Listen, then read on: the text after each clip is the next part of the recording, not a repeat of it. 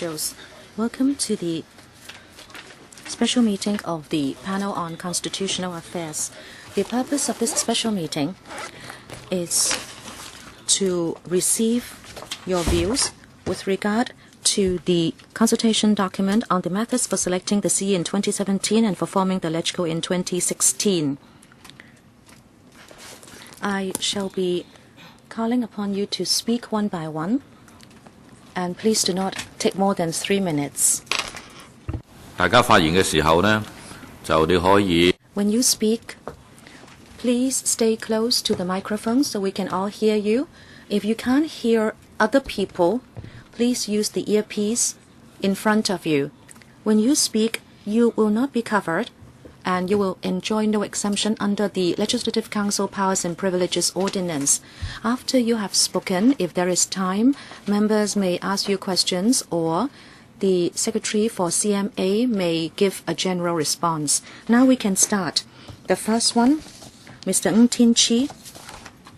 Mr. Ng, you have 3 minutes.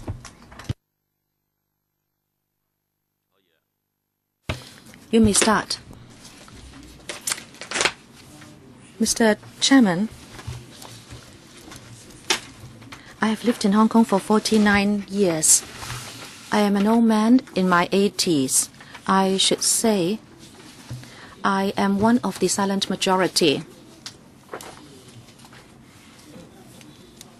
I am now the president of the Cross-Strait Peaceful Development Federation. Our federation is formed by people, by Hong Kong citizens who are concerned about the country's affairs. We'd like to defend Hong Kong's stability and also prosperity. We also like to work for reunion between the country and Taiwan. We really hope that in 2017 we can implement universal suffrage for selecting the CE.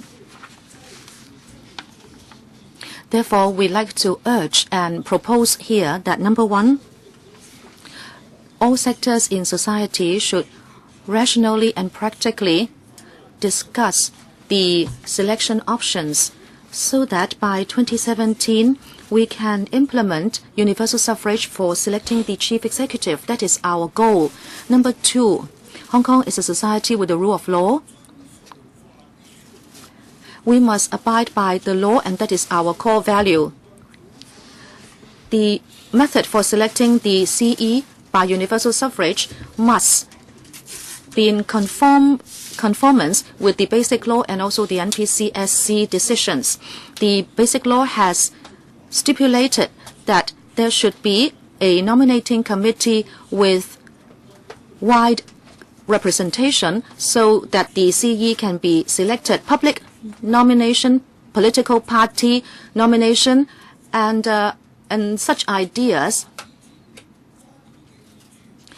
are not without any legal backing and foundation. So we should not waste time in discussing them. Number three, the election committee as it stands already includes 4 sectors. And it can include functional sectors as well. So this is in conformance with what the Basic Law says about wide representation. Therefore, we propose that we should act according to the present election committee. And then we can form the nominating committee on that basis. And through a democratic process, the nominating committee should be able to nominate candidates so that there will be one person, one vote to select the CE. And the CE will then be selected according to the conditions in the Basic Law. Your time is up. Thank you. Thank you. If you have a submission, please give it to us. Mr. Kwok Wen Ling. Mr. Chairman and members and SCMA, I am the chairman of the Government Architectural Services Department Employees Association. I'm Kwok Wen Ling. We believe the 2017 CE method should be in conformance with the basic law and also the MPCSC decisions and interpretations.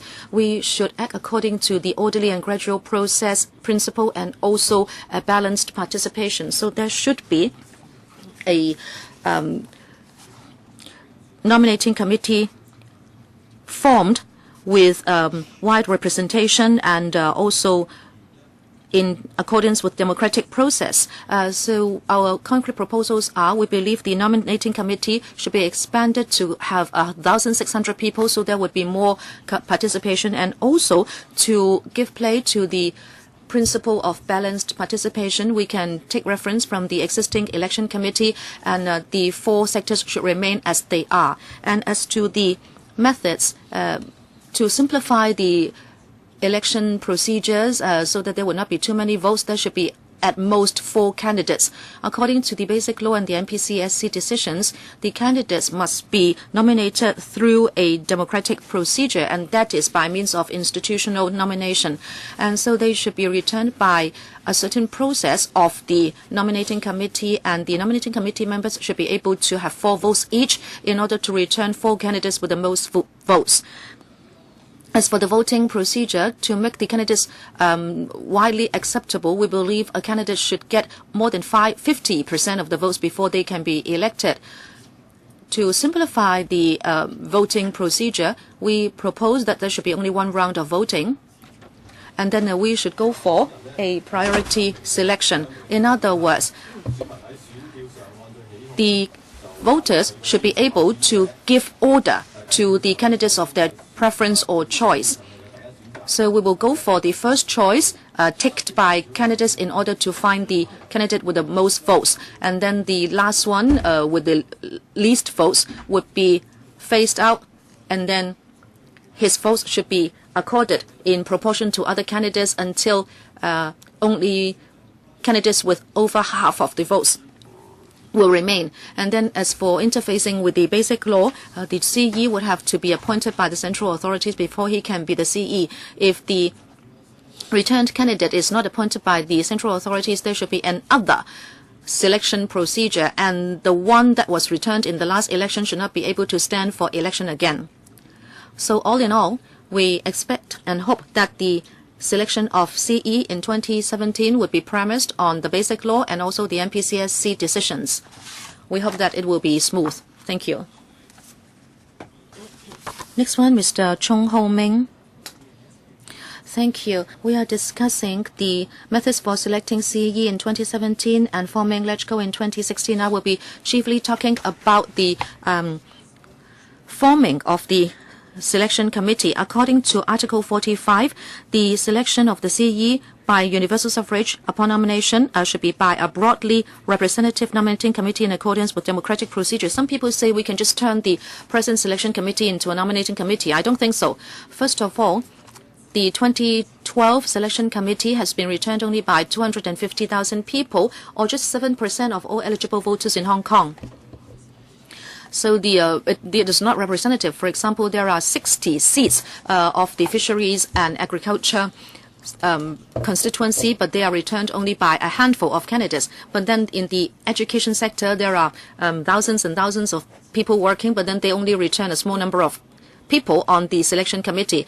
In order to make it more democratic and also to abide by the basic law, which says that it should be broadly representative, we believe the nominating committee should be returned by members of the public instead of just 4 sectors in the community. And there should be over 1,200 people. And according to voters in the 18 districts, we can provide the right number of seats. Say, for example, in Tuen Mun, if you have 10% of all eligible voters, then Tuen Mun should have 120 seats. And these should be competed by all people over 18 in Hong Kong. And also the threshold for candidates should not be too high. If they can achieve 10% of the votes of the nominating committee, they should be a valid candidate. You can, of course, reserve the 4th sector, including CPPCC and also the MPC delegates, as well as people in the political arena in Hong Kong, because they have certain standing in the political circle. And in the remaining 900 seats, 300 should be for functional constituencies. And in functional constituencies, some of them can be amalgamated And in fact, there should be widening of the electoral base in all the functional constituencies, and the remaining 600, as I said, you should be distributing them to the proportion of eligible voters in all districts so people can return these nominating members. Of course, those who can return functional constituencies should not be able to have another vote. It's just like the DCs now, the DC FC2 seats. Last but not least, I hope the administration will show the biggest courage and seniority and act according to the BL to return a nominating committee with a broadly representative basis in accordance with democratic procedures. I hope members and those of you at the meeting will really fight for the benefit of Hong Kong people to have a fair and just universal suffrage. Thank you, Mr. Chang Yu-hin. Thank you, Chairman. In every place in the world, we have to do our elections according to established trends. In Hong Kong, we have a multifarious society, and every sector in the community would have their own views about the selection of the CE. But if there is no objective boundary or principle, it will be difficult to find a consensus. In Hong Kong, to try to achieve universal suffrage is to act according to the law.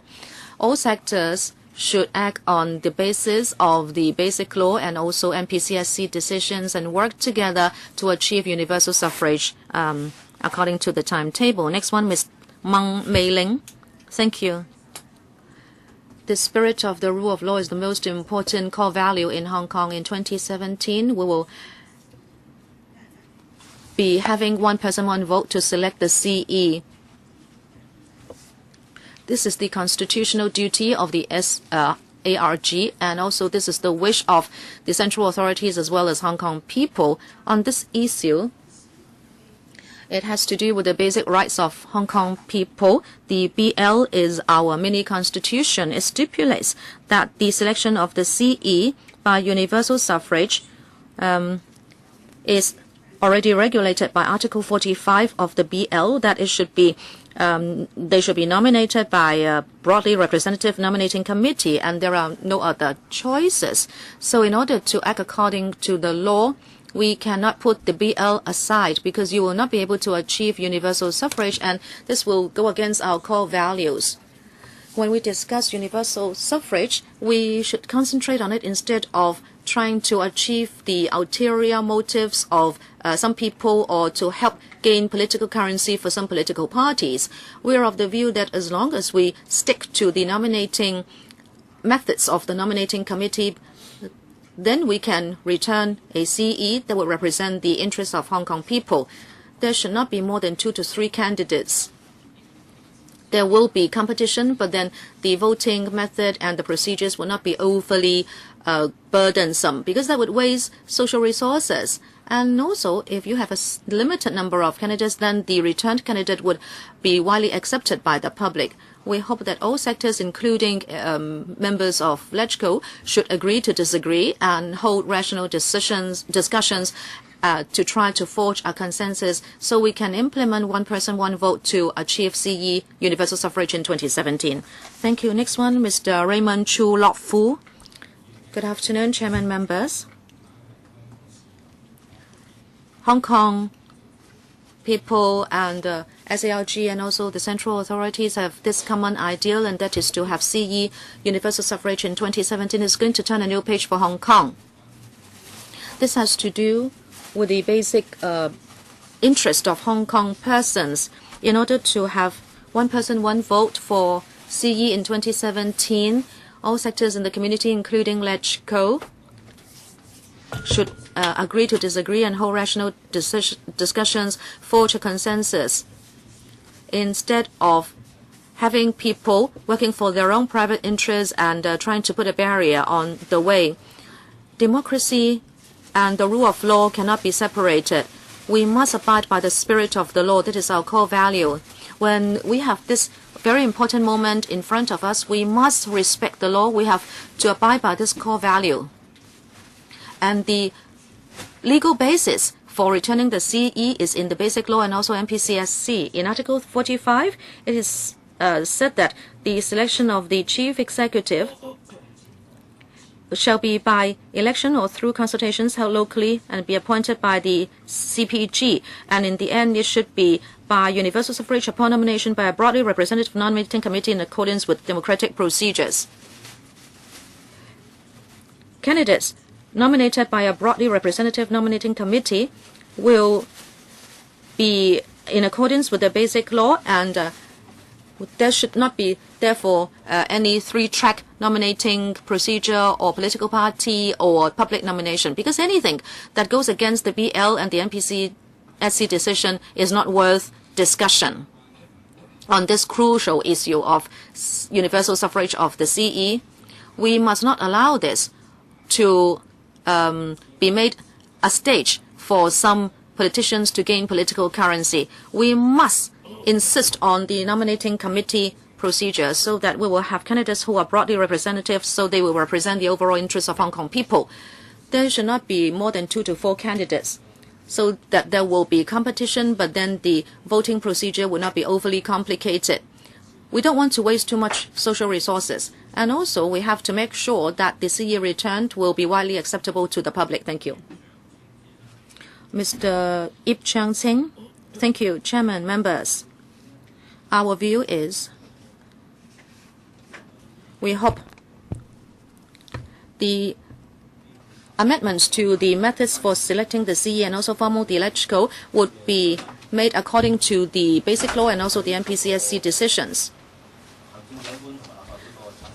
If we look at the procedure for selecting the CE and forming the electoral, we hope that the SARG political mechanism must follow the 5-step procedure. For selecting the CE, we hope that the nomination, election, and appointment, all these 3 steps must be made according to the law. In order that we can have early universal suffrage, I hope you can be rational and pragmatic in fighting for this. Thank you. Next one, Mr. Holden Chow. Thank you, Chairman. I represent Young DAB. In 2017, the method for selecting the CE must be made according to the BL and the NPCSC decision. The Pan-Democrats say there should be public nomination, but that go against the BL because the BL says that it should be nominated by a broadly representative nominating committee. And anything that goes against the basic law is impractical. The selection method must be agreed to by the CPG before it will be carried, or else we will just be marking time. If this proposal is not endorsed, the consequence is that we won't have the opportunity to have one person, one vote in 2017. And in 2017, if there is no universal suffrage for CE, then in 2020 there won't be universal suffrage for LegCo. So this is not good at all to the Hong Kong public. I think that the nomination committee should nominate 2 to 4 candidates. That is more appropriate. There should not be too many candidates. If there are too many candidates, well, some candidates don't have enough mandates, and then there would be a wastage of resources and time. The composition of nomination committee is in accordance with the NPC-SC's decision in 2007. So there should be the 4 subsectors, including commerce, labor, social welfare, and political subsectors. So that would be balanced participation. Originally, there are 1,200 members in the nomination committee. Can the number be increased to 1,600? I think there can be in-depth discussion on this. The selection method should be in accordance with the basic law. One country, 2 systems is a very unique concept, and it is unprecedented in other places.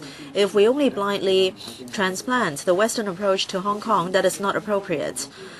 The election or selection method should take into consideration the interests of all parties. It should be orderly and gradual. It should be appropriate to Hong Kong circumstances. In the future, the CE selected should be able to cooperate with the central government rather than confront with it.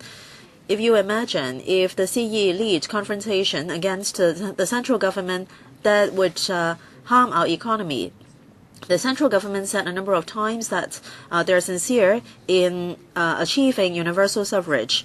So I hope that we can achieve 2017 universal suffrage. Here I can show you this line. public nomination is not feasible, and we should follow the basic law in universal suffrage. Thank you. Next, Mr. Kwang Seng-yu. Thank you, Chairman. Mr. Tam, members, good afternoon. I'm so fortunate to have this opportunity to make comments. You are even luckier because you have the say in dictating democratic development in Hong Kong. That doesn't only affect the general public. It is also going to shed a lot of light on China's development. The Basic Law and NPC in 2007 December said clearly, or painted out the road to democracy very clearly. This blueprint has laid the foundation for universal suffrage, and that is rule of law. If I say democracy and rule of law are core values of Hong Kong people, I don't think anyone will object. Many people hold high the flag of democracy and rule of law, but then they have other motives. You can see these motives in the Occupying Central project. Talking about the public nomination proposal, on the surface, it seems to be a three-track approach, but it is against the basic law. It is not practical. It leads the general public into a world of fantasy. We are an integral part of the PRC. Our leader must be patriotic and love Hong Kong. Only then will we have stability. If we have a CE who is against our country, then all 7 million people will suffer. So if we implement public nomination, how can we guard against that possibility? In Western countries, some directly returned leaders actually had led to a big problem for the general public. So do we want someone who can make real achievements for us, or do we want someone who would lead us to more sufferings? Next, Mr. Wang Chi-kin. First of all, we hope to have one person, one vote. I am a real estate agent.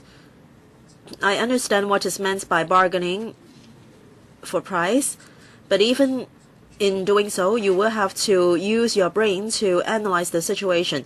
You cannot quote an unrealistic price. Otherwise, your counterparty will not be willing to negotiate with you. Concerning the three-track proposal, it is not something the central government can accept. So I think the pan-democrats are too egocentric. I don't think Hong Kong people accept this approach. On the 1st of January, there is a vote. That day, I spent an hour, but I still could not log into that website. But it was said that 60,000 people voted. So how could we really vote on that website? Is it true that all 60,000 went to vote in person? Those 60,000 people voted, but can they really represent the Hong Kong public? In relation to our views about universal suffrage, I think this is really in doubt. And public nomination is against the basic law. I think it will kill the election. If the pan-democrats quotes too high a price and neglects the fact that Hong Kong is only one of the cities of China, and if in 2017 we can't have universal suffrage for CE selection, then I think this is misjudgment, and the responsibility should rest with the pan-democrats. So how can they be accountable to the Hong Kong public? Thank you. Next, Mr. Raphael Yan. Chairman, members, on the 4th of April, in the 7th MPC, the basic law was endorsed. It was a legal document. It laid down the concepts of one country, two systems, and Hong Kong people ruling Hong Kong, and all the systems that should be implemented in SAR. In the basic law, it stipulated that eventually there must be universal suffrage for the CE election and LegCo election. And the NPCSC for a number of times confirmed this arrangement. So we should not doubt the state's determination and efforts in achieving that. At the same time, in order to achieve universal suffrage, well, this power is vested on us by the NPC. So all proposals should be in line with the basic law, otherwise it would be a waste of time. We should be more focused to think of possible solutions and iron out all the details. NPCSC's decision is very clear. Eventually, the CE must be nominated by a nomination committee with broad representation. And in 2007, the NPCSC made a decision. The nomination committee can comprise the force of sectors, or actually the elector base can also be expanded. In this way, there can be a fair and open nomination procedure. Members of the public can make use of their votes to select the CE. After the CE election, we can have universal suffrage for all EDGCO members. So we should focus on the 2017 CE election method. And then after that, we can discuss how there should be universal suffrage for EDGCO. Then there will be smoother policy implementation. And anything that is against the basic law or NPCSC, for example, public nomination, will lead to a collapse of our constitutional system. It's not good to Hong Kong. We should be focused. We should try to reach a consensus in order to achieve universal suffrage. I hope we will all strive for universal suffrage according to the basic law. Next, Mr. Chen Kwang-sik. Thank you, Chairman. Whether or not we are going to come to a standstill again depends on whether we can reach a consensus between the pan-democrats and the establishment.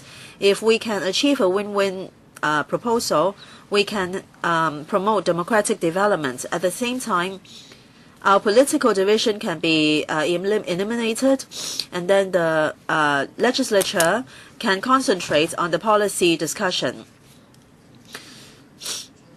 The pro-government camp wants the nomination committee to nominate candidates, and anything against the basic law should not be accepted. But the pan-democrats are of the view that there should be nomination right by political parties and by the public. So, i.e., there will be 3 tracks. We should insist on the basic law, and public nomination is not necessary. Political parties' nomination is difficult to be achieved. Well, we have to abide by the law. This is our core value. By doing that, we are superior to other cities. And we have to make sure that our political development won't change. Without the basic law, how can there be the SAR? Any approach that limits the power of the nomination committee will not be accepted by the public. The representation is not enough by political parties' nomination. According to the proposal, 5% votes will, or those parties with 90,000 votes can nominate, or those with 3 seats can nominate. But for political parties with 5% or more, or let's say 10%, can they have 2 nominees? How to make sure that these candidates can represent all the political party members? Do we need a vote? Do we need an election within political parties, as in the case of the U.S.? That will waste a lot of resources. I think there must be enough support or sponsorship from the public to be an eligible candidate. All candidates at the beginning will get some mandates, and then in the future, the CE returned will be supported by the public. Without people's support, the CE candidates cannot effectively govern Hong Kong, no matter whether they are supported by the central government. Without the people's support, it is a waste of resource to have universal suffrage. The nomination committee is generated or created by a stringent way. So there is not the need for political party participation.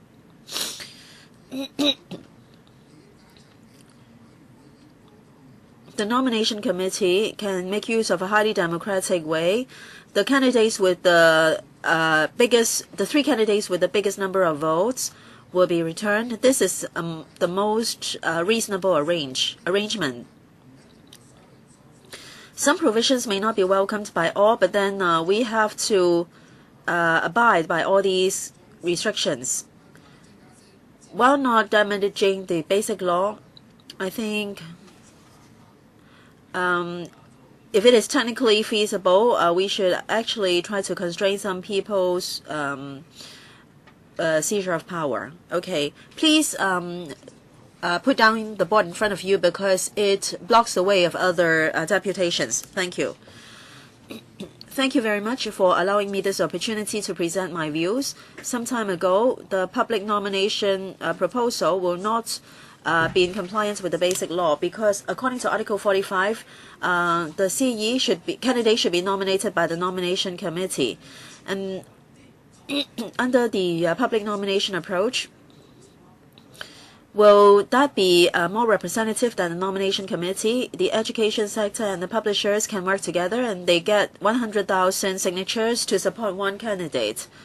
But in the nomination committee, the candidates get the support of more than one subsector. So I think in the nomination committee, candidates will be more representative. So public nomination approach will not be in line with Article 45. Besides, anything outside the basic law is not realistic. It's not practical because the basic law represents a consensus of all sectors.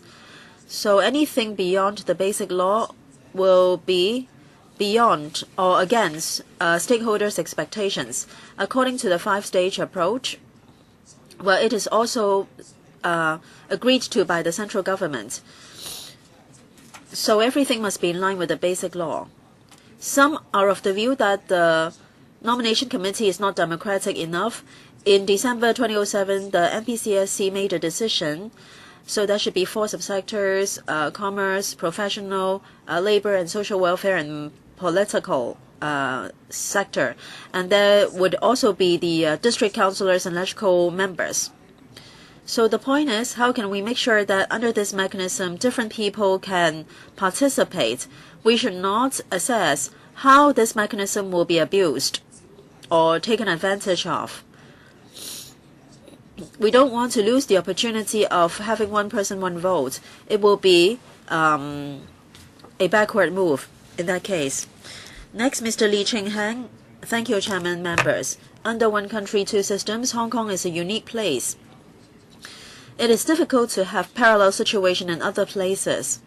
So I think that our political reform cannot be copied from other places' election system. In different parts of the world, the political system is different. The UK and the US system is different. The UK and Thai system is different. The Korean system is different. So which place has the best or most democratic system? My view is when a place formulates a system, it will take into consideration its own circumstances. The same applies to Hong Kong. Our political reform must be in line with our local circumstances. We should not copy other people's approach.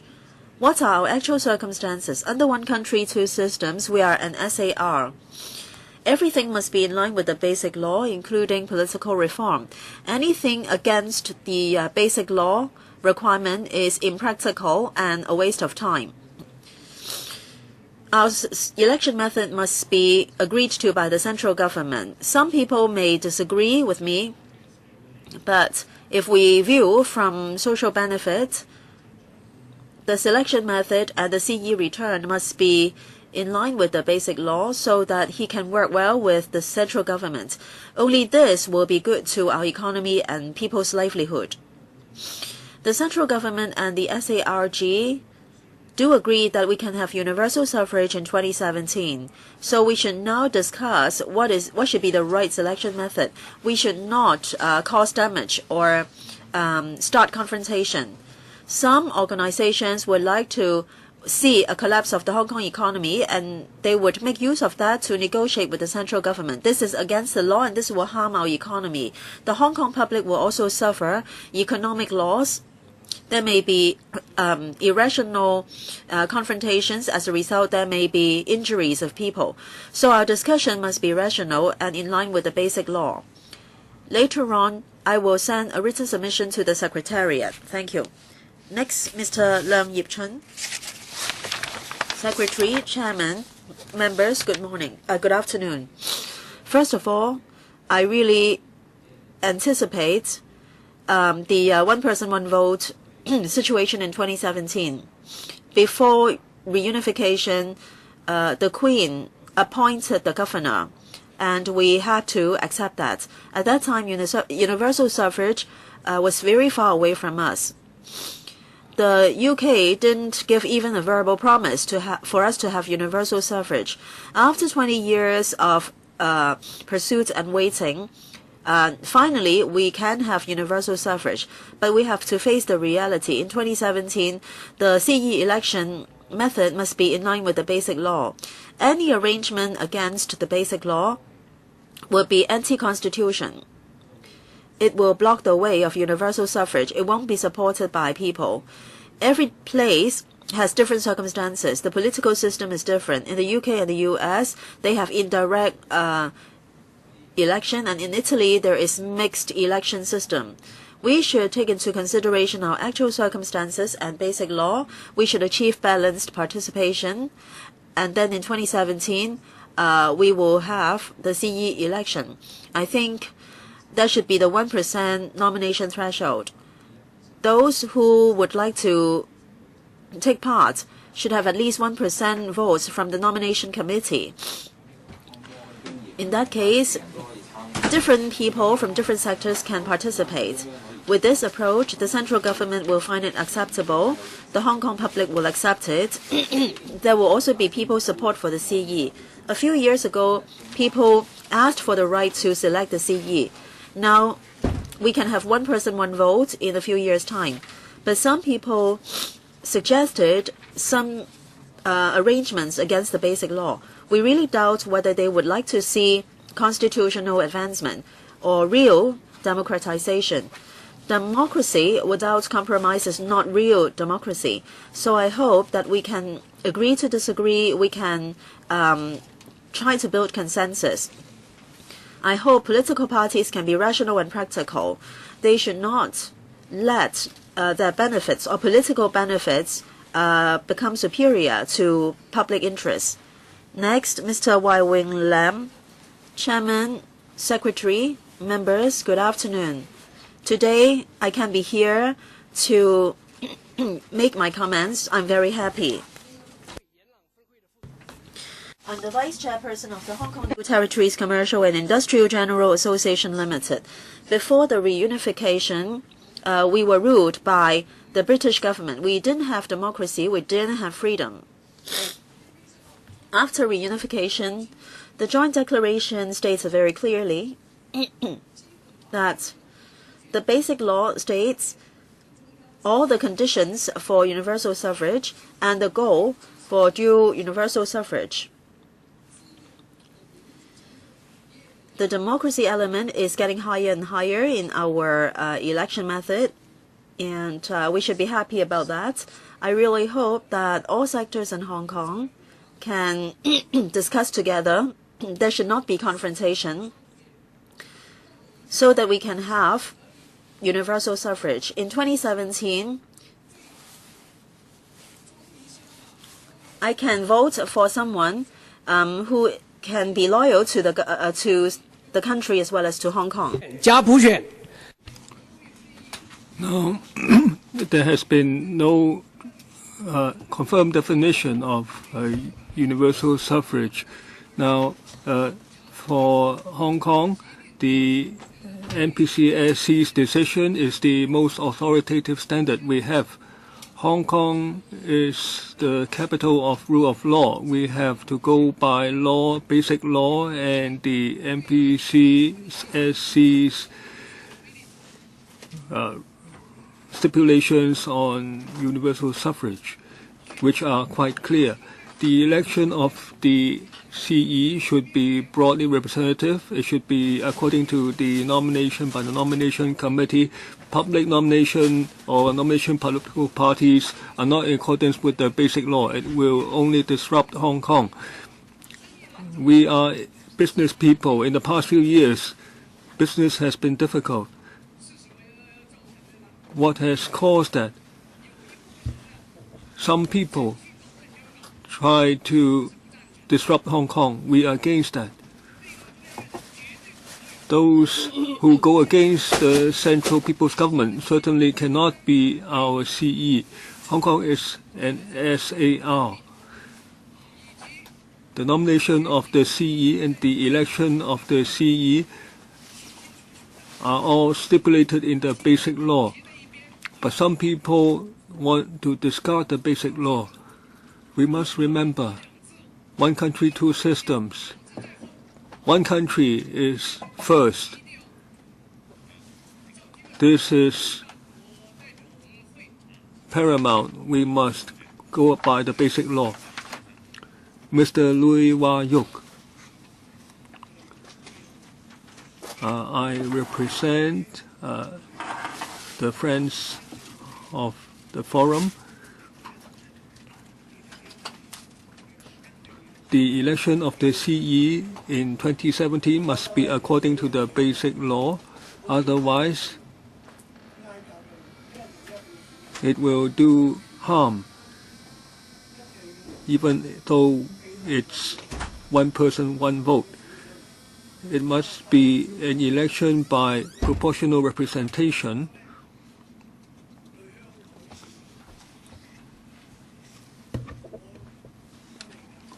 Otherwise, it's bad for the Hong Kong people. I am 85. I have gone through 2 wars. The Japanese invasion of Hong Kong caused many deaths. Villages were burned. I hope Hong Kong people do a good job, do not cause chaos. Occupying Central, well, you might do that on a weekend, but don't do it on Mondays or Tuesdays or Wednesdays or Fridays. In a competitive business world, it is not good to disrupt the society. Mr. Lam Shun Kit, good afternoon. I think the CE's election should be according to the NPCSC and the basic law, and it should be orderly and progressive. Now, the provisions already provide for competition, and there will be no chaos. And the CE that resulted from the universal suffrage will then be representative. The Central People's Government has the right to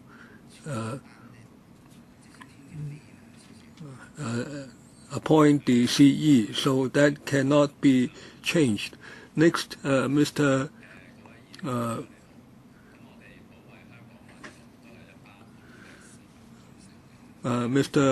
Po Chan Chung. Now, Defend Hong Kong campaign is an organization of Hong Kong citizens.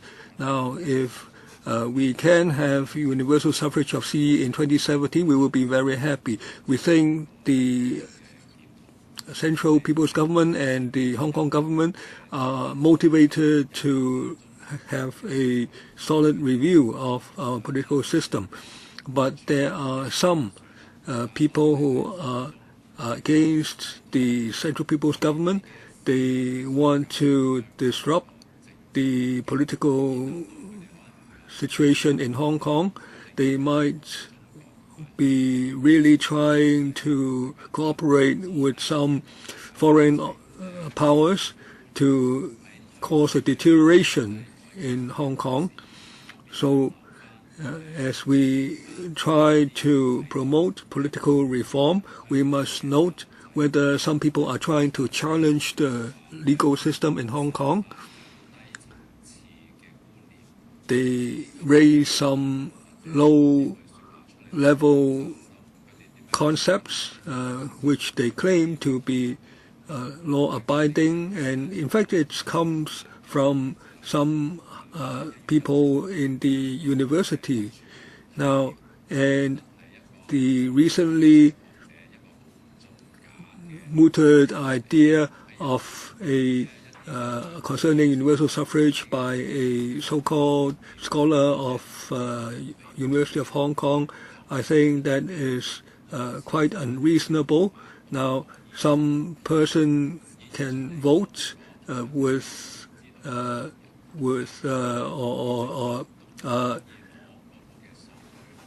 or can enter into the poll with a false ID number, and yet the politicians are quoting such opinions. Now, this is a very low academic level indeed, and yet some of the politicians and the media go along and try to sell some such false ideas. So when the government tries to promote the study of our system, the government should be careful so that some people do not insert some improper content into the thinking. Now, so that it can guard the gate properly. Next, Mr. Wong Wah Hong. Respected electrical members and fellow deputations, I'm glad to join the discussion on the next step of our political reform. The basic law is the cornerstone of our prosperity. It is the main principles, it holds the main principles that are put forward by our government. We cannot go against the basic law, and I am against political groups exploiting certain political agenda to try to garner more political capital. Therefore, I think that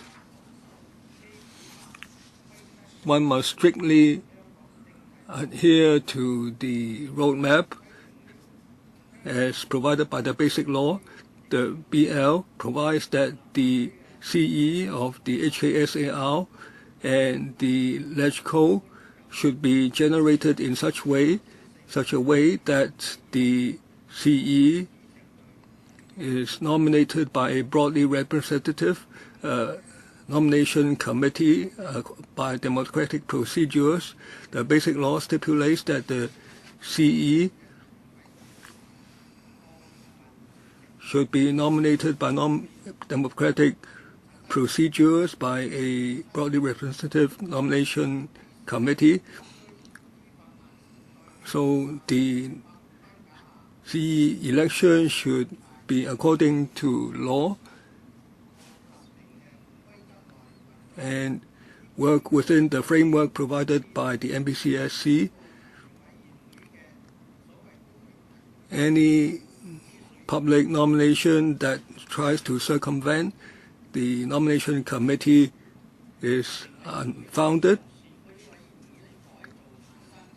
The nomination committee can be modified or transformed from the election committee. Now, the CE should be a Chinese citizen, and we have now CEs in 4 administrations, and 3 of them have been through this procedure, and the election committee has grown in size to the current membership of 1,200, and this is already broadly representative. Now, the CE elected in 2017 should represent the interests of Hong Kong and not be against the Central People's Government. Your time is up. The EC can be made more representative and thereby evolve into the nomination committee. Mr. Yoka Chen, I represent the Hong Kong Youth Development Society. We try to rationally propose new ideas. First, the political discussion should be lawful and reasonable, that is, under the framework of the Basic Law. Some Democrats are proposing public nomination. This is unrealistic. The three-track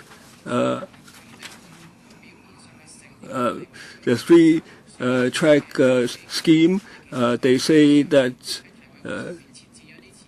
there are some thresholds so that the nomination committee will be only a rubber stamp for nomination, so-called civic nomination. There is no legal basis. The composition of the NC should be according to the 2007 MPCSC decision. There it said that it should be with reference to the 4 sectors of the EC. Now, I think we should adhere to that, and if we are to change the composition of the sectors, then there would be more dissent in society, and then universal suffrage would be delayed. Also, the nomination committee should be according to Basic Law, Article 45, and it should. Now, Dr. Chairman, when he talked about organizational nomination, he said that there can be preferential voting and to elect the CE. Now, this is actually taking into account some of the ideas of the Democrats. This is a workable solution. Now, I am very much in agreement with the consensus reached by the Democratic Party in 2010 when they went to talk to the Chinese liaison's office. Now, Ms. Emily Lau, I think that should be a matter to be the spirit on which we should proceed. Mr. Yung, now Hong Kong does not have total autonomy.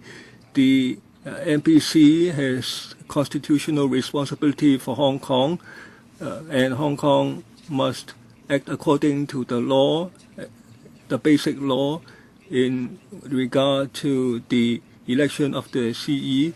Now, the Basic Law already has clear provisions on that. There should be a broadly representative democratic procedures for the election of the CE. Recently, there has been proposal for nomination by the public or by political parties. Now, there are pros and cons for each approach. Now, we do not think that public nomination is the panacea. Right now, we have nomination by the 4 major sectors, so that is broadly representative. The 4 sectors should have equal weight. Now, I think the company representatives vote should be abolished, and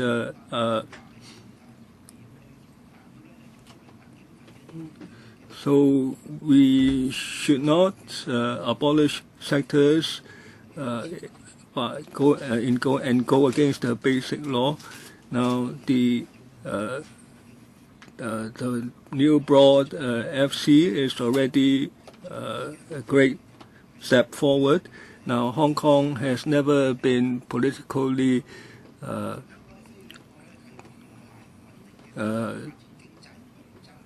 ultra-aggressive. Hong Kong needs a stable environment for people to prosper. Now, if we cannot reach consensus on the election procedures, then it's not to the benefit of Hong Kong.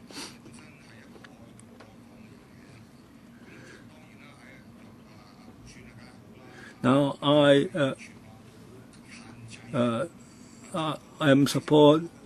Now, I think there should be orderly and gradual progress.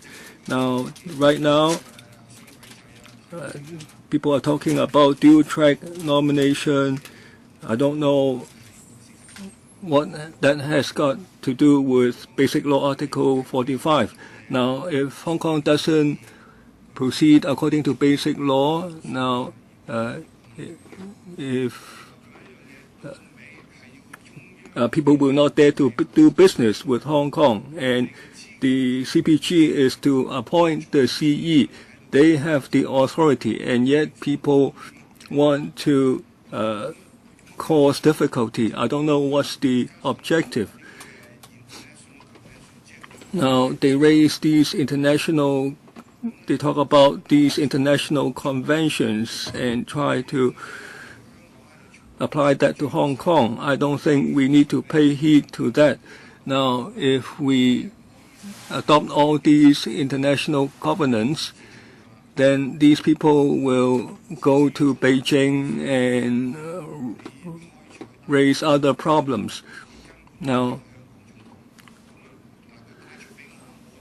China is concerned about Hong Kong. I think there must be the requirement to love Hong Kong. Now, some people have religious beliefs, so when they talk about love for country, it's not just say love in all love of country in all senses. Now, some people say if you do not allow me in access, then I will cause disruption. So it's like school children. We should not be scared by these people because I have a share in Hong Kong. Now, before 1997, some foreigners tell me Hong Kong is very good. China should not disrupt this good this favorable status, and so I can say that to the people who try to disrupt Hong Kong now. Now, the British government knew that they cannot change Hong Kong's culture, and yet some people who studied abroad try to bring in international conventions from abroad. Now, I studied MBA. I think this will not work. Next, Mr. Lai Wing-Ming.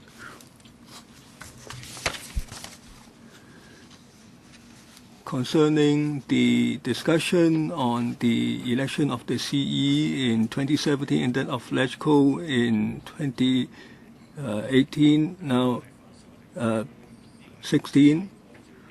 Now, I think this must be according to Basic Law 45, Article 45, and the interpretation of the MBCSC. And also the candidates must love Hong Kong, love the country, and defend the basic law and one country, two systems. And the NC should be formed according to Annex 1 of the basic law. According to our situation in Hong Kong and also the gradual and orderly process principle, then in the end, the CE will be nominated by a broadly representative NC through democratic procedures. And LC members can also aim to be returned by universal suffrage in this way. Secondly, Hong Kong is not a country. It is a special region within China. If the CE from a special region cannot defend basic law and one country, two systems, there will be damage done to the relationship between Hong Kong and China. And then there will not be implementation of one country, two systems, and it will be a disaster for Hong Kong. I'm aware that some people are promoting public nomination, Occupy Central, as well as a three-track nominating method. I think this is a threat to the rule of law. You are gaming away the benefit of society, and there will be a lot of internal attrition. There will even be violence in society, and this will be a barrier to universal suffrage. I hope the SALG will clarify its stance. If you still muddle your words, then the public will be confused as well. The SAG must act rationally and according to the law. And universal suffrage cannot be plucked out of thin air. You have to work according to the basic law and the 2007 MPCSC interpretation. Then we will go down the legal route. When we try to forge a consensus on universal suffrage, we must work according to the law, and my 2 points will be the cornerstone for further discussion. And this is in line with the international situation as well as Hong Kong situation. Thank you. This is the time for members to ask questions. 3 minutes each. Ms. Tari Lee, and then Ms. Emily Lau. Ms. Tari Lee. Thank you, Chairman. I thank the deputations for coming to the Legislative Council, for expressing your views on constitutional reform. I have heard different views. As you know, we have started from 9 a.m. this morning, and in this particular session, many said and emphasized that we should act according to the BL. We all hope that we can have universal suffrage in 2017. I think this is also the hope of all Hong Kong people. I'd like to ask you some concrete questions. I think the crux is the NC. According to Article 45, it should be broadly representative. As a matter of fact, the composition of the NC is now being criticized by some sectors in the community. I'm sure we want to further democratize it. Some deputations have made proposals on democratization of the NC. For those who have not spoken on this point, do you have concrete views so that we can comply with the principle of balanced participation as well as the framework of the BL? Who will speak? Yes? Mr. Wang Wah Hong? I'm the Secretary General of the Association for Provincial CPPCC members. We have been set up for 7 years. We have a membership of 2,200. We are all CPPCC members at the provincial level. I can say the absolute majority of these people are elite from every sector. There are professionals.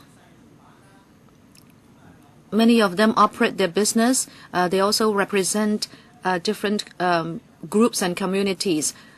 They are all leaders. We would propose that this time around, the NC would have an expanded membership for with 200, in other words, 50 for each sector.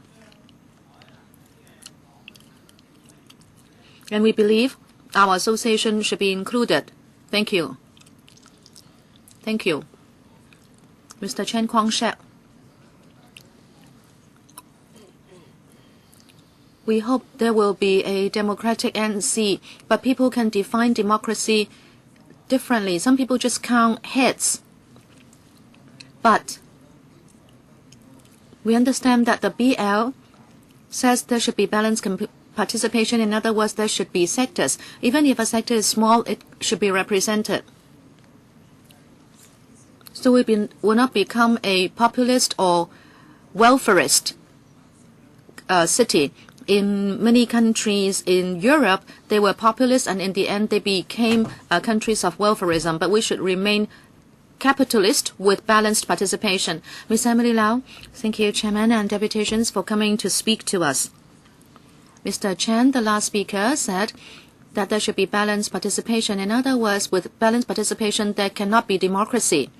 I believe members of the public would like to have direct participation, either at the NC or that they should be able to return participants in the NC. If you talk about balanced participation, I think you are hitting below the belt.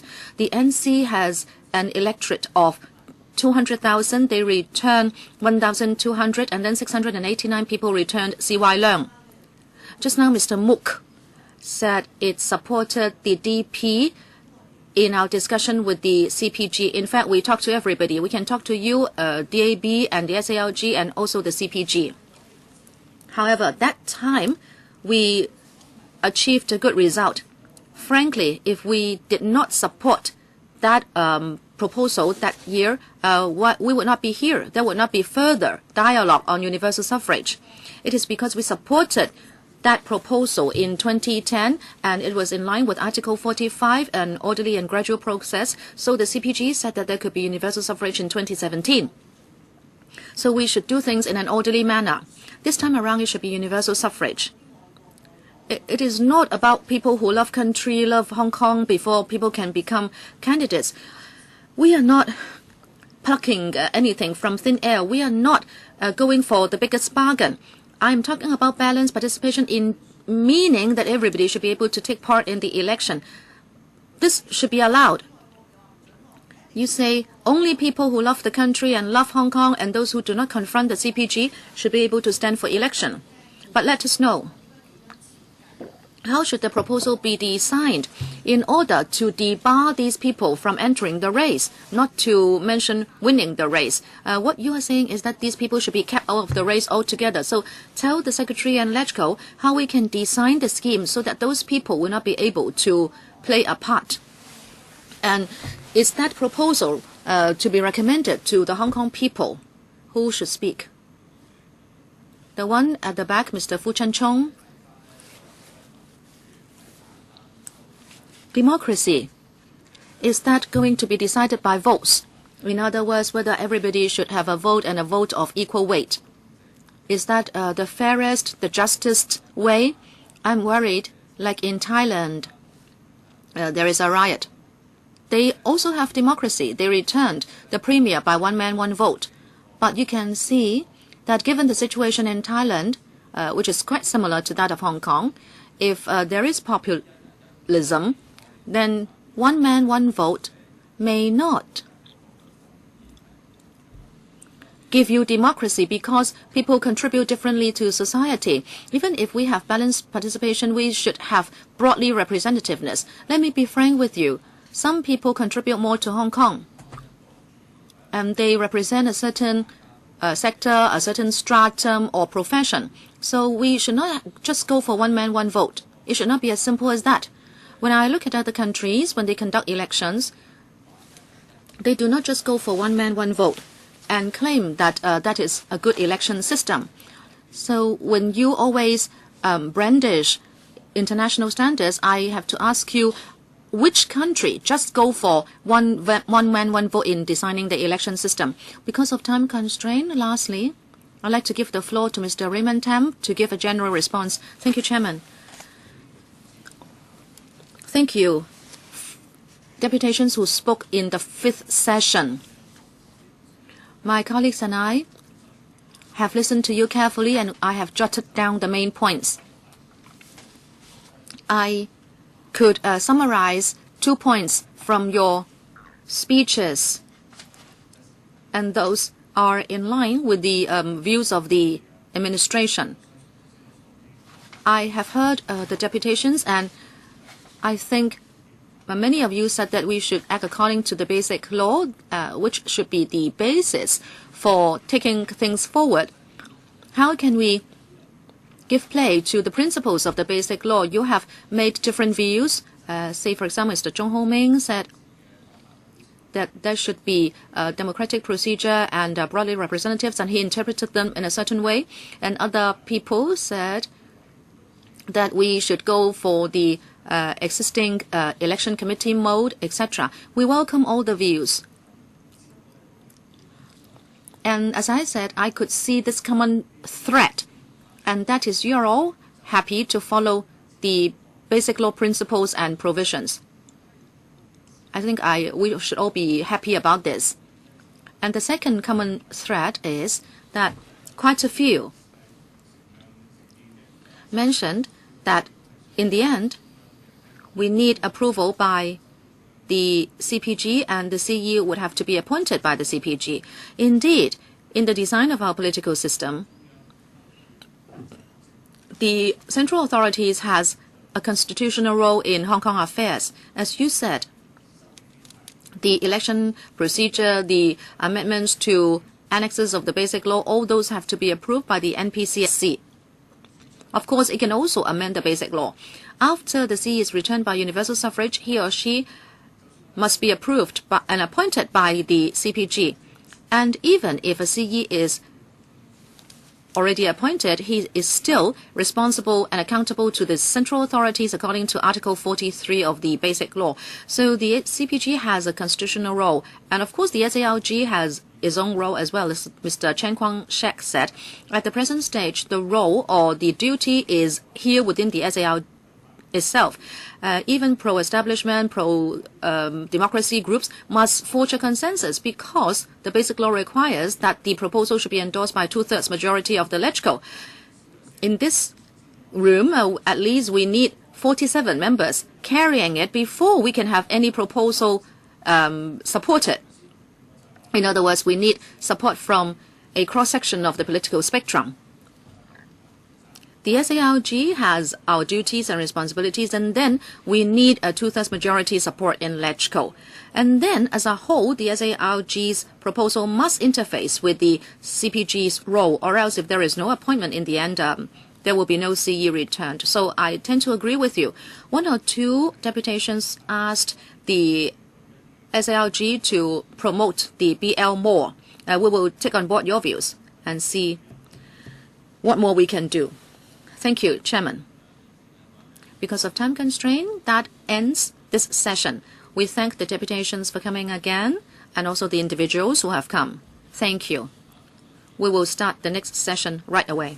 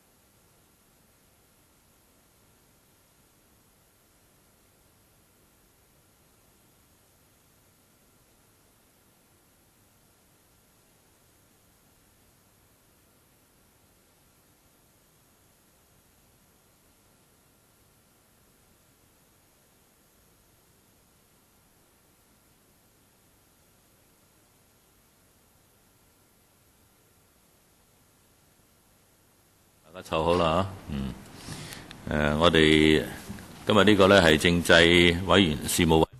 This is a special meeting of the Panel on Constitutional Affairs. The aim is to hold a public hearing on the consultation document on the methods for selecting the CE in 2017 and for forming LegCo in 2016. This session will go on till 4:45. I will be asking you to speak one by one. Do not take more than 3 minutes. After you have spoken, if there is time, we will ask members to see if they have any questions, and the SCMA will give a general response. When you speak, you are not covered or exempted by the LCPNP ordinance. When you speak, please do so near the microphone so we can hear you clearly. Mr. Wang Yong-tat. Thank you, Chairman. First of all, I'd like to indicate to the Chairman that when we came into LegCo, we found that the security check was excessively stringent, as if we were treated like rioters and that we were going to pose danger to LegCo. We register our anger. Okay, we note your view. Coming back to the issue on constitutional development, I have tried to read this consultation document, but the more I read it, I think it has complicated simple matters. The general public are asking for a very simple universal suffrage method, and that is we should have one man, one vote to return the CE and LegCo. If you are complicated this very simple thing, I am disappointed. The public would like to have 3 basic rights. The right to take part in the election, the right to vote, and also the right to nominate candidates. I think voting is now okay. There will be one man, one vote. But I think the important thing is about nominating right. Many people are trying to complicate it and talking about the composition of the NC, etc. But I think the important thing is that there should be equal and universal right to nominate candidates. And the simple way to satisfy this principle is public nomination. In other words, every voter would have the same and equal chance of making a nomination. The Neighborhood and Workers' Service Center is a member of the Alliance for True Democracy, and we support the 3-track option, including public nomination. As long as a certain percentage, about 1% or 35,000 people or voters who nominate a candidate, then the NC will confirm the nomination. Then the candidate will be put up for voting by Hong Kong people. We think that is in line with the BL. It is clear and simple, because if the SALG will do this for the LegCo now, why don't we do it also for the CE? If there will be no public nomination, the Neighborhood and Workers' Service Center will not support that constitutional reform proposal. Now there is some time. I'd like to talk about LegCo. We don't understand why universal suffrage must be premised on the basis of the CE election in 2017. Our simple request for 2016 is that we do away with bicameral voting and also functional constituencies in 2016. So the LegCo can monitor the work of the SALG on behalf of members of the public instead of allowing business people to debar methods that would benefit the community. Next one, Sito Mei Mei, please. Good afternoon. Before I talk about the 2017 CE election, I'd like to talk about 2016 LegCo election. I am of the view that we should abolish functional constituencies. We should return all LC members by one man, one vote by the public. Then members of the public can express their views to improve livelihood. About universal suffrage for CE election in 2017, the government wants to name the committee, nomination committee, and if the nature and the method of work is the same as the current nomination committee, it's not meaningful. If some people will be screened first, I think those people are just appointed by the senior level. They won't listen to our views, and that will be exactly the same as the nomination committee. There will be screening beforehand. I must emphasize that there should not be any screening or shortlisting. Everybody should have the right to nominate. I hope the government can implement real universal suffrage so that we can select the CE that we have in mind. Thank you. Next, Mr. Zheng Hoipang. Thank you, Chairman.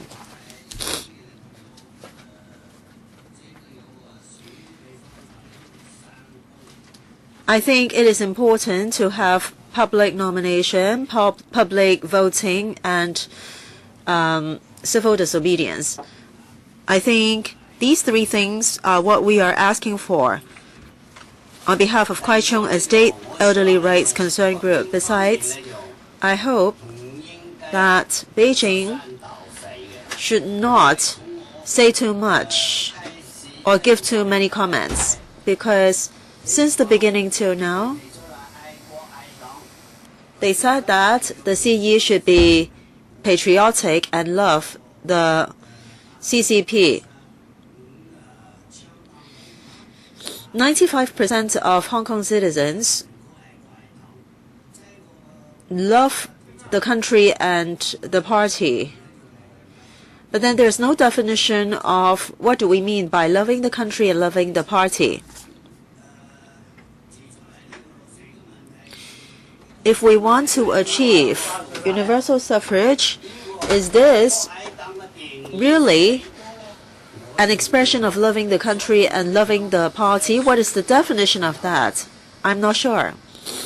So in the election process, the Beijing government should understand that the Hong Kong citizens will be capable of selecting our OCE and our LegCo members. They should not make too many comments, because on TV news, I have seen a lot of political pitfalls. They said that they want us to abide by the laws. However, at the same time, in Beijing, they make a lot of comments.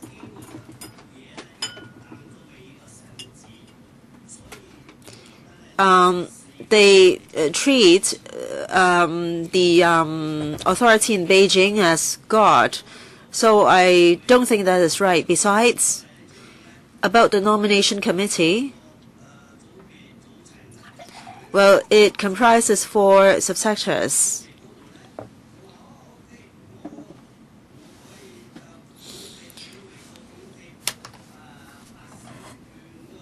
They would like to control the situation. They would like to control 85% of the members of the nomination committee.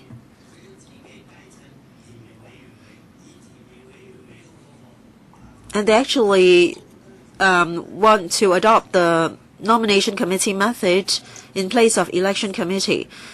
So I think this is really odd. They have done a lot. They have done a lot to manipulate the situation. They don't believe that 90% of Hong Kong citizens can select our own CE. We will be able to select people to govern our place. So I hope to see real universal suffrage. Thank you. Ms. Vin Chi Wong. Thank you, Chairman.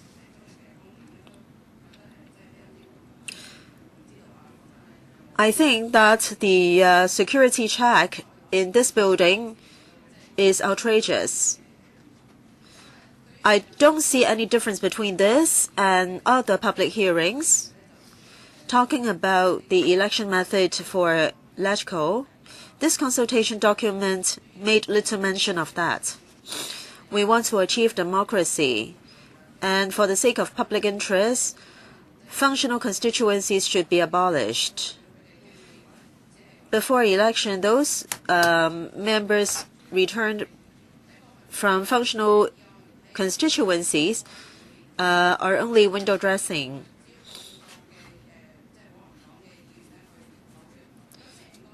More than half of the pro-government camp members can vote down on motions. Now, if you look at minimum wage or one review per year or raising the minimum wage level, how can we make sure that these motions can be passed? I think we should abolish FCs and bicameral division or voting.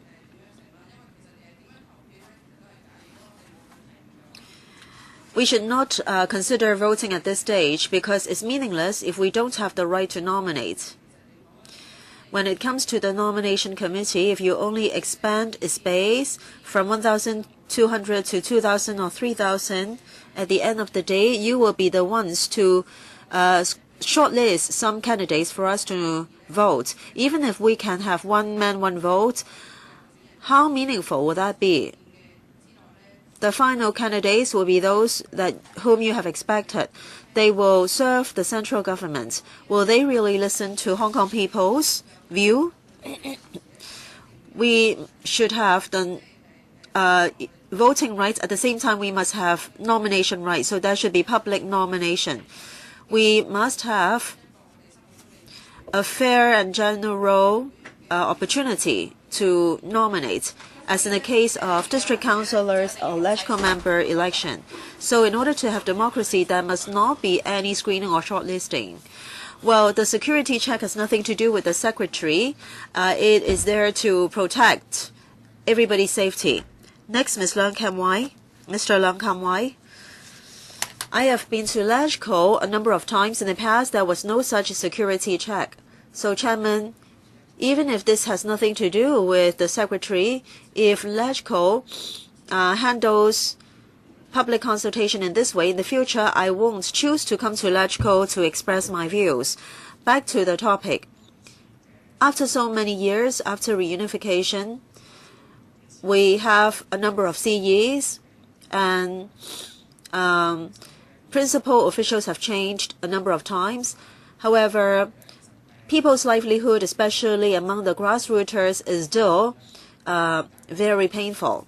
We really need a democratic system in order to have the opportunity to have political and social reform.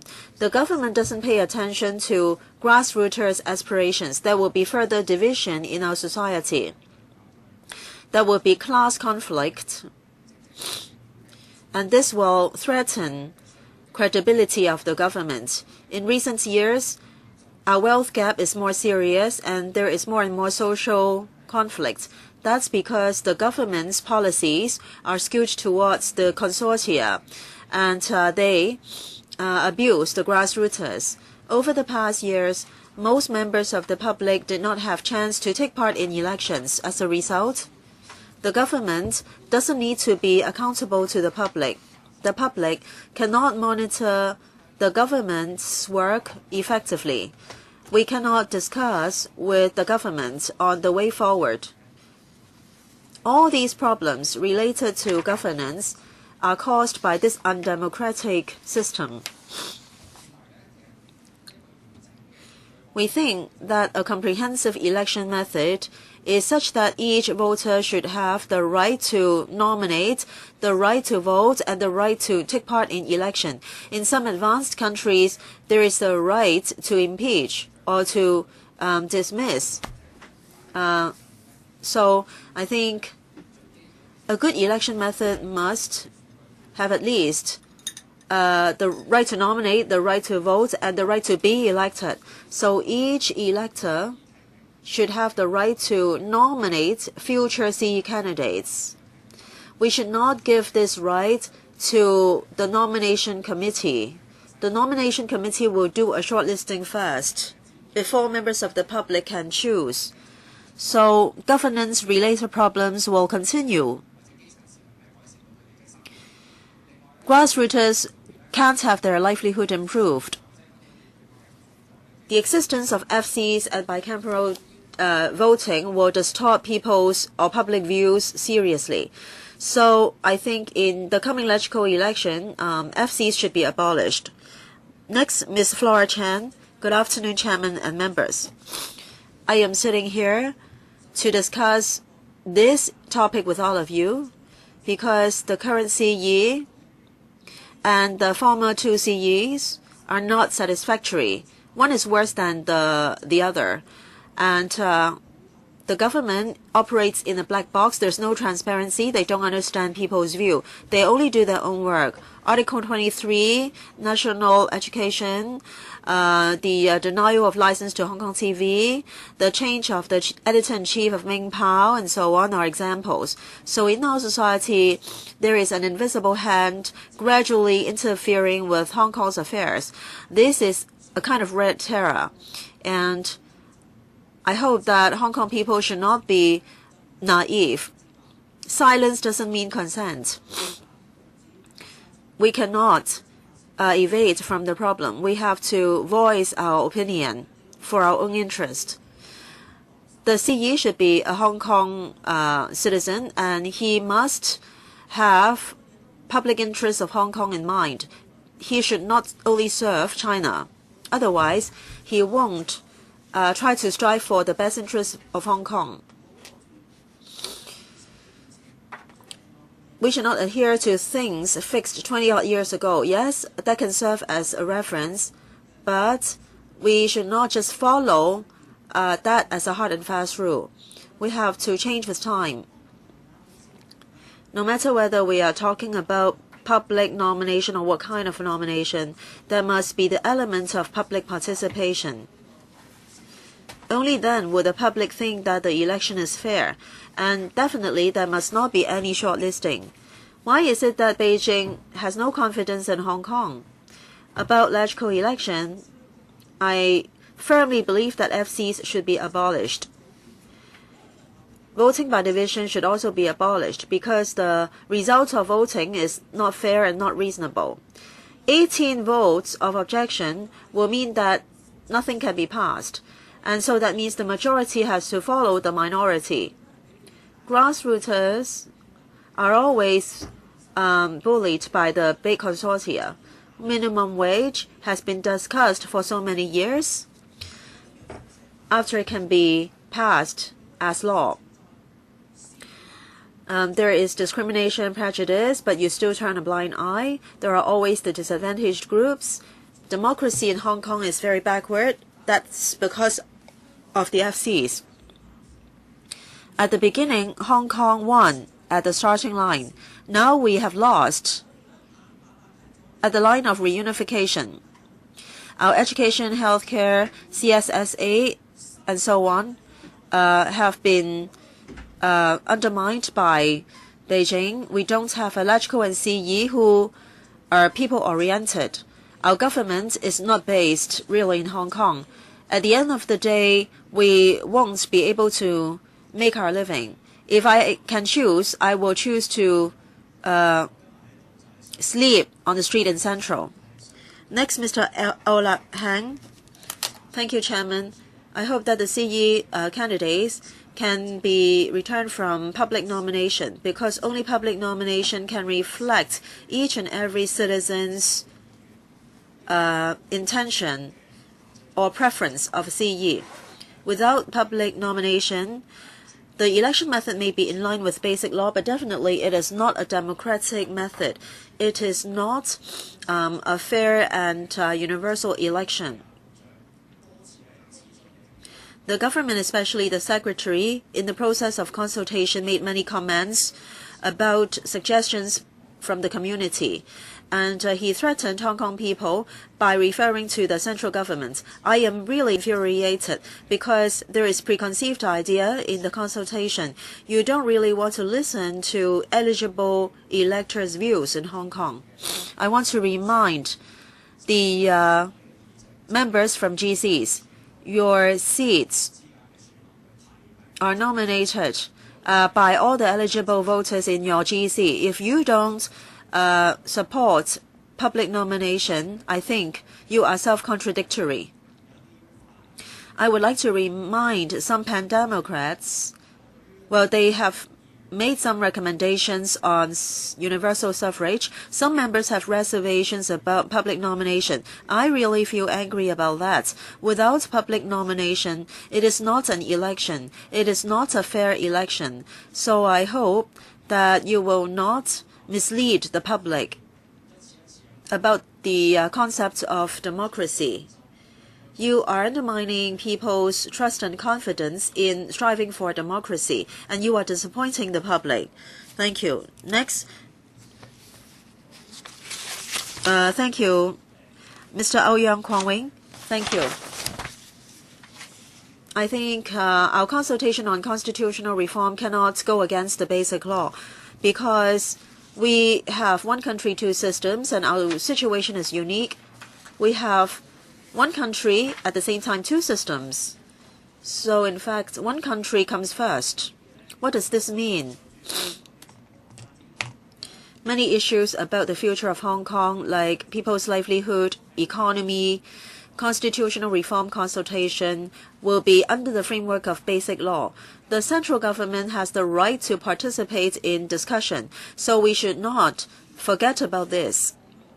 Concerning constitutional reform, I think the solution should arise from deliberation.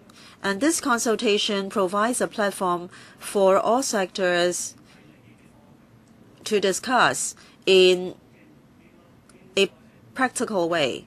And the objective is to achieve a compromise and also a win-win proposal. Only that will be beneficial to Hong Kong. Then we can capitalize on our economic advantage. If you insist on having public nomination or very extreme consultation, the room for discussion will be narrowed. The room for consensus will also be narrowed.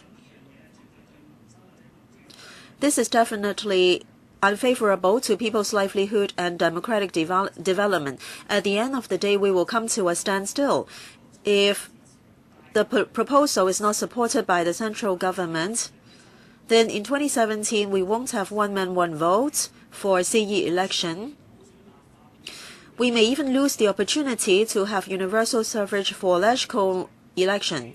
As a citizen, well, if we can have one man, one vote, I believe that in 2017, the CE returned will have to respond to people's requests. Otherwise, one man, one vote will be no different from the current election method.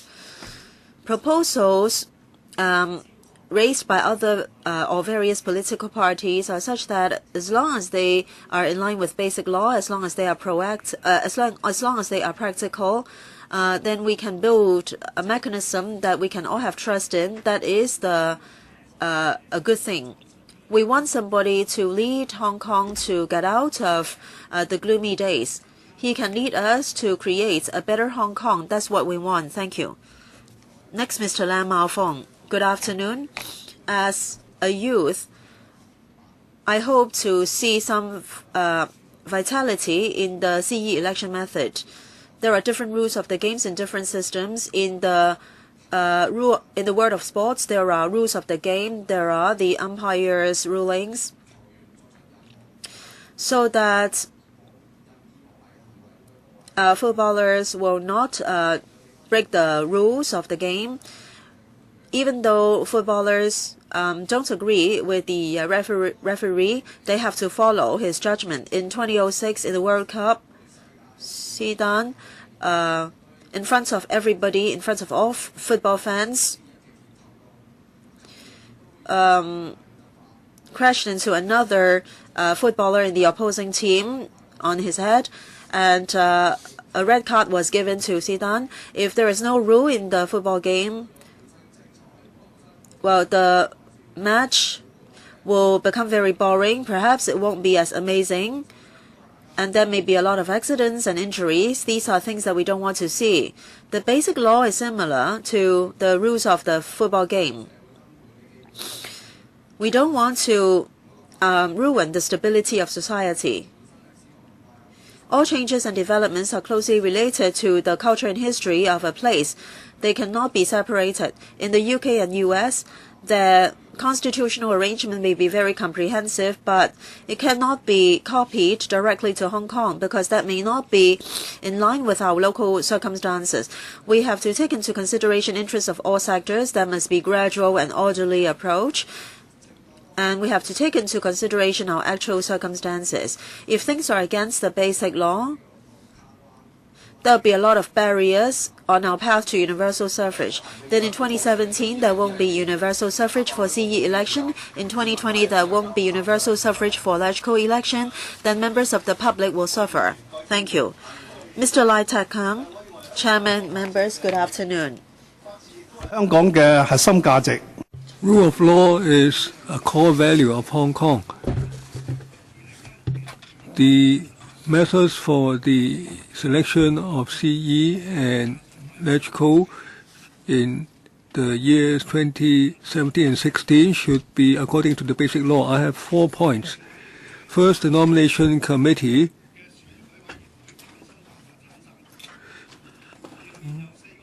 should be produced or generated according to the 2012 EC formation method, and the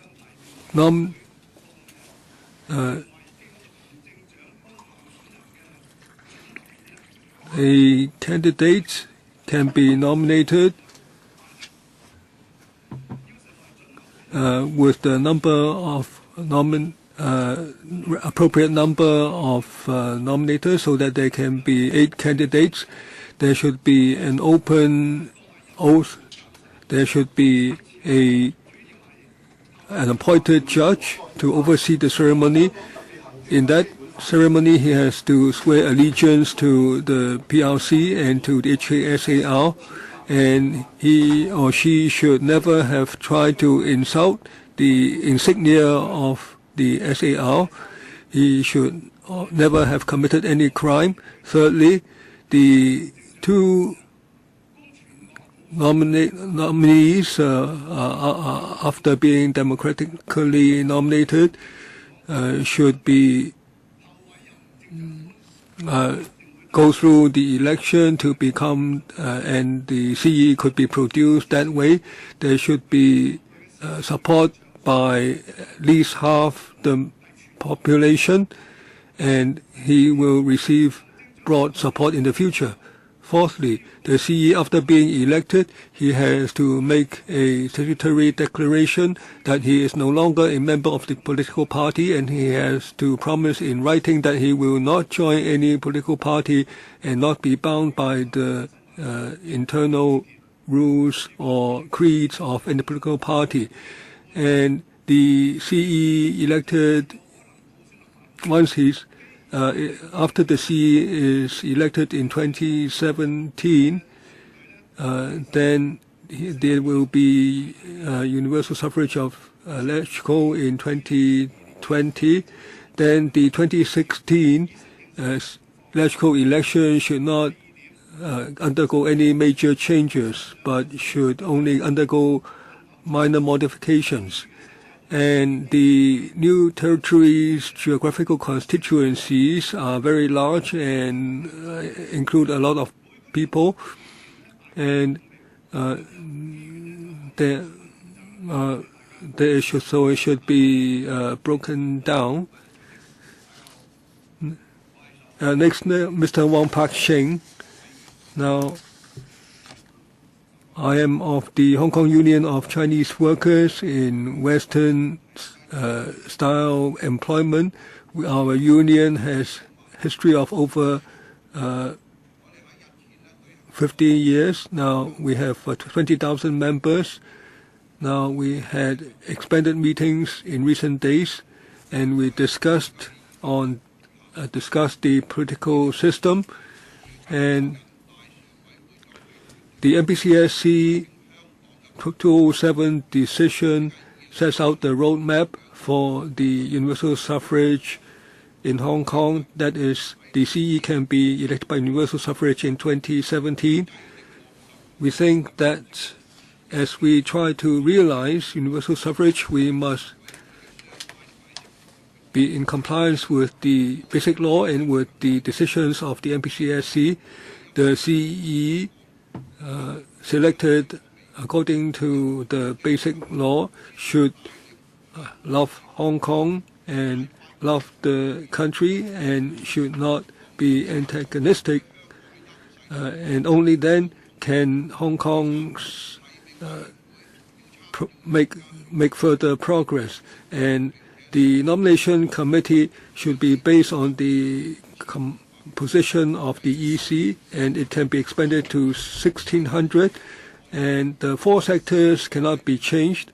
The subsectors can be adjusted. There can be an increase in the labor subsector to 80, and the candidate should be now there should be 4 candidates. Now also the 2016 electoral, the method of formation should not be changed. Next, Mr. Zhang Yong. Mrs. Carrie Lam already said that the political reforms should be according to the basic law. Now, there would be screening. That's the effect. Now, this is far different from public opinion. The government has never really consulted the public. Several years ago, some people who claim to represent the public discussed with the Chinese liaison office and they reached agreement. However, the central people's government are trying to get rid of candidates they do not like. Now, if you are in support of real universal suffrage, you should support public nomination. And they say public nomination is unnecessary. And some say that it is too high an asking price. They just trying to get in. Now, Hong Kong is already in a poor state. Also, all those who get lost and on the road to democracy, please think clearly. You should support real universal suffrage. Next, Mr. Kan Chi-chung. First, I'd like to talk about the security arrangement today. It has certain shortcomings. When the public come and speak, they should not undergo such stringent security arrangement. Now, if some members of the public cannot accept this arrangement, is it that they cannot speak today? Now, when we want to discuss something, we must open up so that all levels of society can speak out, even though their views may be very innovative. Now, everything has to start somewhere. Now, the the consultation document says that we should talk. Now, actually, the document says that people should express their views according to the basic law. Now, of course, the basic law is Hong Kong's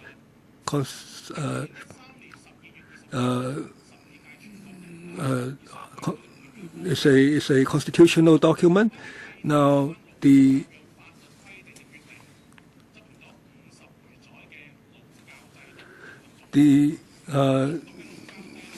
correctional institutional arrangement in China has been ended after over 50 years.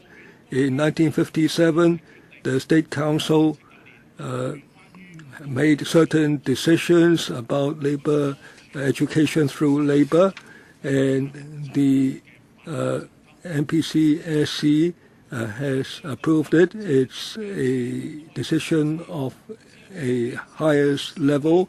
Now, such a system can be abolished after over half a decade. So similarly, we should not regard the basic law as unchangeable.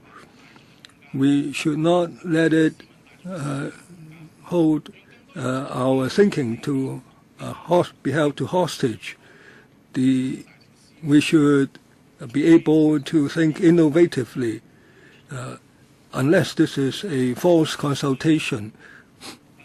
Also, the pan-democratic members of LegCo and some other group recently proposed a package, and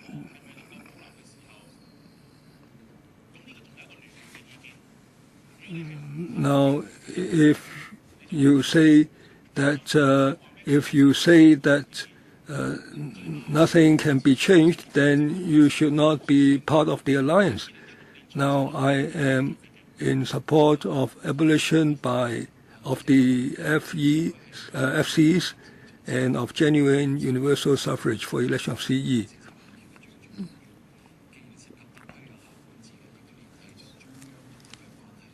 Now, the Election of the CE in 2017 is the constitutional responsibility of the government, and it is the fruition of the promise of the NPCSC decision. People can speak out. However, if their views depart from the basic law and the NPCSC decision, then ultimately they cannot be realized, and there will be unnecessary confusion in our society. So anyone who tries to serve Hong Kong should get this straight.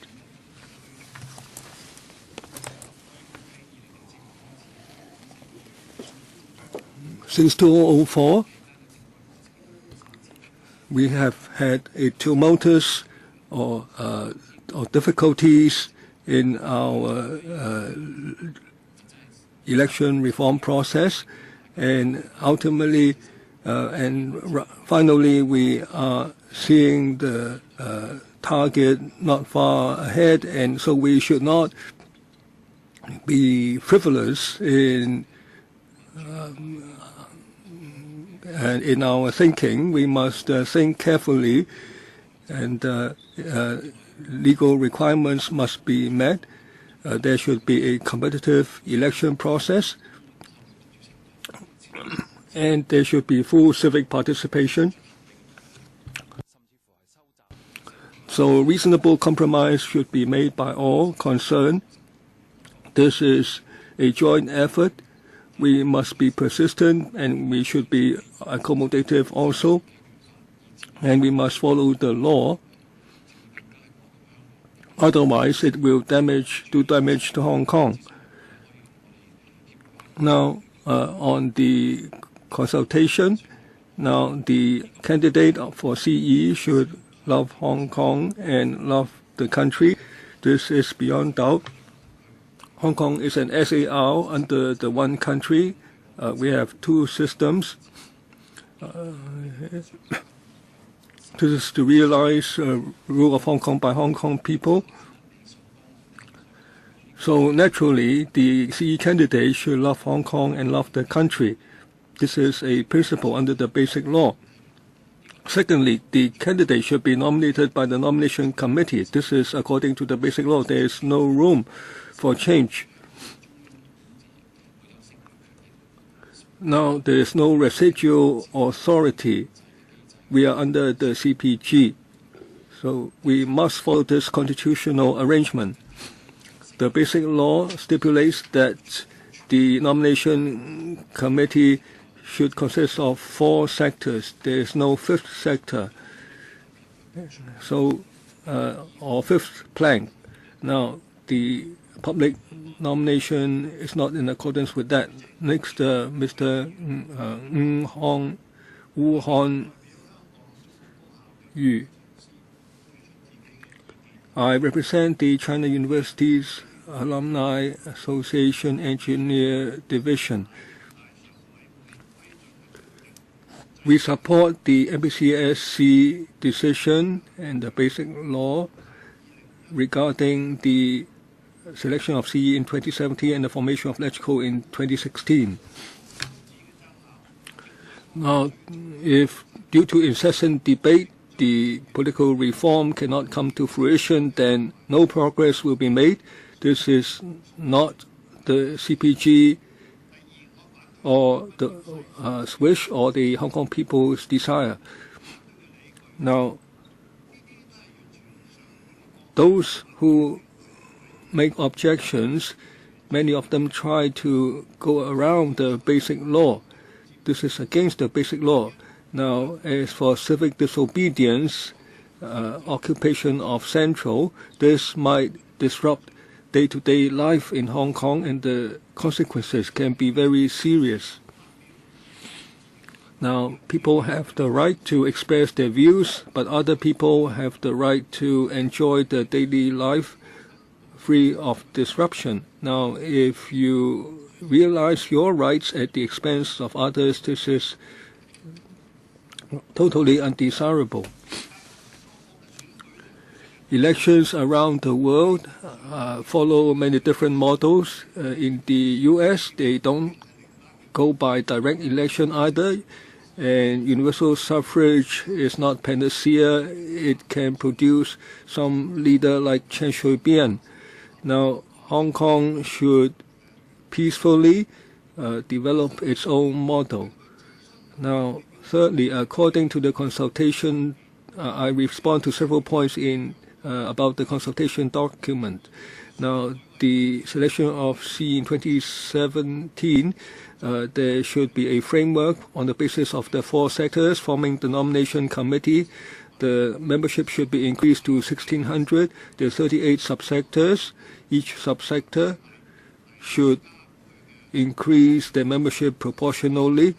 The CE should be elected preferably by out of 3 candidates. Now, as for the formation of LegCo in 2016, I think there should still be 70 members, 35 from either group, and there should be an arrangement whereby people can cast 1 vote per person. Next, Mr. Dai Hong Yun.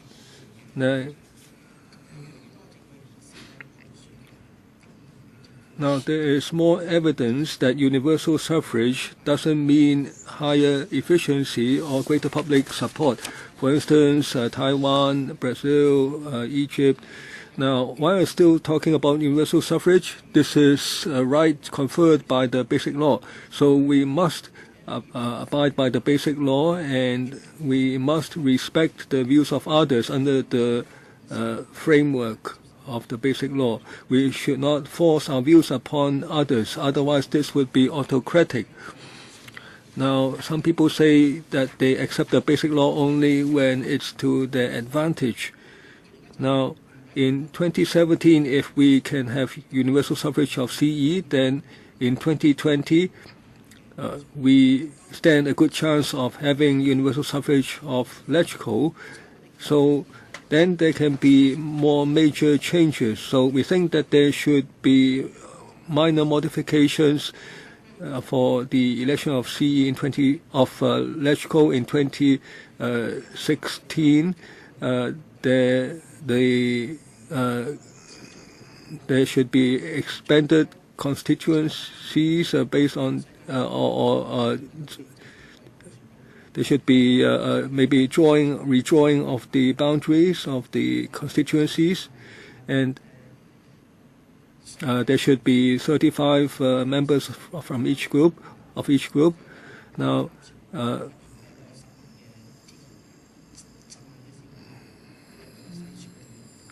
for me, if I go through public nomination, then I gain the nomination of, say, 100,000 people, then that is a kind of shortlisting or screening. Now,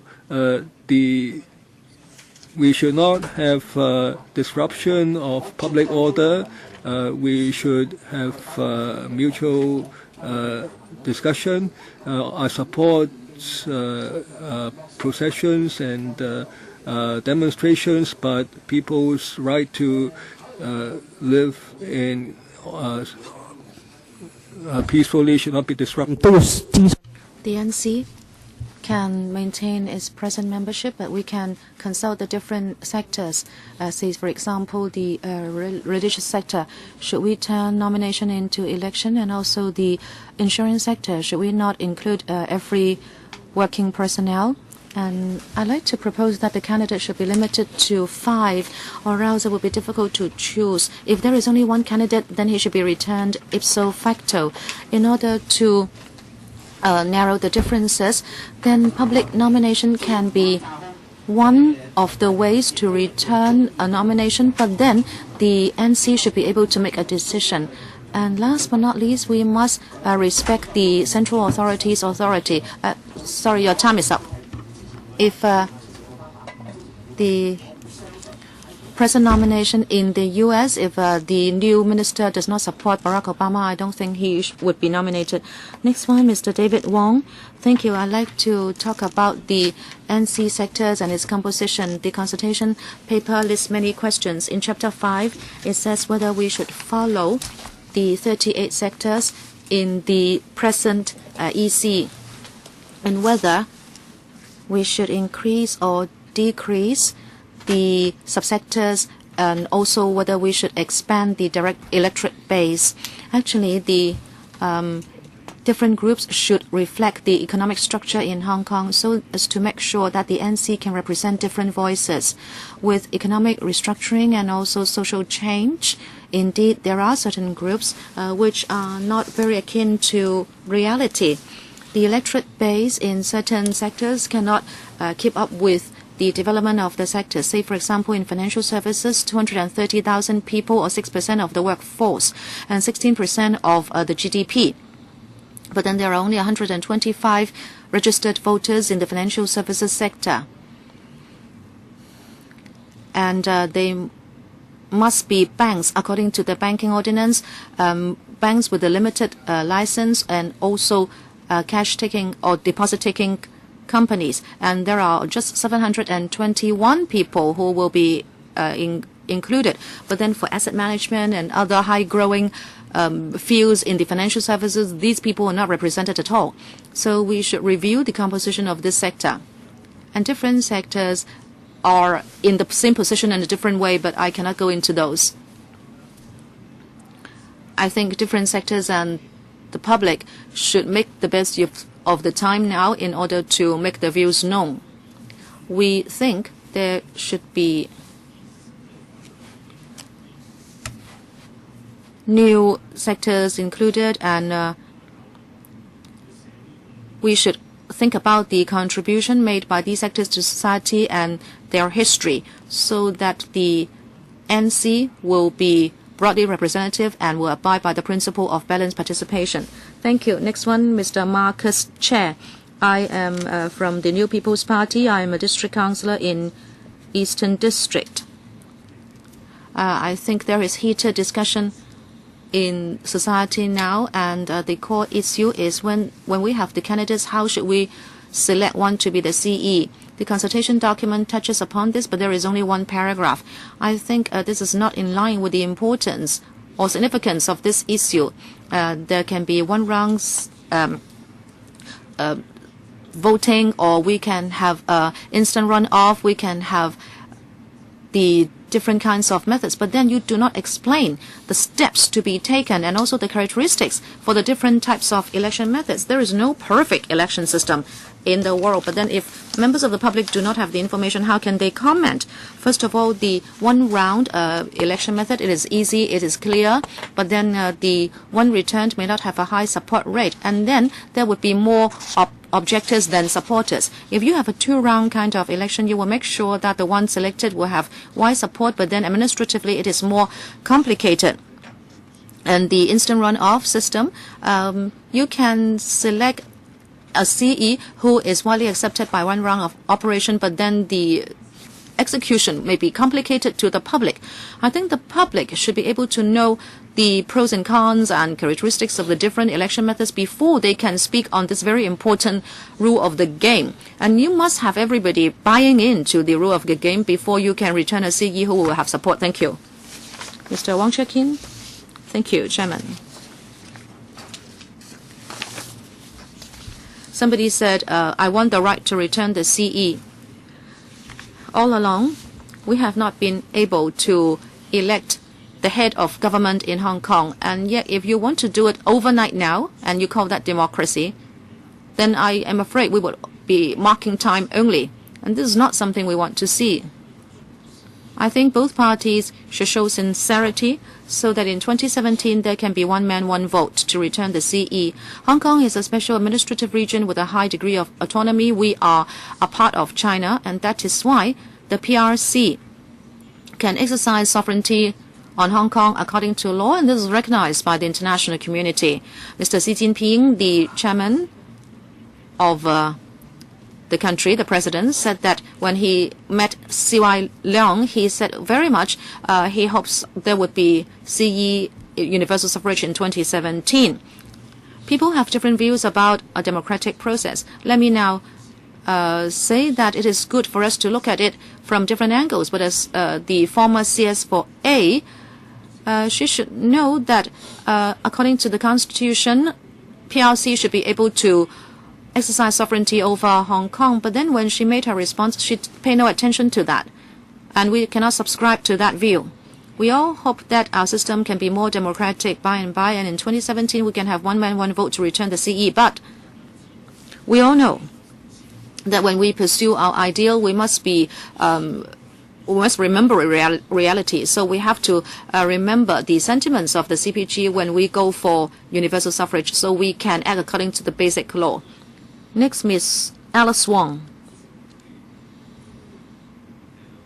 Chairman, can you hear me? Yes. Hong Kong has been returned to China for 16 years. Now, because of our political system, we must act according to the BL and be orderly and gradual in taking things forward. Whether you belong to a political party, you cannot say that I want universal suffrage without respecting the law. Hong Kong is part of China. This is a fact. We are inseparable from China. You cannot change history. And also, all rules and regulations must be set according to the BL. If there is no rule of law, if you do not act according to the law, there will be chaos. We need to abide by rules when we do anything. So you have to be a good example to our children. Okay, those who are eligible should have one man, one vote. But there are 3.2 million voters in Hong Kong. Do they all understand Hong Kong a lot? I can say that many people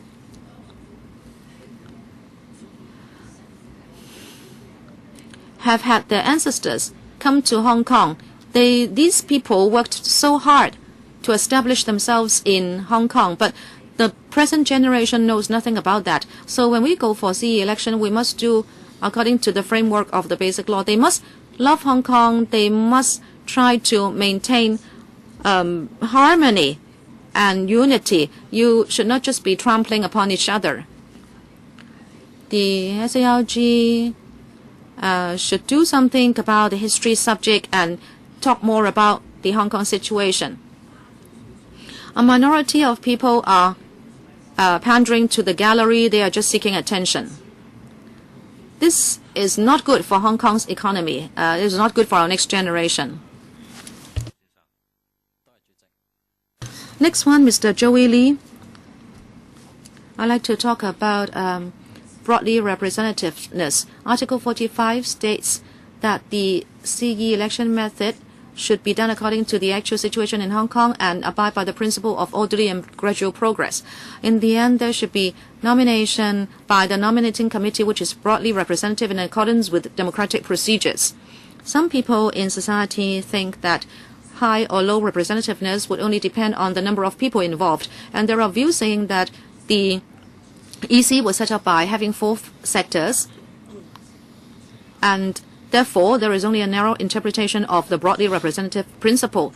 But according to a survey or a design of political system manual, apart from regional representativeness, you should also have descriptive representativeness, say gender, class, religion, etc. All these voices are important.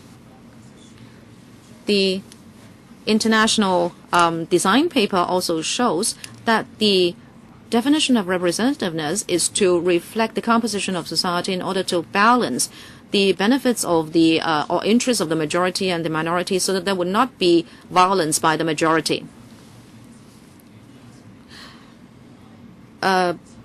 Professor Johannes Chan, the head of the law faculty of Hong Kong U, has said that there should be a reduction of the people on NC. In other words, there is no causal link between numbers and representativeness. So according to the present economic structure and also social changes, we can improve the composition of the NC.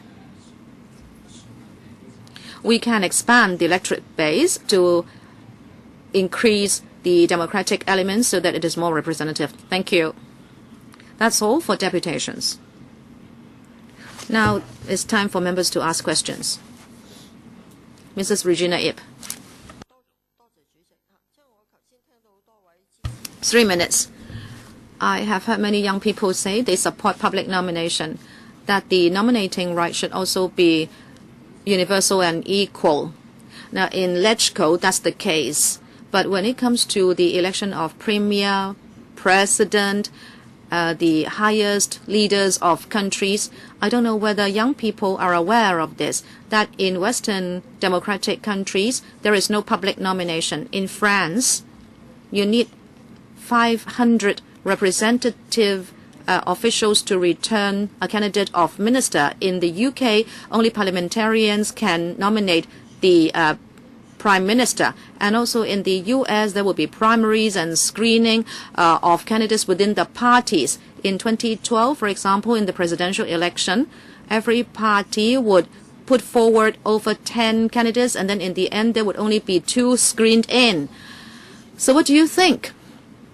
In Western democratic elections, there will not be equal and universal nominating right when they return candidates for presidency or premiership. Who would like to answer the question? Mrs. Ip, you have said that there are different election methods in Western countries. Frankly, we support the Alliance for True Democracy method. There is a 3-track proposal. There is a political party nomination, public nomination, and also NC nomination. So public nomination is for people who do not have particular status in society. However, if that person has a lot of support in the community, and in the end, you need the CE to be widely supported. Of course, we're talking about a certain percentage of voters. It should not be too high or too low. And this is done in Taiwan. And this is one of the ways in Western countries as well. It is just that political parties are more mature in Western countries, so they use political parties and the method is streamlined. We hope that in the end, there would not be just one nominating method. It should be multifaceted, but we insist that by having public nomination, the average citizen will be able to have the right of nomination. So Mrs. Ip, we are not saying either this or that. We are saying that this will allow average citizens to have an equal right of nomination so they can vote for someone they like. I really appreciate what this young person has said, that the average public should be able to take part. Actually, in the future NC, well, I think even in returning a student's council, you need nominations. But if the electorate race, no, if there is universal suffrage, I can support it. If the NC is returned by the entire electorate, then why do we want to do it through another step? Why don't we just have public nomination? Why do we want to first return the NC so the NC can elect the CE? I think we should keep it simple to allow the public to do the nomination. Next one. Ms. Emily Lau. Thank you, Chairman. I thank the deputations for coming to the LegCo.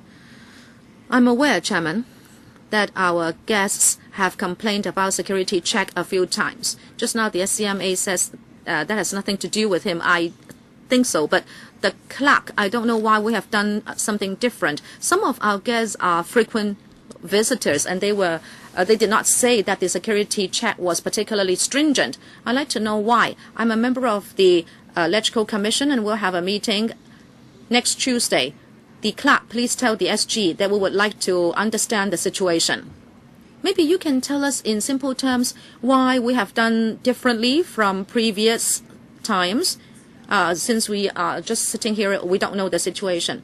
Next, I'd like to ask Mr. Wong of the Hong Kong Union of Chinese Workers in Western Style Employment. You say the CE should love the country and love Hong Kong and should not confront the PLC. I'd like to ask you how we can devise a method to check who is not in that category so that he can be screened out. And Ms. Wong also said that we should talk about eligibility and know about the country's sentiments. So how can you design a method? You can teach the SCMA that you can test people on these, and once they fail, they should be screened out. Can you answer my question? And also the security check. Chairman, Mr. Ho Pek-shing, if you confront the CPG, how would Hong Kong become? No, I'm talking about the test. Someone comes along, he wants to take part, and you say you don't love the country, you don't love Hong Kong, you should stay out. Is that the case? No, we are not plucking this from thin air. You have to look at his past performance, right? There are many people who have objected to the Constitution. They object to the basic law. How can you say they love the country and love Hong Kong? No one would believe you, even if you say so. You have to uphold the basic law. You have to uphold the Constitution. The BL has derived from the Constitution if you do not uphold the basic law. So how can you test people? Please, Mr. Wong, I'm talking about the test.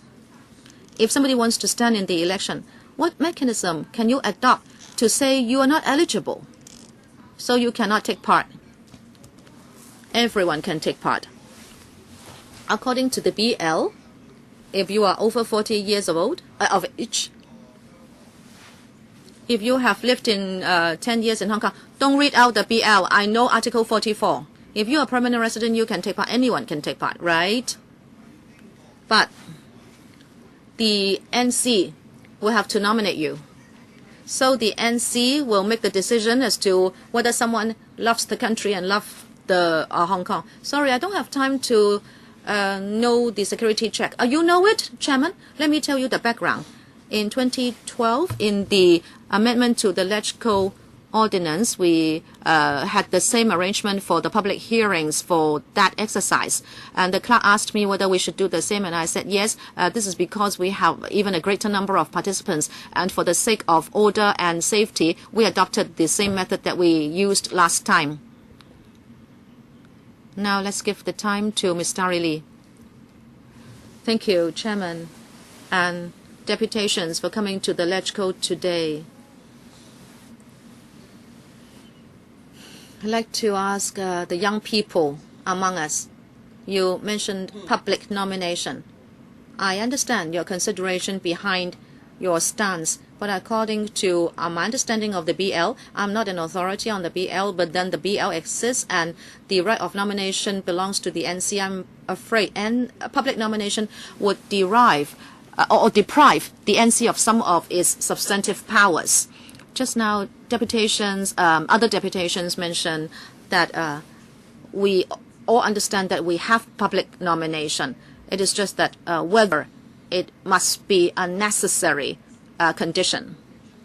Later on, we can expand the electorate base of the EC, and we also enhance the transparency of recommendation made by the NC. Say, for example, the NC should be able to state what criteria it uses, and then it makes reference to the number of public signatures as an overall consideration. What do you think?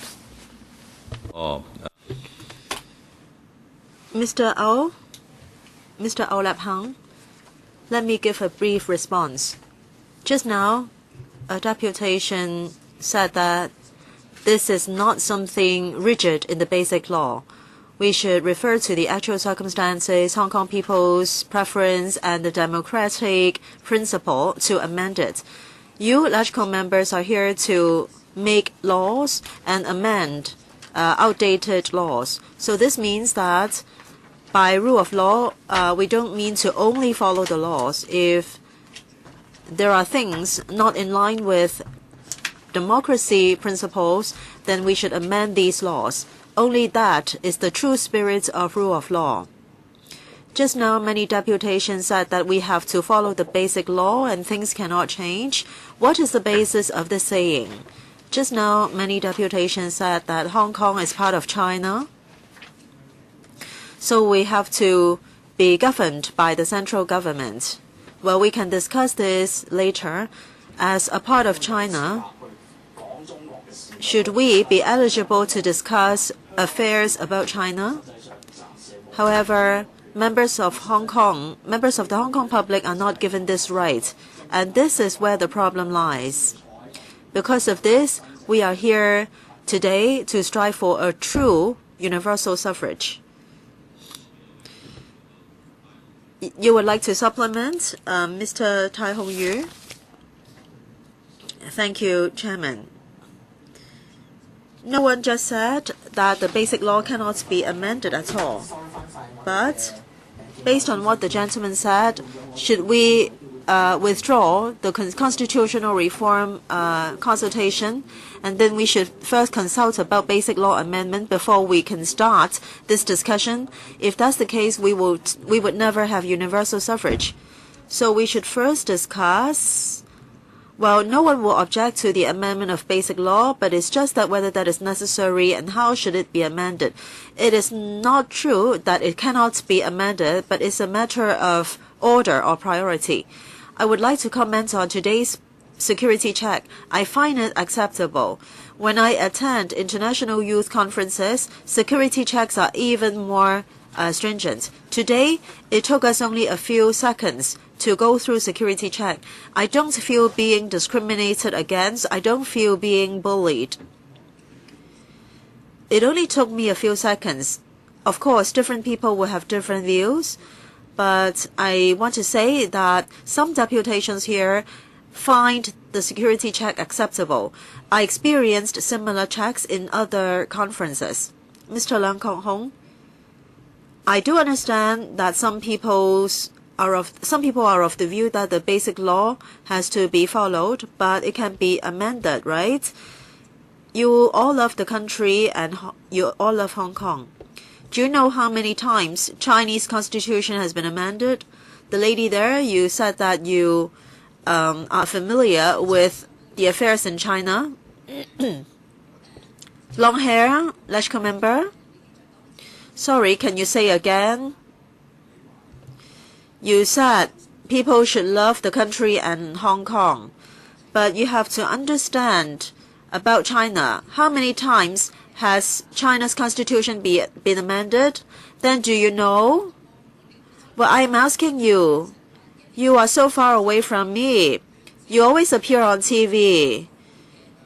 You know how to seize information about different aspects. If we don't love the country, if we don't love Hong Kong, we won't be here. I'm not here to argue with you.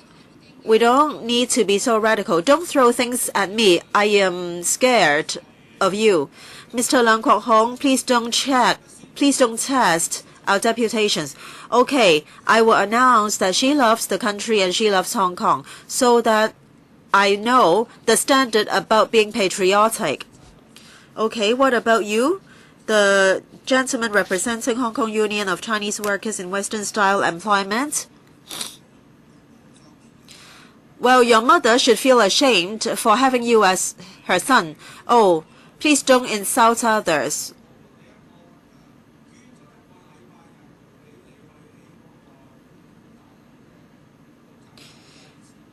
That old woman, that old lady has donated 1 week's wage to help build the building for the new building for DAB.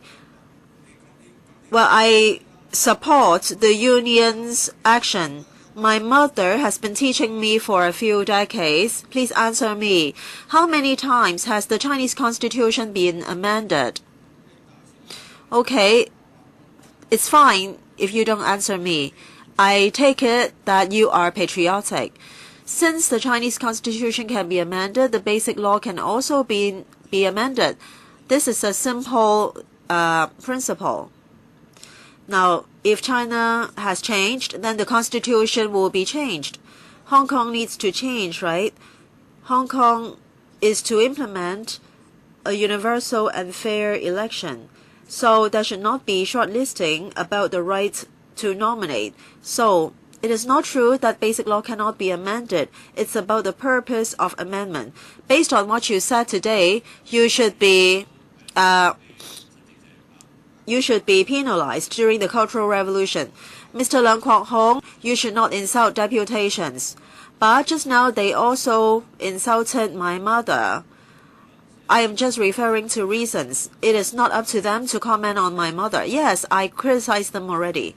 Okay, time is up. Mr. Tam, can you give an overall response? First, I want to commend Mr. Lam Maofeng for drawing an analogy of the football game with Zidane. I have watched that match. If we can make analogies of, or if we can draw everyday life examples to explain very complicated theories, then it would be very good. So if you don't mind, I will refer to your analogy if necessary in the future. A number of deputations said that there must be broad representation in the composition of the nomination committee. Different people have different views. I think everybody wants the nomination committee to be representative enough so that it can represent different sectors, different people with different background.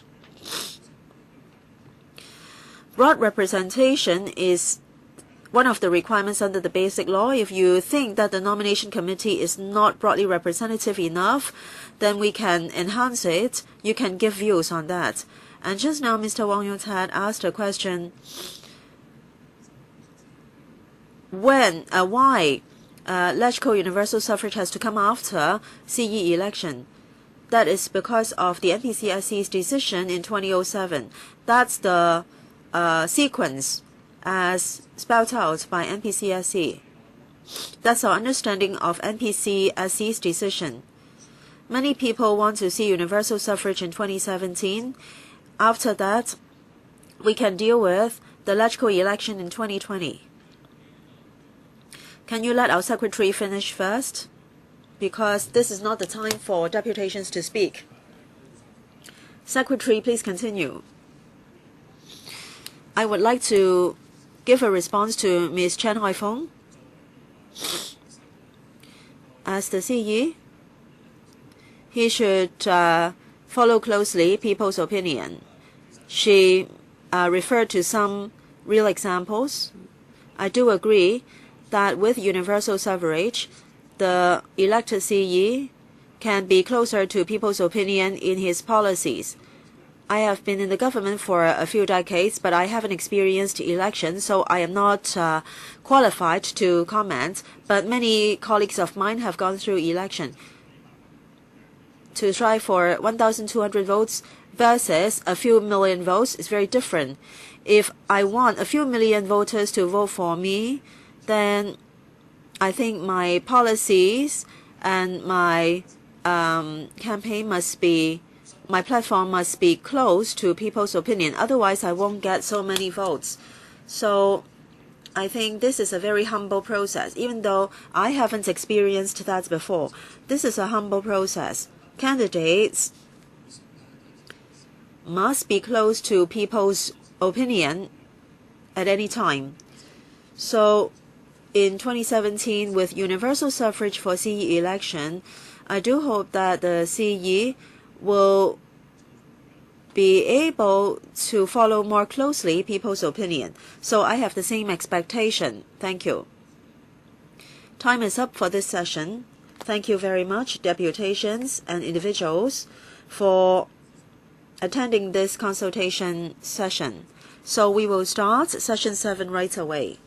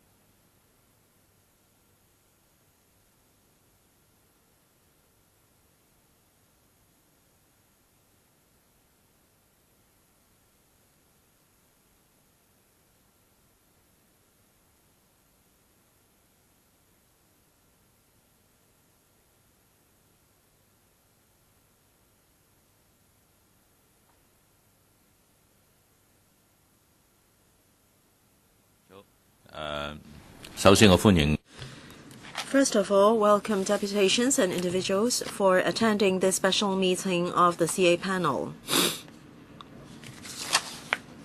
In this meeting, we will discuss the CE election and LegCo election method and the associated consultation documents. The government would like to listen to your views. In a moment, I will invite you to speak, and each will have 3 minutes to speak. Please don't go beyond 3 minutes.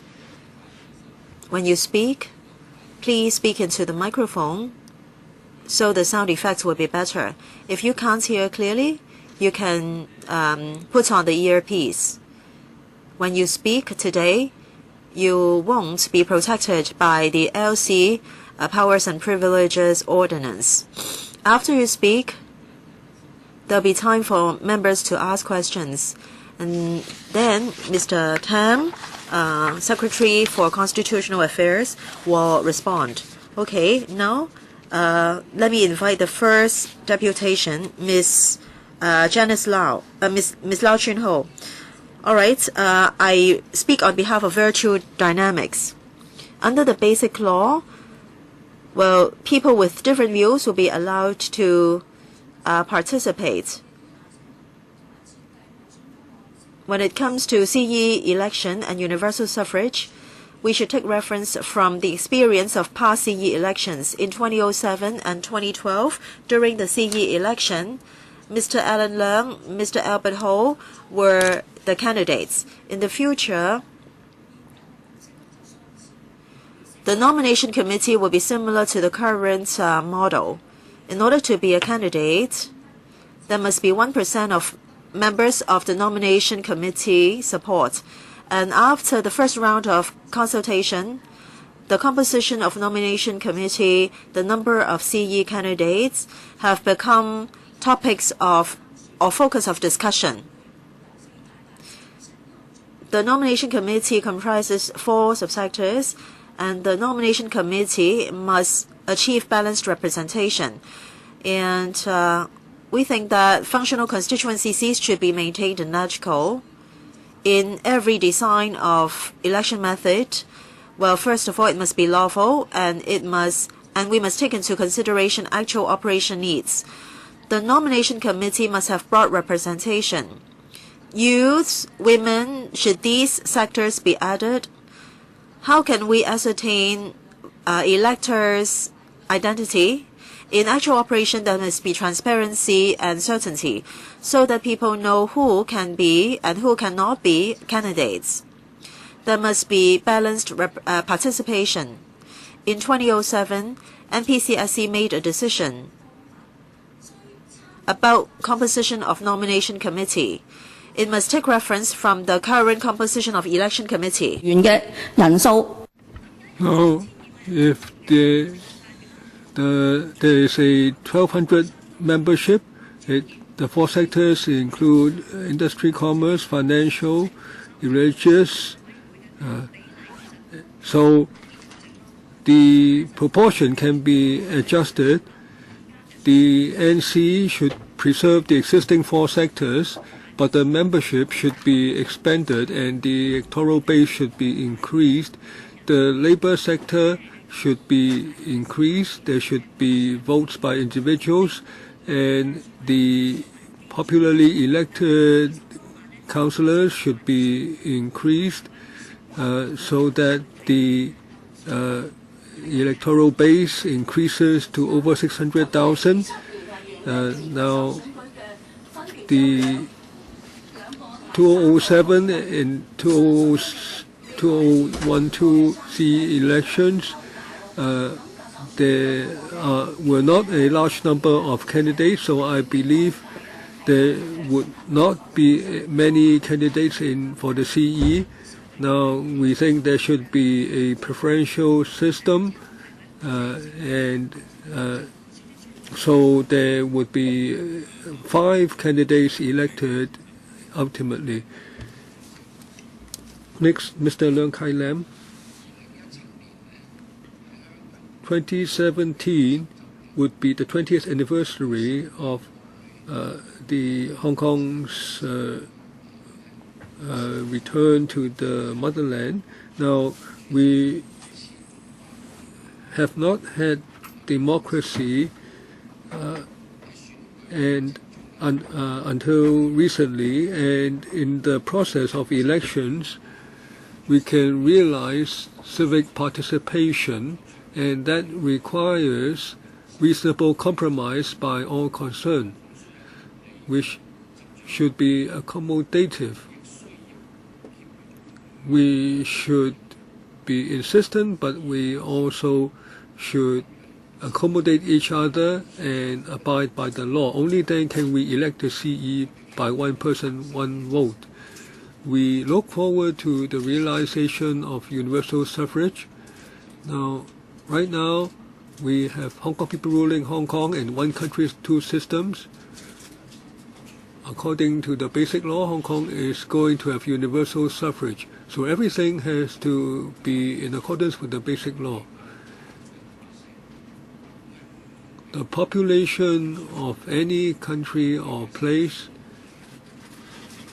whatever their social status, look forward to stability and prosperity in their society,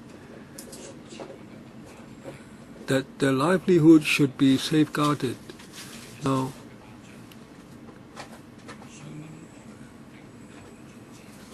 as civilization progresses, we look for further progress.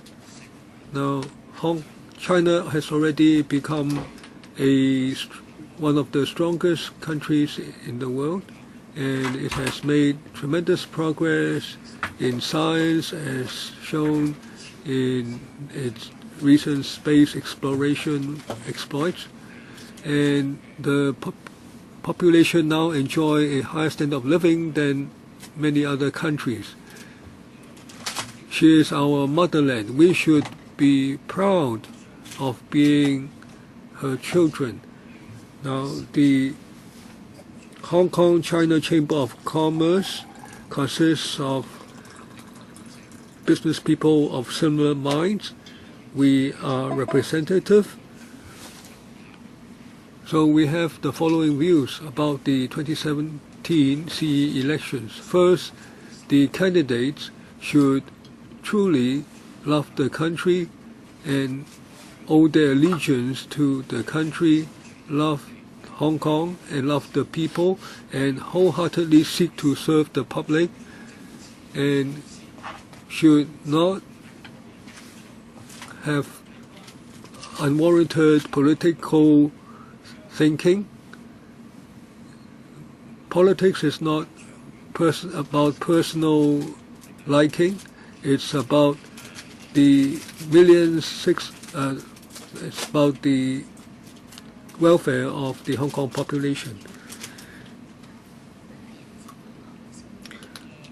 Ms. Lau Yun Yi of New Home Association. We help many people to become integrated into society. We look forward to the realization of universal suffrage in the selection of CE. We think this is the wish of Central People's Government as well. There's been a lot of discussion in society about this recently. We hope that can be rational discussion so that the election can come to fruition. The method of selection has constitutional basis, and it should be in accordance with the basic law and the MPCSC decisions. And the basic law has received public and in fact worldwide recognition, and according to Article 45 of Basic Law concerning the method of nomination of candidate of CE, now there should be organizational nomination. The nomination should be broadly representative. The framework or the principles would have reference to the people's views, and it should have reference to the selection of CE right now. we think that the number of candidates should be in single digits so that it would not be too complex and there would be sufficient legitimacy. And we think that people should try to reach consensus while having their own differences.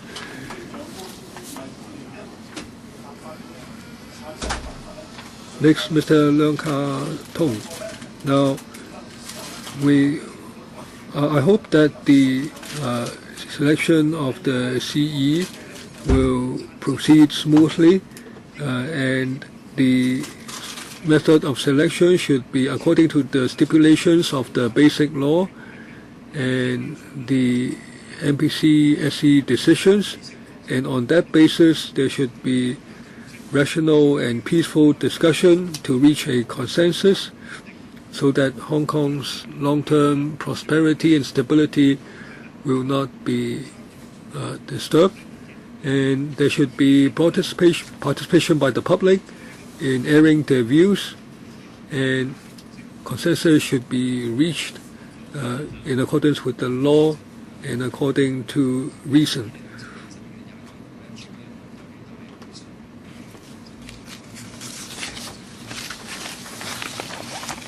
Now, in 2007, the MPC-SE has reached decision on the selection of CE and formation of LegCo.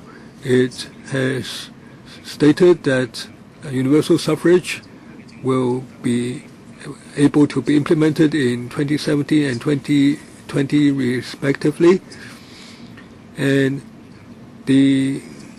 also there has been consultation document, and here is my response. Any change to the Constitution should be in accordance with the Basic Law and the MPC-SE decisions, including the 2007 MPC-SE decision,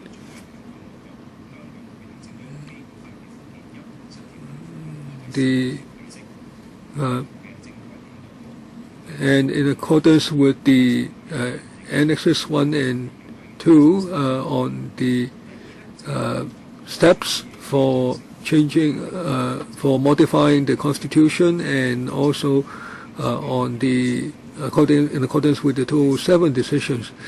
And also Mr. Li Fei and Mr. Wong Kwang Ya pointed out that according to Article 45, subclause 2 of the Basic Law, there should be organizational nomination and not nomination by individuals. And Article 45 says that the CE should be selected upon nomination by democratic procedures by a broadly representative nomination committee. So I am not in support of the public nomination. Also, the Basic Law says that the nomination committee should be broadly representative, and the election committee is already broadly representative, and so the NC should have reference to the EC. However, we should try to expand the electoral base of the NC. There should be reasonable, rational discussion in order to reach consensus, and so that there can be practical ways to to select the CE. Next, Ms. Kwok Yi-Wah. Public nomination is representative. Now,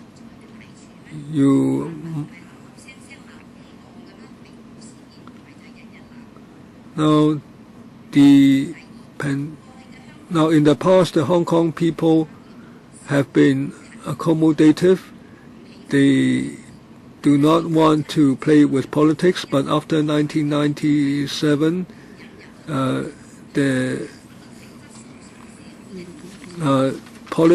Hong Kong has become politicized and the public order has been disturbed, and the university graduates have a low level of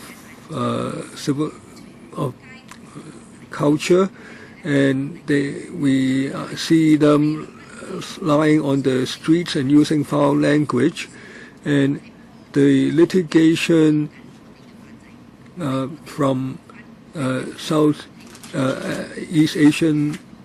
Asian ethnic minorities also cause disturbance to the society. Now, also bad language has been used in the councils. Now, the objects are thrown around, bad language is used. That doesn't appear in the House of Lords in the UK, but that appears in the LegCo after 1997. This is just people trying to put up a show for their own benefit. Now, how many countries in the world or how many cities in the world have such a lot of short listing for everything in life? It's not election of the Pope. Now, all this argument is a waste of public money. Now, I support Dr. Leung Chi-yan in saying that we need to preserve what's good in the system, but we should throw away what is bad. The filibustering is a waste of public resources. The bad elements should be thrown out. Our legislature wants real elite in its members. The provisional LegCo before 1997 did a good job. Hong Kong people want stable political environment rather than a lot of arguments. Next, Mr. Choi Heng Fa. Now, I really come to feel that we need more rational discussion in this chamber. Now, there are many members of LegCo and government officials sitting here today. They're having a hard time. We all want to make progress in Hong Kong's democracy. Now, this democracy was already established by the Basic Law. When I was waiting, there was comment that the Basic Law can be changed. It seems that we are going back to 20 years ago. What we need to discuss is the method of formation of the nomination committee. We should not talk about public nomination or the three-track system. Otherwise, Hong Kong will fall into an abyss like that in 2007. Now, all of us, including the officials seated here, realize that we all want to have universal suffrage one day. So we should all play our roles. Now, I feel that we should come back to this discussion about the nomination committee. The difficulty is that who would make up this NC? Now, in the past, we elected the CE with the election committee. That might be a basis. Now, people might think that's a small circle. In that case, some people have suggested that there should be an expansion to include the district councillors, and we might also increase the democratic element by other ways. Now, we are not going to achieve democracy overnight, but we increase the democratic elements. Also, how many people should elect the CE? Now, if the CE is elected by several hundred,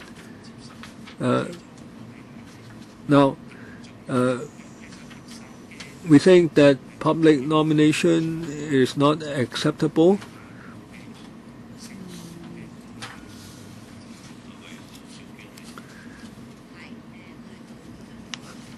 Next, Ms. Carol Low. I represent the Hong Kong Federation of Hainan Community Organizations. Now, we all look forward to the direct election of CE by one person, one vote in 2017. Everyone, including LegCo members, should engage in rational discussion to forge a consensus. We support that there should not be too many candidates. The right number would be 2 to 5. We're in support of that.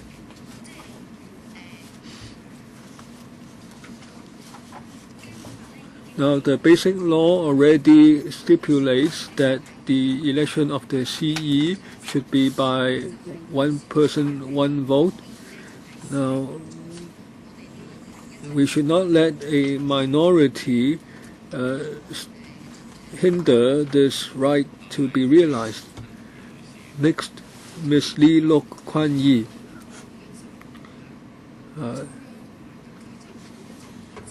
It's 16 years since 1997. The CPG and the government has consistently taken us forward to realize the goal of universal suffrage. There has been orderly and gradual progress. I feel the care of the country for Hong Kong. During the eruption of SARS, Hong Kong was in dire straits. The central government offered Hong Kong cheaper concessions so that the market on the mainland is open to Hong Kong.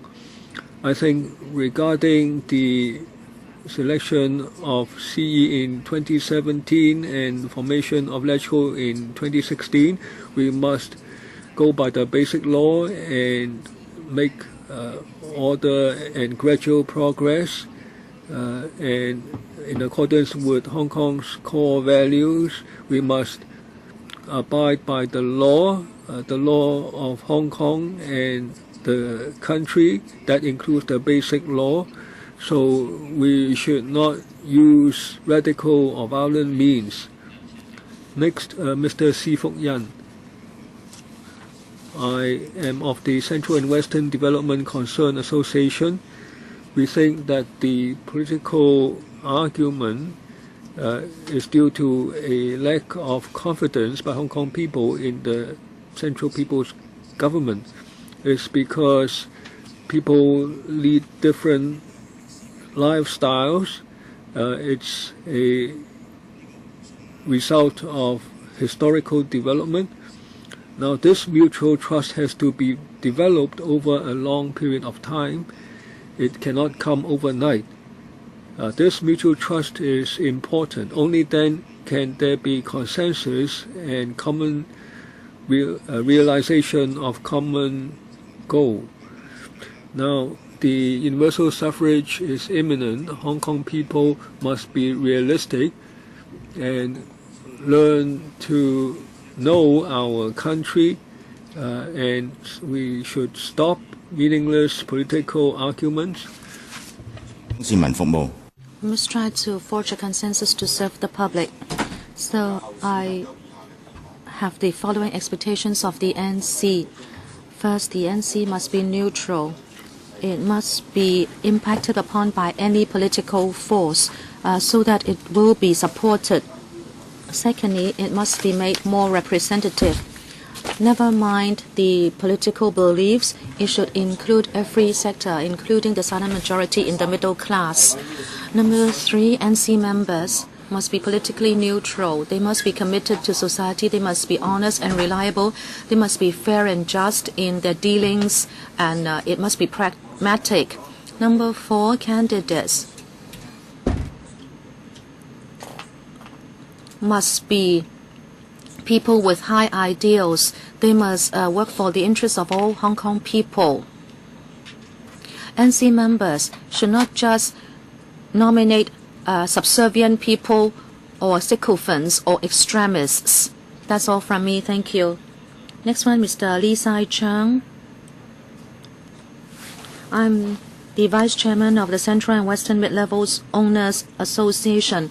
We serve many middle-class people in Central and Western. As for the method for returning the CE in 2017, we'd like to say the following. Number 1, finally, Hong Kong people may be able to return the leader of the city through universal suffrage. This has been our expectation all along. At present, there are different views about the selection method. To narrow the differences and to find a consensus, we think that all views should be taken forward on the basis of the rule of law. And we must not depart from the regulations in the basic law. The constitutional basis of the SARG is the basic law and the constitution of the country.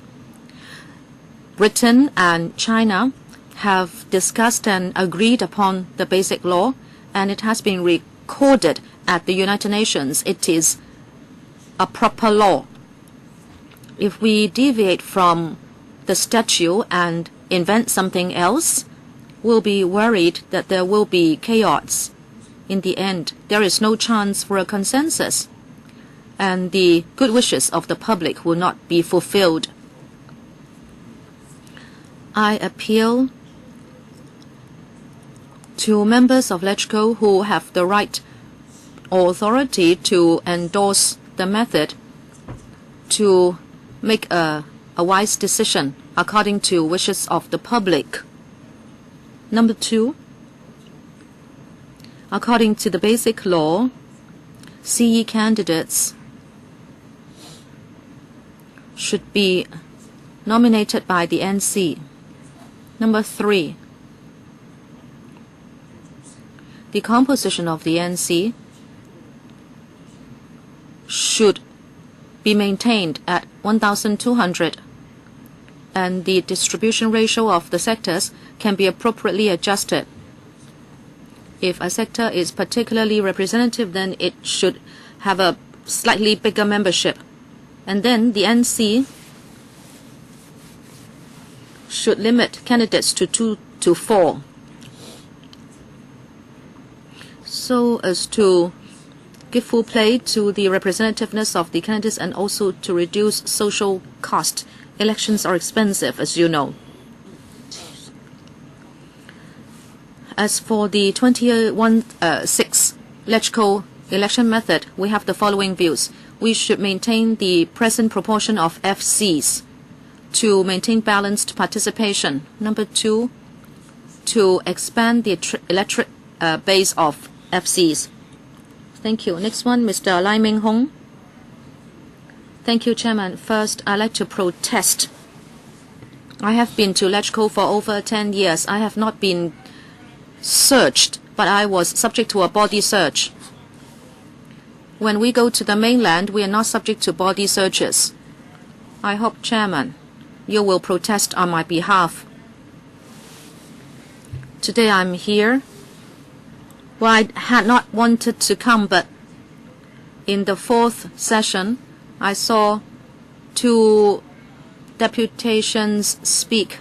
Ms. Lau said that had we not gone into the liaison office, we would not be sitting here. Well, I agree.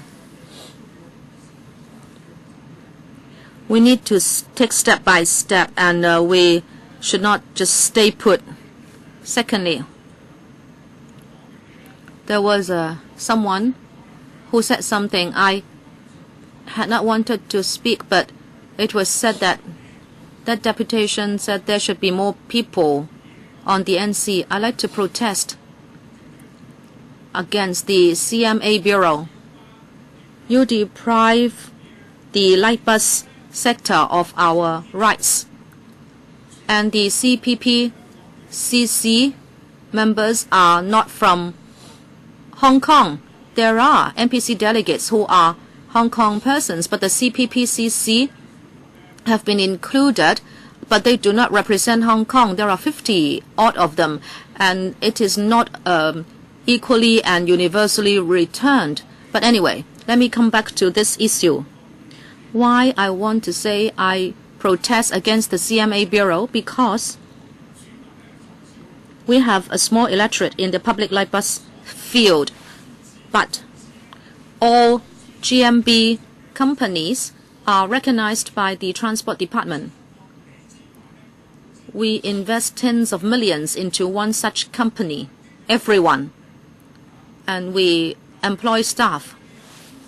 But now, only companies can be electors, and if that's the case, why can't public light bus companies be electors? I wrote a letter to you last time, and I'm writing again this time. I hope you will answer my question.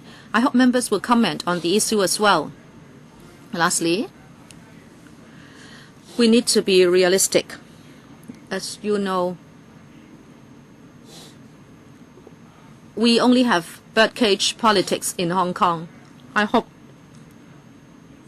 we will be accommodating in this consultation and resolve this political problem. The Monkey King is held within the power of the Buddha, and if you infuriate the Buddha, the Monkey King will just be thrown down a mountain. Ms. Phoebe Wong, I represent the Hong Kong All Youth Alliance. We help young people to find their way after secondary studies. We believe that the EC is composed in a way that is okay, and we must abide by the balanced participation principle. Given Hong Kong's political system and background, we should not forgo those principles easily. I think they have a positive value on Hong Kong's future development. Today, I will not discuss changing the composition of the NC or public nomination. We believe to take the political reform forward, there must be a focus. But now the discussion has lost its focus. It is not pragmatic. So it is not helping with the forging of a consensus. So we think to allow the discussion to be more meaningful, first of all, without changing the four sectors of the NC, we should gradually increase the democratic element. Just like what was said, we should gradually enlarge the electorate base. Maybe we can also adjust the proportion of the four sectors, say someone from the labor sector. Maybe we can think of a more desirable way so voices from the labor sector can be incorporated into the CE election or LegCo formation methods. And also, within the NC, it should not return too many candidates. It must be between 2 to 5 to keep things simple. We like to talk about FCs in LegCo. We do not support total abolition, but there must be a review to see whether we abide by the equal and universal principles. And also, we must systematize what I have been saying that should be the focus of this discussion. We should establish proper systems. If you think FCs are not good enough, if there is a screening procedure for CE candidature, now if you say it is not democratic and it should be totally thrown out, then it's not realistic, because real democracy should be examined by gradual implementation so we can improve upon it step by step.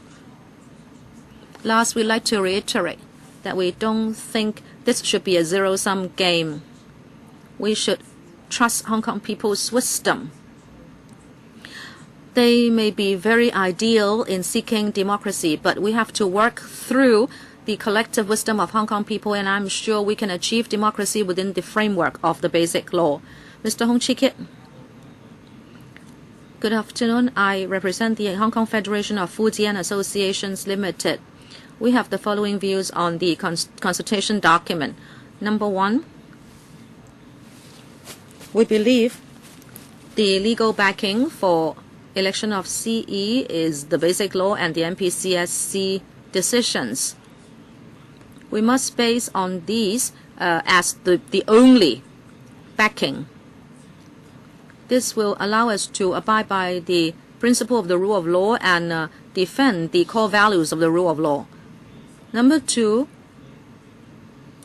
implementing CE universal suffrage in 2017 is the common wish of the CPG, SARG, and Hong Kong people. Hong Kong has the freedom of speech. We can all speak our mind freely, but I think we should have a rational discussion and forge a consensus. What is important is to put aside our personal interests and focus on an election with one man, one vote. Thank you. Mr. Kenneth Falk. Chairman, members, I represent the Hong Kong United Youth Association Limited. I'm Kenneth Falk. In 2017, we'll have the first universal suffrage for CE. It is a new landmark for Hong Kong's political system. We need all sectors to cooperate in order to have it implemented.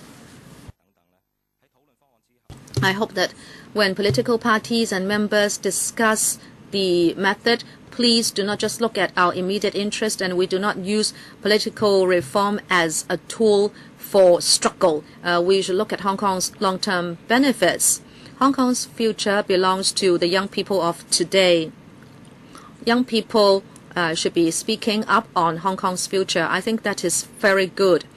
I like to therefore put forward a few views. Number one, the rule of law is Hong Kong's core value, and the Basic Law and one country, two systems are the basis for Hong Kong, and those are the crucial points for Hong Kong to maintain long-term stability and prosperity. The SARG must act according to the law, and it must do so also for political system. We should work within the legal framework of the Basic Law, one country, two systems, and the MPCSC decisions. We should draw a clear line between what is within and what is outside the law. We cannot distort that line, and there should be no threats. And politics is a matter for all. Politicians should work for the entire society. Whether universal suffrage will be real, this should not be based upon whether somebody can join the race. As long as it is legal, as long as it is in line with the interests of society, then it is real universal suffrage. Anything that circumvents or marginalizes the BL and that kind of nomination method cannot be accepted. Number three, the CE is to be appointed by the CPG. He will implement a high degree of autonomy for Hong Kong, and he is a crucial figure. So whether it be the candidates or the final winner, they should be competent and committed. But what is important that he or she should love the country and love Hong Kong, or else it is not for Hong Kong's benefit. Number four, we think young people will be implementing our political system tomorrow. So in the consultation process and in making a decision, the SARG should listen to young people. All in all, I like to say the following. The four sectors of the NC are broadly representative. We think it should be preserved. The participants in the NC, we can expand it appropriately, and that would be in line with orderly and gradual process. We hope young people, young organizations can be independent bodies and they can become part of the NC. And the CE nominators or candidates should not be too many. There should be 4 or 5. This is what we think. Thank you.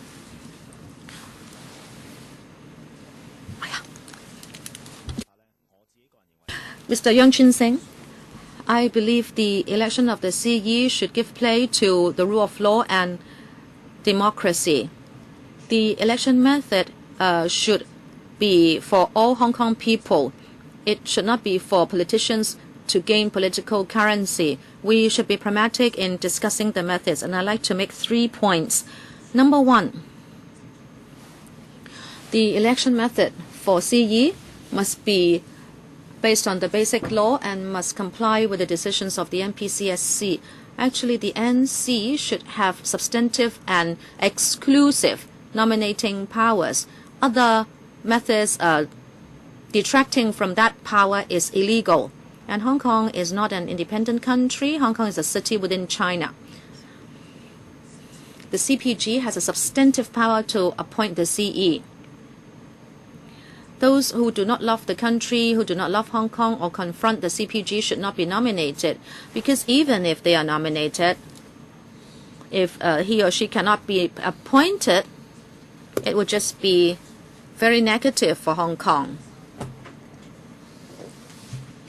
Number 3, I believe the CE election should be by an NC that is broadly representative and should have sufficient democratic mandate.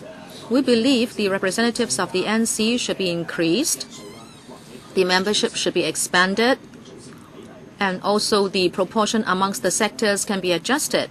In my view, we can consider having a youth, SME or women sector. We can also consider expanding it from 1,200 to 1,800. Then we can allow more people from different sectors, and even Hong Kong people can be represented on the NC. Lastly, in this world, there is no perfect election system. We must do so in a pragmatic and also orderly and gradual manner. Thank you. Ms. Jacqueline An. We should be orderly and gradual in achieving democracy. We should try to achieve a perfect election system in that manner. The way to return the CE should be based on the actual situation in Hong Kong and also the orderly and gradual progress principle. In the end, there should be an NC which is broadly representative, making nominations through democratic procedures. The CE must be accountable to Hong Kong people as well as the CPG. He must be patriotic and love Hong Kong. These are very proper criteria. And the candidates must be people supported by the electorate, and those who are interested should be given a fair chance to stand in the election, and it should be competitive. We believe there should be 3 to 4 candidates. I also hope that the administration can support SMEs more. We face dire competition. The MPF and the long service payment, if there can be no offsetting, then SMEs will have to put aside more funds and for those payout, and it is difficult for them because they will have to increase their cost. Next, Mr. Choi Tak Sing. My attitude is that I support democratic development in Hong Kong, but I am a pragmatic person. So what I'm talking about is based on the following directions. Number 1, Hong Kong is not an independent country. It's a city of China. So it is not possible to elect a person who will confront the central government in all matters. The CE is accountable to the Hong Kong public and the CPG. So I think it is just natural that he should love the country and love Hong Kong. In order to promote democratic development, we must understand the central government's concerns. If we are too stubborn, at the end of the day, there won't be democratic development in Hong Kong. Number 4, there is nothing that will be perfect right from the beginning, so there must be an orderly and gradual approach to develop our democracy and election system. In thinking about constitutional reform, the solution must not accentuate our conflicts with the central government. So I want to make 5 suggestions. Number 1, the nomination committee must have the final right to nominate so that the central government will rest assured of our democratic development. Number 2, CE candidates, or there must be at least 3 or above CE candidates, so there will be enough choice for the Hong Kong public. Number 3, in order to enhance social harmony, the government can consider some CE election methods that will generate milder candidates. I think the central government can work with the SARG. The central government can undertake that after 2 to 3 elections we can review this system. And finally, in order not to aggravate our conflicts with the central government, I think that we should not place the central government in an embarrassing situation, and we should not go against the principle of Hong Kong people ruling Hong Kong. Thank you. Next, Mr. Ng Tai Kwong. Thank you. I represent Wan Chai Community Association to express our views. The power of the CE comes from the constitutional basis from the CPG, and universal suffrage must be in line with the basic law and the NPCSC's decision in order for the power to be legitimate. So the point is, we have to act in accordance with the basic law and the NPC's rule. Now the urgent task is, based on the current reality of constitutional situation, we should try to build a consensus so that our constitutional reform will not come to a standstill. To have universal suffrage, there should not be confrontation, there should be rather a dialogue in order to achieve results. Now in society, some people suggested ways not in line with the basic law. If the election method is based on these suggestions, constitutional reform will see unfavorable impacts. First, in society, there will be confrontation and extreme stance in our discussion, and we can't have universal suffrage then in time. In 2017, in order to achieve universal suffrage for CE election, that is the expectation of all parties and all sectors. So I hope people can agree to disagree. In order to have one man, one vote for CE election, we should work together. Thank you. Mr. Barry Wong. Thank you, Chairman. I am an ordinary parent. I have 2 children, one 18-year-old and one 15 years old. I have many brothers and sisters and friends who also have children.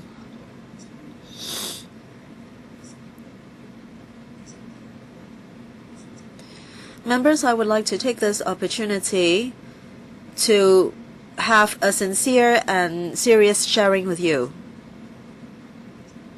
The young generation learns how to be a person from all of you. So it is up to you to teach them to be good people or not. As a parent, I hope that you can be their role models for their growth. You should teach them to be good people. We enjoy freedom in Hong Kong, but we should uphold rule of law in Hong Kong. As legislators, in principle, you should understand the laws because you are the ones to enact the laws. So I hope you won't break the laws. It is not even right to talk about breaking the laws. A few million youths are looking at you. This is the opinion of parents. I am a district councillor. In my daily work, I have a lot of chance to come into contact with grassroots kaifongs. Their aspiration is simple. No matter whether they are locally born or whether they are new arrivals, their home is Hong Kong. So many of them have grown up here and they are living here. They want to see harmony here. With harmony, people can lead a better life. People can accumulate their wealth. This is a very simple request. I hope that you will hear Kai Fong's requests. I am a social worker. I often come into contact with the vulnerable groups. They have a humble aspiration. They hope members will focus less time on political argument. You should do more to improve the economy. With a better economy, everybody can have better life. So I hope you can improve people's livelihood faster. In that way, all families will be happy. About social workers, before reunification, we had the Legislative Council, and we have 10,000 odd registered social workers as electors, but in our sector, there are 50,000 odd people. So our sector is known as social welfare sector and not social workers sector. But since reunification, our elector base has not been expanded. So concerning the social welfare FC and the nomination committee electoral base, well, I hope that they can be expanded as much as possible so that welfare workers, domestic helpers, clerical workers, childcare workers, and so on, can have the chance to vote. Thank you. Ms. Lopo Yi, Chairman, members.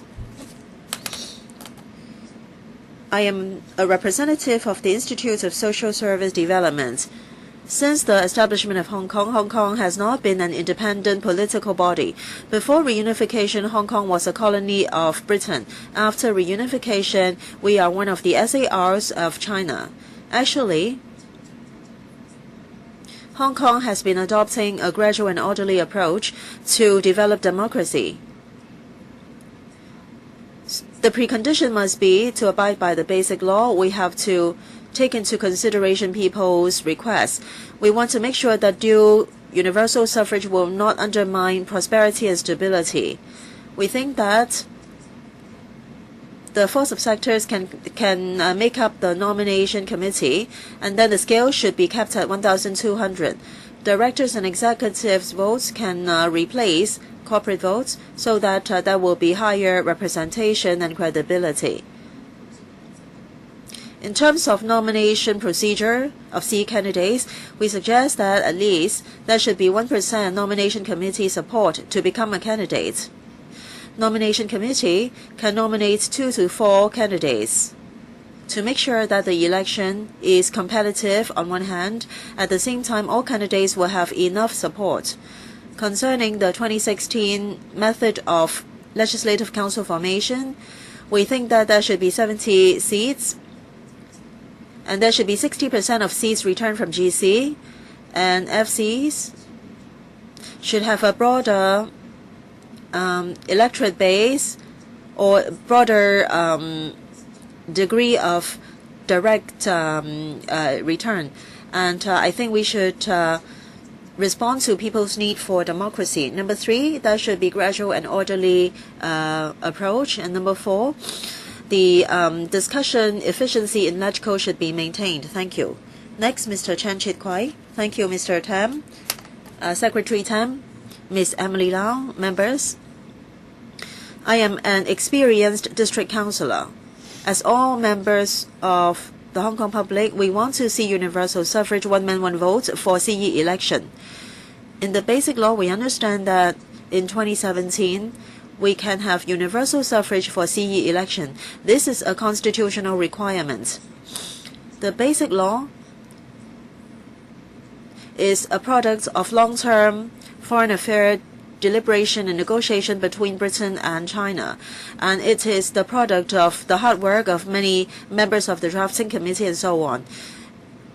So we should cherish it. We should not allow a standstill or a backward move. In the basic law, there are 4 constitutional development principles. They are reasonable and they are in line with the interests of Hong Kong public. Number 1, All sectors' interests must be taken into consideration. Number 2, it should be conducive to the development of capitalism, because Hong Kong is a capitalist city. And number 3, that it must be gradual and orderly. And number 4, it must be in line with actual circumstances of Hong Kong. There should be a 5-stage approach. If these principles and stages or steps are not followed, we won't get 2/3 support of LegCo, and we won't be able to get the approval of NPCSC. Some people refer to the argument about genuine and faked universal suffrage, but then such arguments will lead to a standstill because it's difficult to differentiate between genuine and ingenuine. And so we have to make sure that there is 2/3 support in LegCo. So I hope that you will all be pragmatic, and you should strive for constitutional development based on the above-mentioned principles. The representation of FCs should be enhanced, especially in smaller FCs like the agriculture and fishery FCs. There should be more electors. There should be bigger element of democracy. Finally, there should be more members in the nomination committee. There should be more district councillors who are directly returned sitting in the nomination committee. These are my personal views. Thank you. Next, Mr. Pan Cohen. I represent the New Century Sustainable Development Association. We agree that constitutional development must promote democracy, but everything needs a process. In Western democratic countries, they have spent a few hundred years to have a more comprehensive, mature democratic system. Different countries have their own way of interpretation. In other countries' election, they have different election system. In the U.S., there is the Senate and the House of Representatives, and then in each state, 2 candidates will be elected for the Senate, so it's not really based on one man, one vote. And then there's also the elector votes, and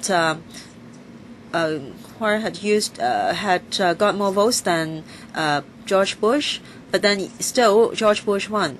And in the UK, there are members of the upper house who inherited their place, so they didn't need to go through election. So there is not a universal suffrage that is recognized by all. If you look at Africa or South America, the democratic election system is like a comedy. I just went to Tunisia in North Africa, and they just experienced the revolution, and the dictator was overturned. But then in their society, the economy was very bad. The hotels and the residential dwellings were left vacant. Another group of corrupt people were elected, so their original objective was not met. In Thailand, originally they had one man, one vote, but then the prime minister was elected by farmers, and the middle class and other sectors had formed the so-called Red Army, and they wanted to overthrow the prime minister.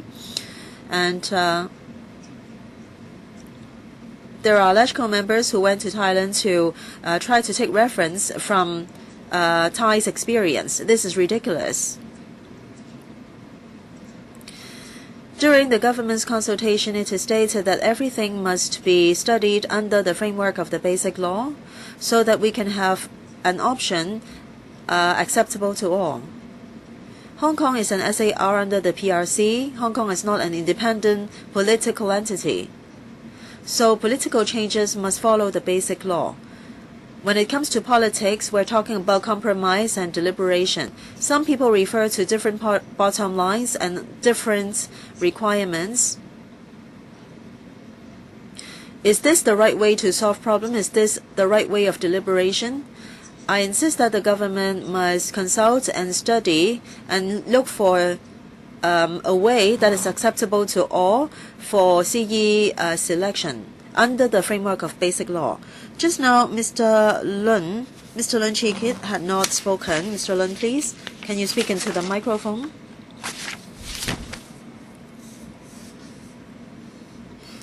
I am a representative of the Alumni Association of Chongshan University.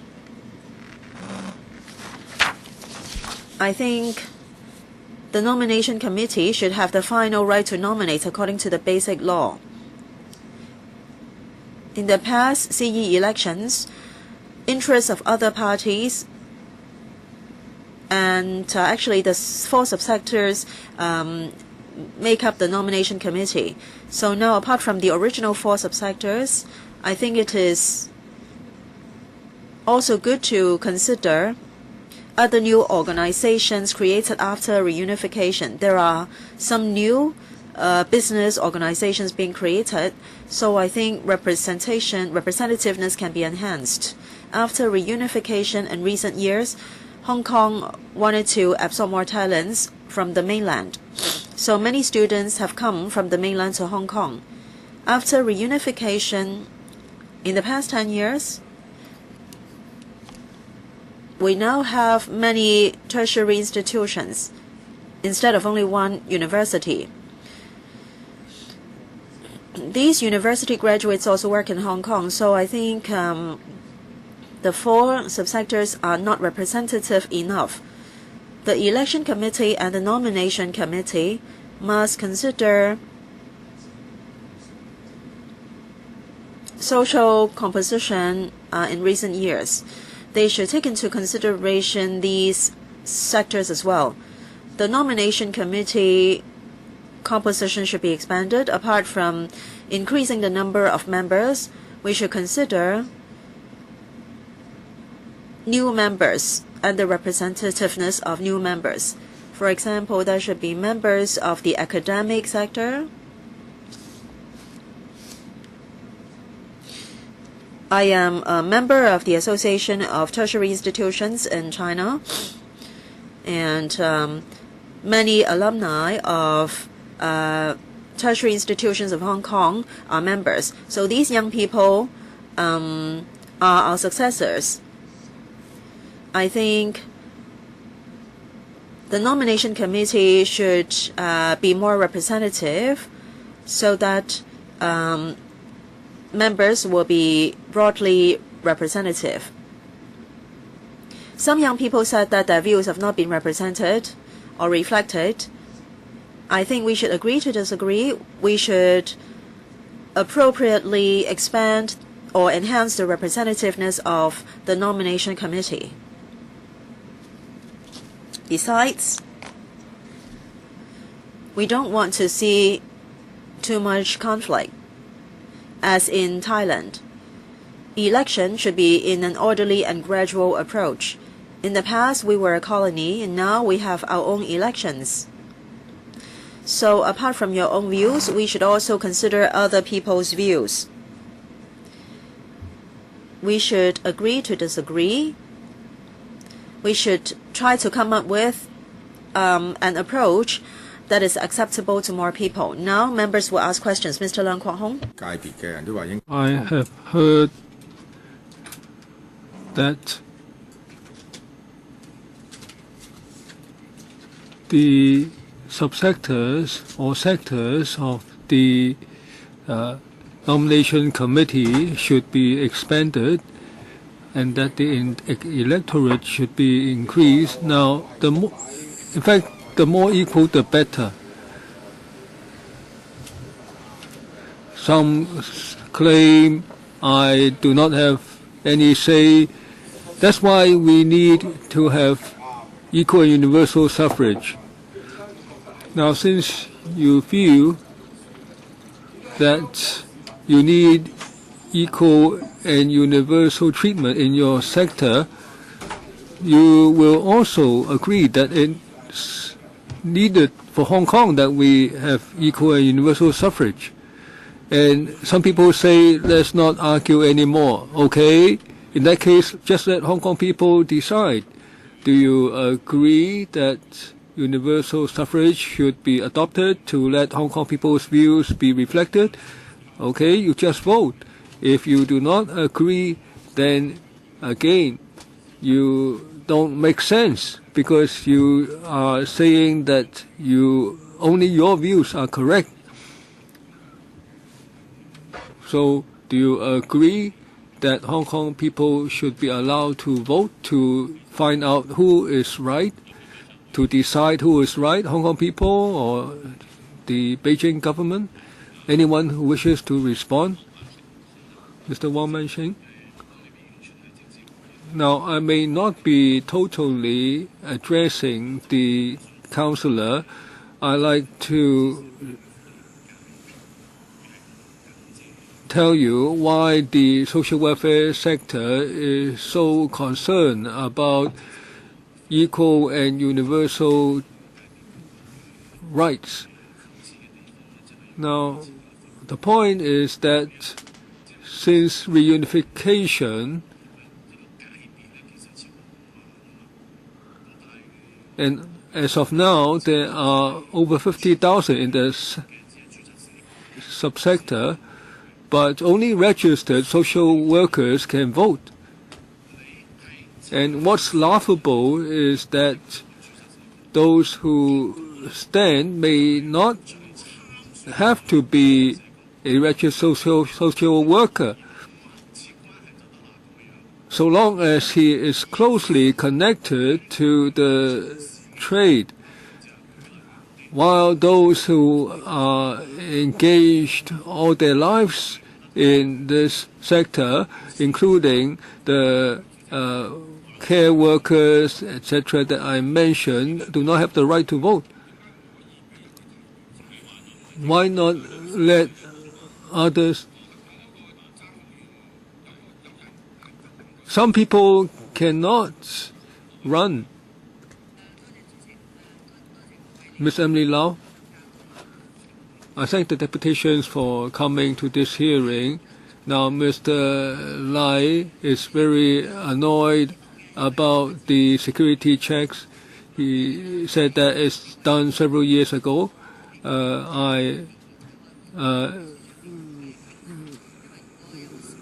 Now, we will have a meeting on Tuesday. I will talk to the Secretary General.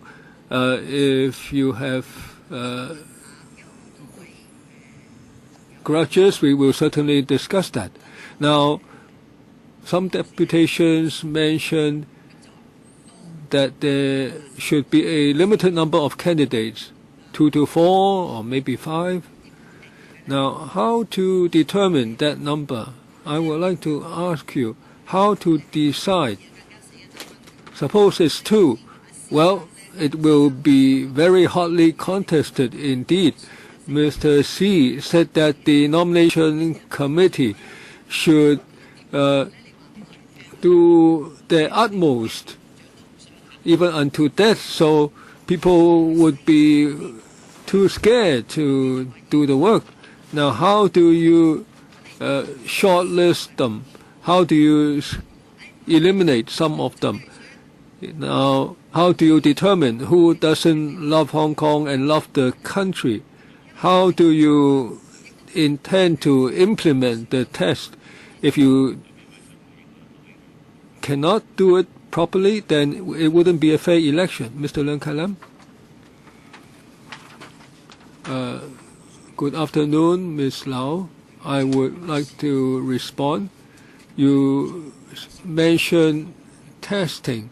Now, of course, nobody knows what you are thinking, but your action is visible to all. In the mainland, before something happens, all the officials are very clean in their behavior, or at least that's what it appears to be the case. What appears to be the case, however, that the fact is that they send all their children overseas, and you can verify that. They suppose somebody is prepared to desert Hong Kong, then can you say that he loves Hong Kong and loves the country? How do you test that?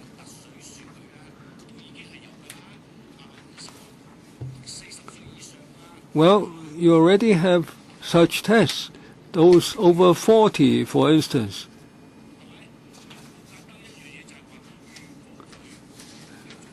If the person doesn't behave in certain ways, then he can be considered okay. Next, Ms. Dari Lee. We thank the friends seated here for expressing their views.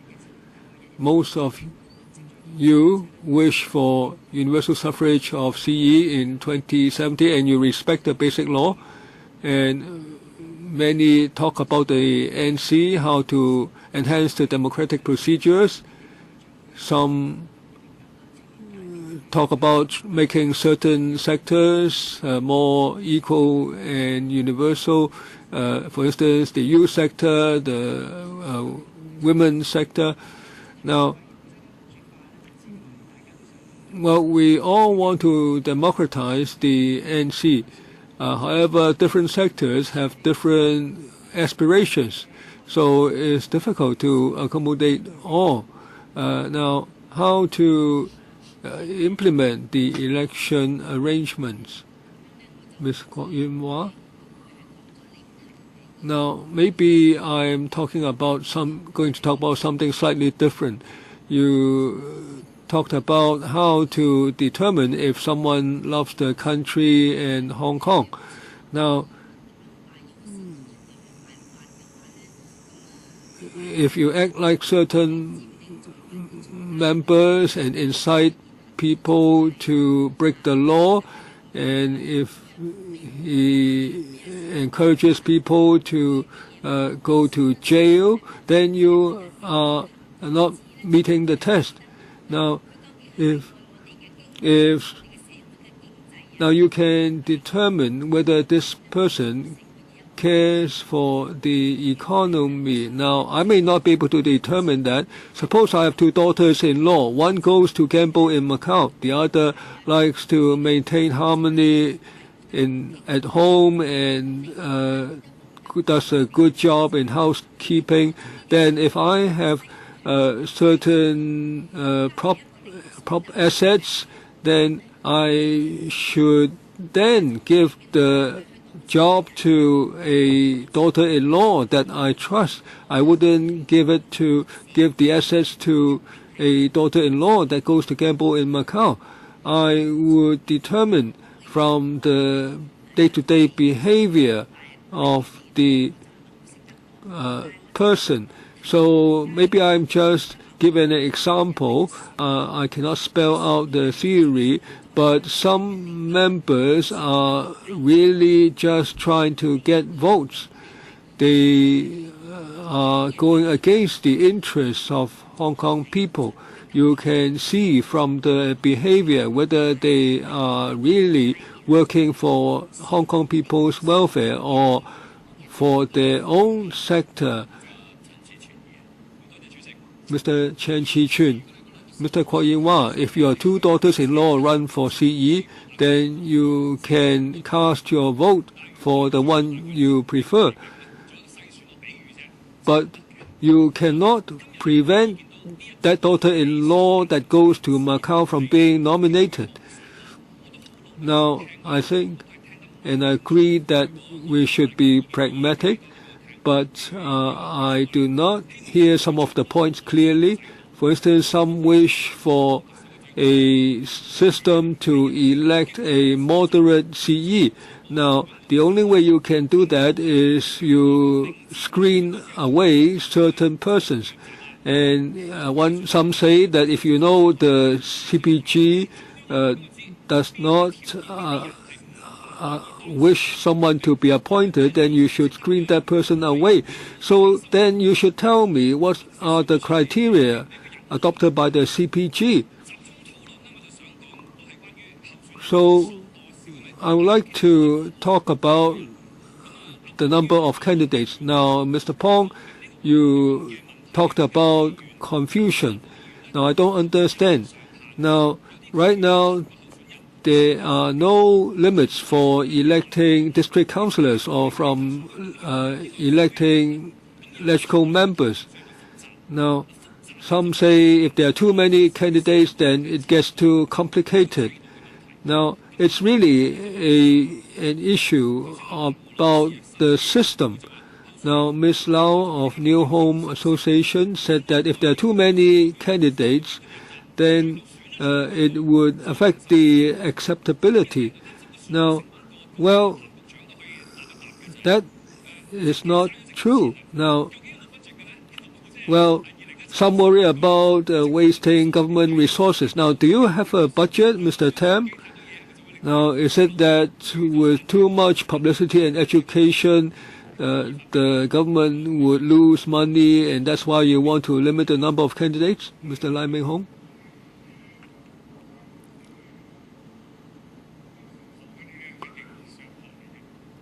Now, what was talked about is rather abstract. If Gorbachev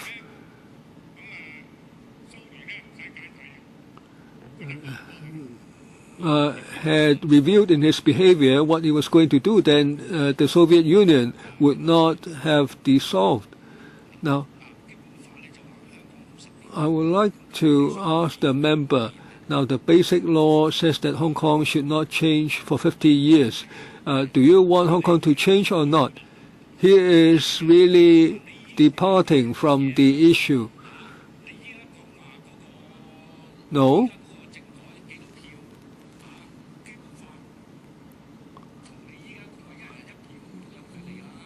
Now, well, the basic law says one person, one vote. Now, if that's the case, should you change the election procedures for councillors? No. We want no people to nominate. But if you work it out, you would only have 5 candidates given the number requirement. Mr. Tam, I think the deputations for attending, we are now in consultation, so we cannot give very specific comments. However, we have noted your remarks. Now, some deputations mention whether it's with the functional constituencies or with the subsectors of the EC, whether there should be new subsectors to expand the electoral base, for instance, transportation, labor, social welfare. I welcome specific suggestions. For instance, Mr. Ma, you mentioned the issue about registered social workers. By all means, submit your views in writing to us. Now, on the registration of voters, now, and on the delineation, now it should be transparent because we want to be open and fair. We want the system to be credible. Please let the Secretary finish. Now, the transportation sector, we welcome Mr. Leung's views. You said you submitted your views in the past. We will look them up. Now, some issues can be dealt with by local legislation. We will look at that. We will study your points about youth and women. Now, also, in written submissions, it says that to implement universal suffrage, one must rely on a roadmap, and another mentioned that we must rely on previous experience. Now, I think what he means is that we must rely on our legal basis, the basis provided or model provided by the basic law. Now, I think past experience is also very important. Now, since reunification, we have had several rounds of CE elections. Now, whether it's regarding the number of candidates, etc., all this is valuable experience. Also, I believe Mr. Choi Tak-sing mentioned a point which is the only one of its kind I've heard so far this session. He said that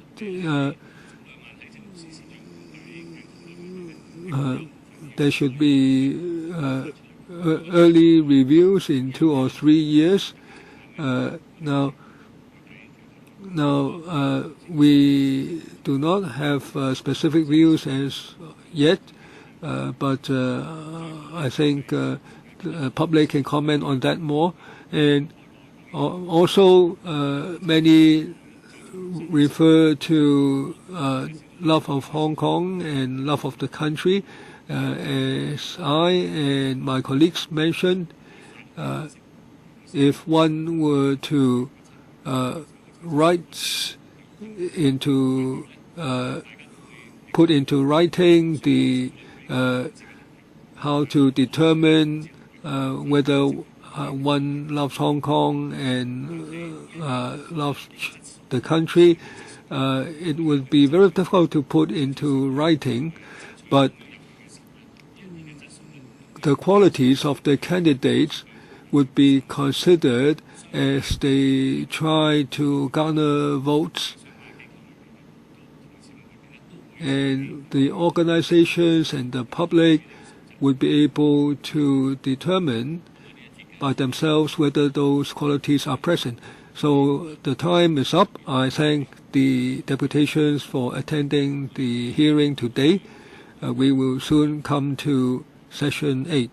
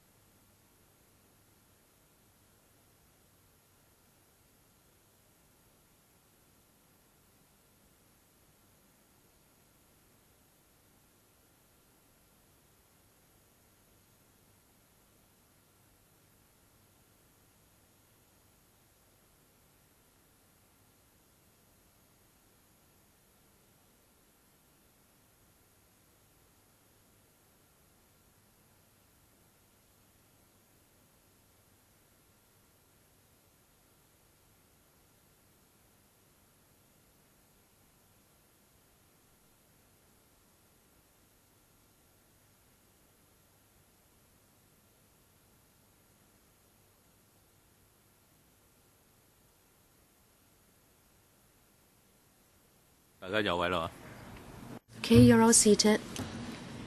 Let's start. I'd like to welcome deputations and individuals to the special meeting of the Panel on Constitutional Affairs. The purpose today is to listen to your views on the consultation document on the methods for selecting the CE in 2017 and for forming the LegCo in 2016. I will be calling upon you one by one. Please limit what you have to say to within 3 minutes. Please note that you are not protected by the Legislative Council Powers and Privileges Ordinance in what you are going to say. After deputations and individuals have spoken, members may ask questions and then the Secretary for CMA will make a general response. Let's start. First of all, Mr. Ho Kai Ming. Mr. Ho. Thank you, Chairman. Good afternoon, members. I am from the Kwun Tong District Council. I am Jonathan Ho. I have 3 views. First, the CE should be given more legitimacy. No matter who becomes the CE, members of the public should find this person acceptable. I therefore think that the CE should have half of the votes, whether it be 1 round of voting or whether you need to achieve it through 2 rounds of voting. But in any way, in any case, the CE should be supported by half or over half of the people in Hong Kong. Number 2, how we can allow candidates to be serious about this election. Many deputations in the last session said that this person should love the country and love Hong Kong. But what I mean is how he should be serious towards the oath that he will make after having been returned, and how he can convince people that he will be able to deliver what he promises. I don't want this to become a publicity platform for some people. I'd like to say that the candidature deposit should be more. Like in Taiwan, it is 15 million Taiwan dollar, and to be a city mayor in Taiwan, you need to put down a deposit of 2 million Taiwan dollar. So they should achieve a certain number of votes before they can get back the deposit, so the election will be given its integrity. Number 3,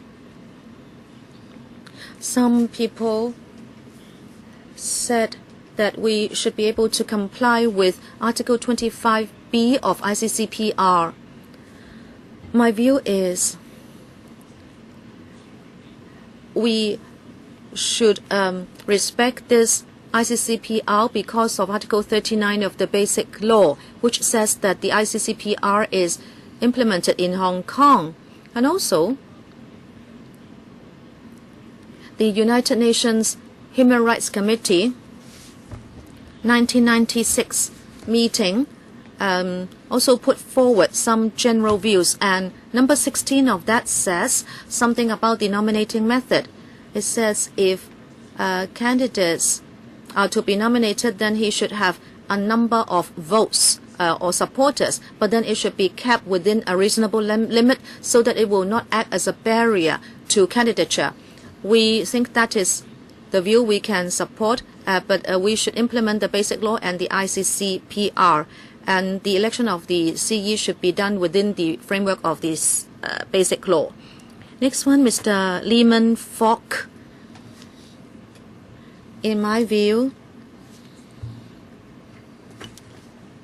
the NC could be formed by randomly selecting from PRs in Hong Kong, just like the forming of juries at the court. If the CE candidate wants to stand for election, then he should be nominated by 100 persons. And in the end, if there is a close call, then there could be a second round. As for LegCo, we hope all members could be returned by 1 man, 1 vote. So FCs will be abolished. If we want to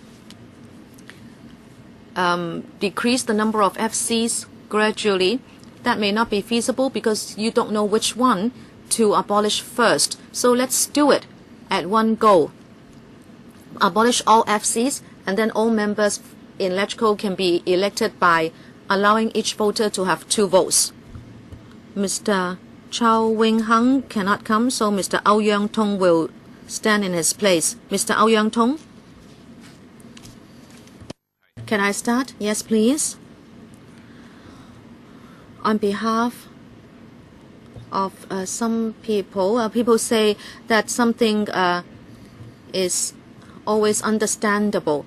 Now, actually, NC's members should all have a spittoon, because when the Basic Law was drafted, Mr. Deng Xiaoping also spit in front of British delegates. So we all need to have spittoons for NC members. That goes without saying. As for the principle of loving the country and loving Hong Kong, we don't know how to deal with it. I have a very simple proposal, and that is that all candidates should divorce with their spouses, and then in certain countries there are laws for people to marry a pillow. If you want to prove that you love the country and Hong Kong, you divorce your spouse, and then you should marry a pillow with 5 stars, so that in law you would be proven to love Hong Kong and love the country. This will resolve all the difficult problems. Mr. Li Fei, member of the Basic Law Committee, said that there should be organizational nomination, and also all people should support a candidate. And also the composition should be more or less. Now, what do you mean by more or less? More, of course, is more than less, and less is less than more. But what he means is that you need 98% of NC members nominating someone before someone can become a candidate. So that means more or less. And then, how should the 4 sectors be returned? The first one, commercial, business and financial. In fact, all hawkers belong to this group. They should therefore join the first sector. And other people have religions in Hong Kong. I believe in the religion of sleep. So whether people believe in my religion or other religions, they should be able to join the religious sector. Thank you. Next one, Mr. Chang Silat. The community is talking about the method to return the CE in 2017. If there is screening, then Hong Kong people would be made to swallow some ordained candidates by Beijing. If Beijing continues to say we will allow the NC to make nominations, and then there are 4 sectors in the NC, again, they are the minority. If that's the only way, then you are continuing the privileges of certain people, and you make it impossible for the people to make nominations. Therefore, we think there should be political party nomination as well as public nomination. This is very simple. In terms of public nomination, a certain number of voters should be able to nominate a candidate. It shows the candidate has the support of voters, and he shares the political philosophy of those voters. And secondly, political party nomination. If that party has a certain number of seats in LegCo and has a number of votes, then it should be able to nominate a candidate. So whether the political parties are democratic or that they are related to Beijing, as long as there is support, they should be able to nominate candidates. I think that is a fair system. At the same time, for LegCo, we should allow diversified voices to be heard, and the LegCo should be able to pull together efforts and sectors that want to monitor the administration. So whether you have a representative proportional system or you have one round. You can have a mixed system. And in the end, we say FCs should be abolished because this is a system that allows the privilege of the minority to be dominating. So first of all, public nomination, political party nomination, and number 2, abolition of FCs. So the executive and the LegCo would not just favor the privileged classes in society.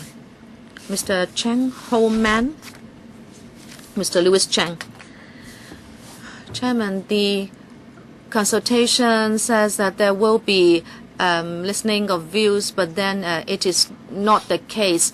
Carrie Lam has already said that the voting on the 1st of January has no reference value. So it seems that you are not listening to the people. As long as you don't like certain views, you think they have no reference value. I think it goes without saying that you are chevalier in your attitude. We thought that there would be universal suffrage in 07-08, but then it was overthrown in 04 by MPCSC, and then there are the 5-step processes. And then even universal suffrage in 2012 is thrown out. And now there is the consultation, and you drone on saying that we should discuss within the framework of the BL. But the CCP is the first one to tear the BL apart. Now you say we have to abide by the BL. I think you are just thick-skinned. The consultation paper says that even if organizational nomination is not mentioned in the BL, you say that it is said by Xiao Xiaoyang. I think you are just bootlicking him. On the one hand, you say you add things to the basic law, and yet you say you abide by the rule of law. Now, public nomination is a heated topic. I think it is crucial. The CCP can certainly manipulate the NC and you give people poor choices. But public nomination is the most direct and most democratic way of nomination. And it may flout the basic law, Article 45, you say, but public opinion is very clear. If BL does not allow it, then we should amend the BL. Laws should be made for the people and by the people. BL is not sacrosanct. Some people question that public nomination is not the mainstream view, but as the one doing the consultation, you should clarify that point. Public nomination is one of the ways to vote. I hope the more radical factions and civic party should start a 5-district voting or voting process by having members resigning. Mr. Mok Hiu Fong. Thank you, Chairman. We will have something very close to universal suffrage in 2017. We must be very careful now in defining universal suffrage so that we will not have the entire process hijacked. Democratic universal suffrage should include universal nominating rights and also fair voting rights. There should not be any screening. There shouldn't be criteria of loving the country or loving Hong Kong because that can be subject to different interpretations. And we should not just allow the NC, which is not broadly representative, to do screening by having organizational nomination. This is not acceptable. And objectively speaking, such methods will not help to enhance the legitimacy of the government. If you only pretend to be democratic, you are going to affect the entire society. I'm talking about trade unions, MACs, OCs, and even student councils. If you allow democracy to be distorted at the highest level, it will also be so in the lower levels. From our experience in seeking democracy, we know that if there is any screening or unfair methods, then it will not be credible, it will not be legitimate. Therefore, public nomination is the guarantee system to resist screening. We must insist on public nomination so there will not be screening. As for LegCo, FCs are very unreasonable and they do not comply with the universal and equal suffrage system. That has been proved. We must abolish FCs. There is no argument about that. LegCo election should be reformed by abolishing FCs. don't ever even imagine that the FCs should stay. The most ideal way is to abolish them right away. And even if you want to just amend the system, you have to explain how that would eventually result in abolition of all FCs. Mr. Ouyang Tong, I represent 6425 Group. We are a community group concerned with June 4th. It has happened 25 years ago, but in Hong Kong, where we are within China, we cannot see democratic elections. Can we allow the souls of June 4th to rest in peace? I don't think so. So on behalf of the community, I'm telling you that we are going to commemorate June 4th in different ways, and we would also support universal suffrage without screening with all our efforts. If the central authorities says universal suffrage is just something very common, then why on the mainland there is one-party autocracy? I would just repeat what June 4th souls would say. Let's put an end to one-party rule. Please put your prop down because you have finished speaking. Mr. Wong Kam Fai. Good afternoon, Chairman. I represent the Hong Kong Electrical and Engineering Professional Employees Association. Hong Kong has returned to China for 16 years. Many Hong Kong people would like to have universal suffrage to return the CE. I hope members of the public and LegCo members would agree to disagree and resolve a method for electing the CE by universal suffrage. We'd like to have the following proposals. We hope that the NC can be expanded in membership in a proportional manner and also in a gradual and orderly manner. Number 2, the NC should have organizational and substantive nomination. No one can circumvent the NC. And the NC should not be relegated to be a rubber stamp. Number 3, candidates should be limited to 3 to 5. And the votes to be obtained by candidates should be over 50% before someone is successfully elected. And also, the CE should not have any political party affiliation. Thank you. Next one, Mr. Lam Sik Kin.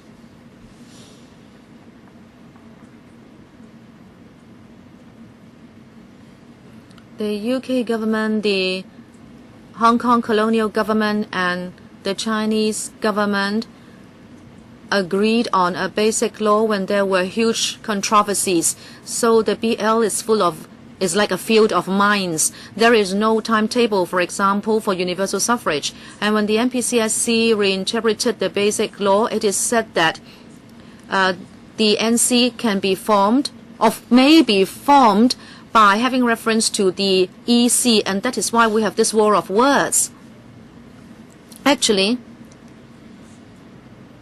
the election of every place should have regard for the history of that place and also the actual situation of that place. Hong Kong has a different election mode from other places. Other places usually allow political parties to make nominations, and the mayor or the city mayor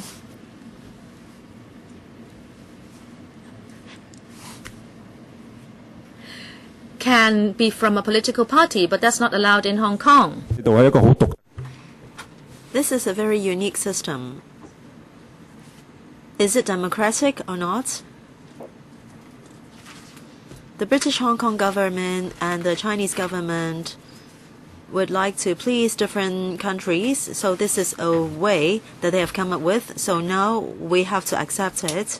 Under these circumstances, with this historical background, I think we should follow this system so as to make things easier.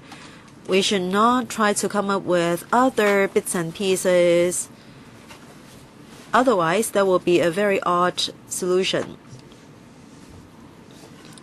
So, what I mean is, in accordance with the current nomination committee system,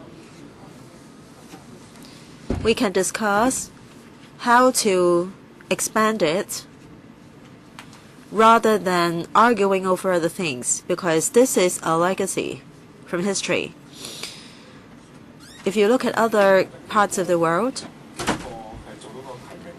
there are only a few candidates. Yes, they do not have the upper limit, but basically they have some rules and methods so that there won't be a big number of candidates. In this way, candidates will be of better quality and eligibility. It is up to members and public wisdom to decide. In other countries, the average number is 3 to 5 candidates.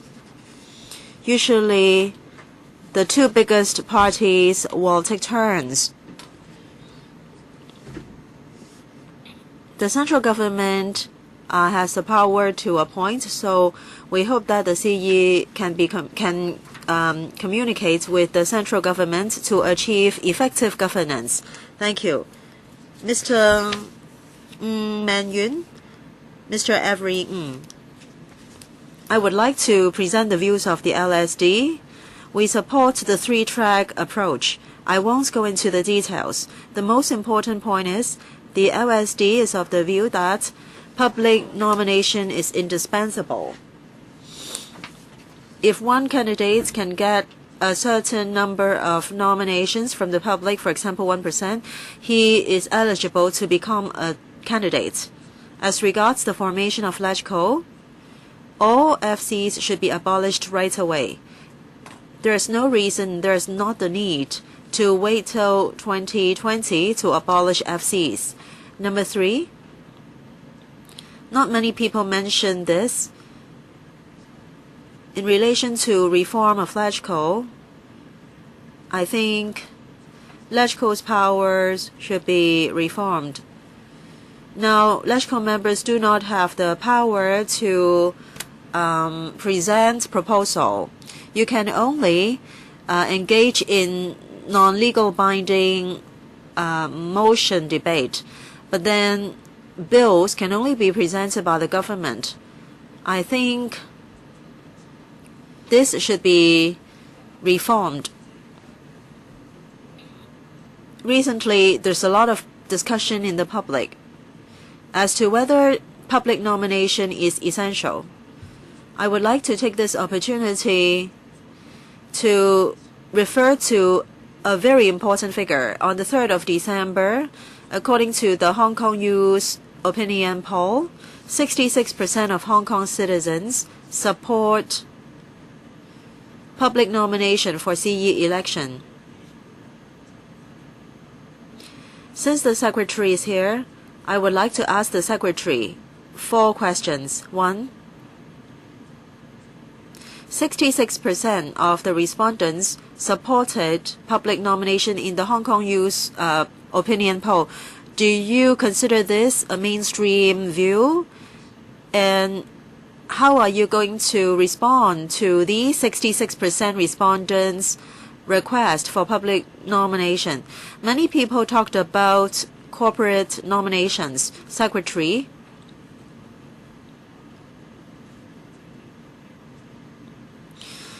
when it comes to CEDAW, will that have any conflict with the UN Convention? Let's say if there is no public nomination, if there is no political parties nomination, then now in the nomination committee, all members are returned by one man, one vote. Then Secretary, do you think that there will be the broadest representation by having one man, one vote for corporate nominations? Thank you. Chairman, as a secondary student, I have different views about universal suffrage.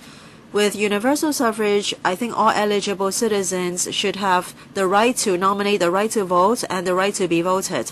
I think the three-track approach is feasible, but there are details that should be revised. Now, people are against nomination committee because it is not representative enough, and there are no representatives with different political spectrum. If we really want to achieve one man, one vote for CE election, there is the need for nomination committee. So I have two suggestions. One, about public nomination. Political parties. Now, public nomination and political parties nomination can be from the public, and then the committee can do vetting. But then the threshold should be lower. Candidates selected by the nomination committee should be subject to a higher threshold. How should the threshold be set? I think this can come from public consultation to ensure its independence. Besides, there should be more members in the nomination committee and more members with different political spectrum, so that it will be more comprehensive. Thank you. Next, Mr. Ho Ting Hong. Thank you. About the 2017 CE election, I have a few suggestions. First of all, there's a lot of discussion among the public as to whether there will be some screening mechanisms for CE election. Now, one point of controversy is whether or not the candidates need to love the country and love Hong Kong. Hong Kong as an SAR is part of China. I think to love the country and to love Hong Kong is a basic requirement. And there is not a specific screening requirement. In other countries, I don't think that people will refrain from loving their country and their place of living. If they don't like the place, why will they continue to live there? And why will they want to become the ruler or the leader of that place? This is not disputable. This is very basic. I have a few suggestions. Number one, under the framework of nomination committee, we will have our CE election. If we refer to the basic law,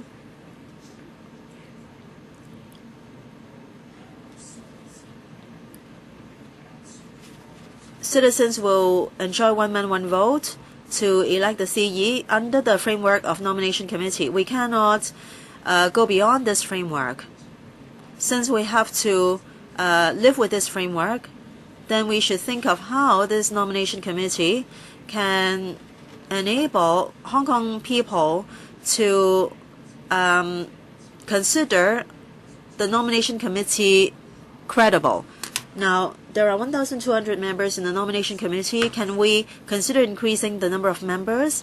And these members can have more diversified background. They can come from different occupations. They can have different political background. This is something we should study and discuss. Besides, many people are of the view that there will be some shortlisting or screening, and at the end of the day, there won't be too much choice. From an economic point of view, I think there won't be too many candidates for people to choose from. The government can consider this. There can be an upper limit or lower limit in relation to deposit payment or availability of funding. We have 7 million population in Hong Kong. If there are too many resources or candidates for people to choose from, well, Hong Kong people may not like that. But I do think that there should be people with different background, people from different sectors for Hong Kong people to choose from. Okay? Thank you. Next, Ms. Zhang Hokwan. Good afternoon. I am a Form 6 student. I don't agree to the three-track system because one of the tracks is public nomination. With public nomination, the nomination committee will only have the function of confirming the nominations, and the central government said clearly that they don't like that. So if we insist to have public nomination, the final step of the 5-step approach will not be approved by the central government, and the earlier consultation work will be wasted. With the 3-track approach, the nomination committee's function will change. This is against Article 45 of the Basic Law. We have to act according to the Basic Law. The CE candidate should be nominated by the nomination committee with broad representation. So I suggest that there can be more members in the nomination committee, and the electoral base can be expanded. In the nomination committee, 1/4 of the members can be returned by one man, one vote.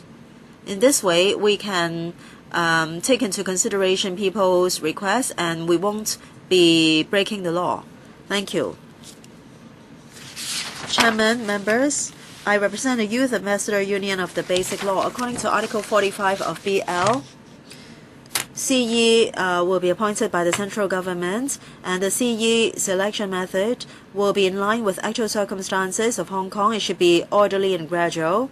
And at the end of the day, the nomination committee with broad representation will nominate candidates to achieve universal suffrage. Universal suffrage of CE election should be in line with basic law. Under one country, two systems, the approach should be orderly and gradual. We should maintain the prosperity and stability of Hong Kong. Concerning the nomination committee, the Pan Democrats suggested public nomination. This is not in line with basic law. If this argument continues, there will be further division in Hong Kong. It's difficult to govern Hong Kong. We will come to a standstill in constitutional development. In the basic law, there is the nomination committee with broad representation and public nomination, and this is totally two different things. To achieve universal suffrage, members of the public should have the sense of crisis and sense of responsibility. We should not only come up with a very ideal way of nomination and election, there must be a roadmap so that there is virtuous interaction and mutual trust between the Democrats and the pro-government camp.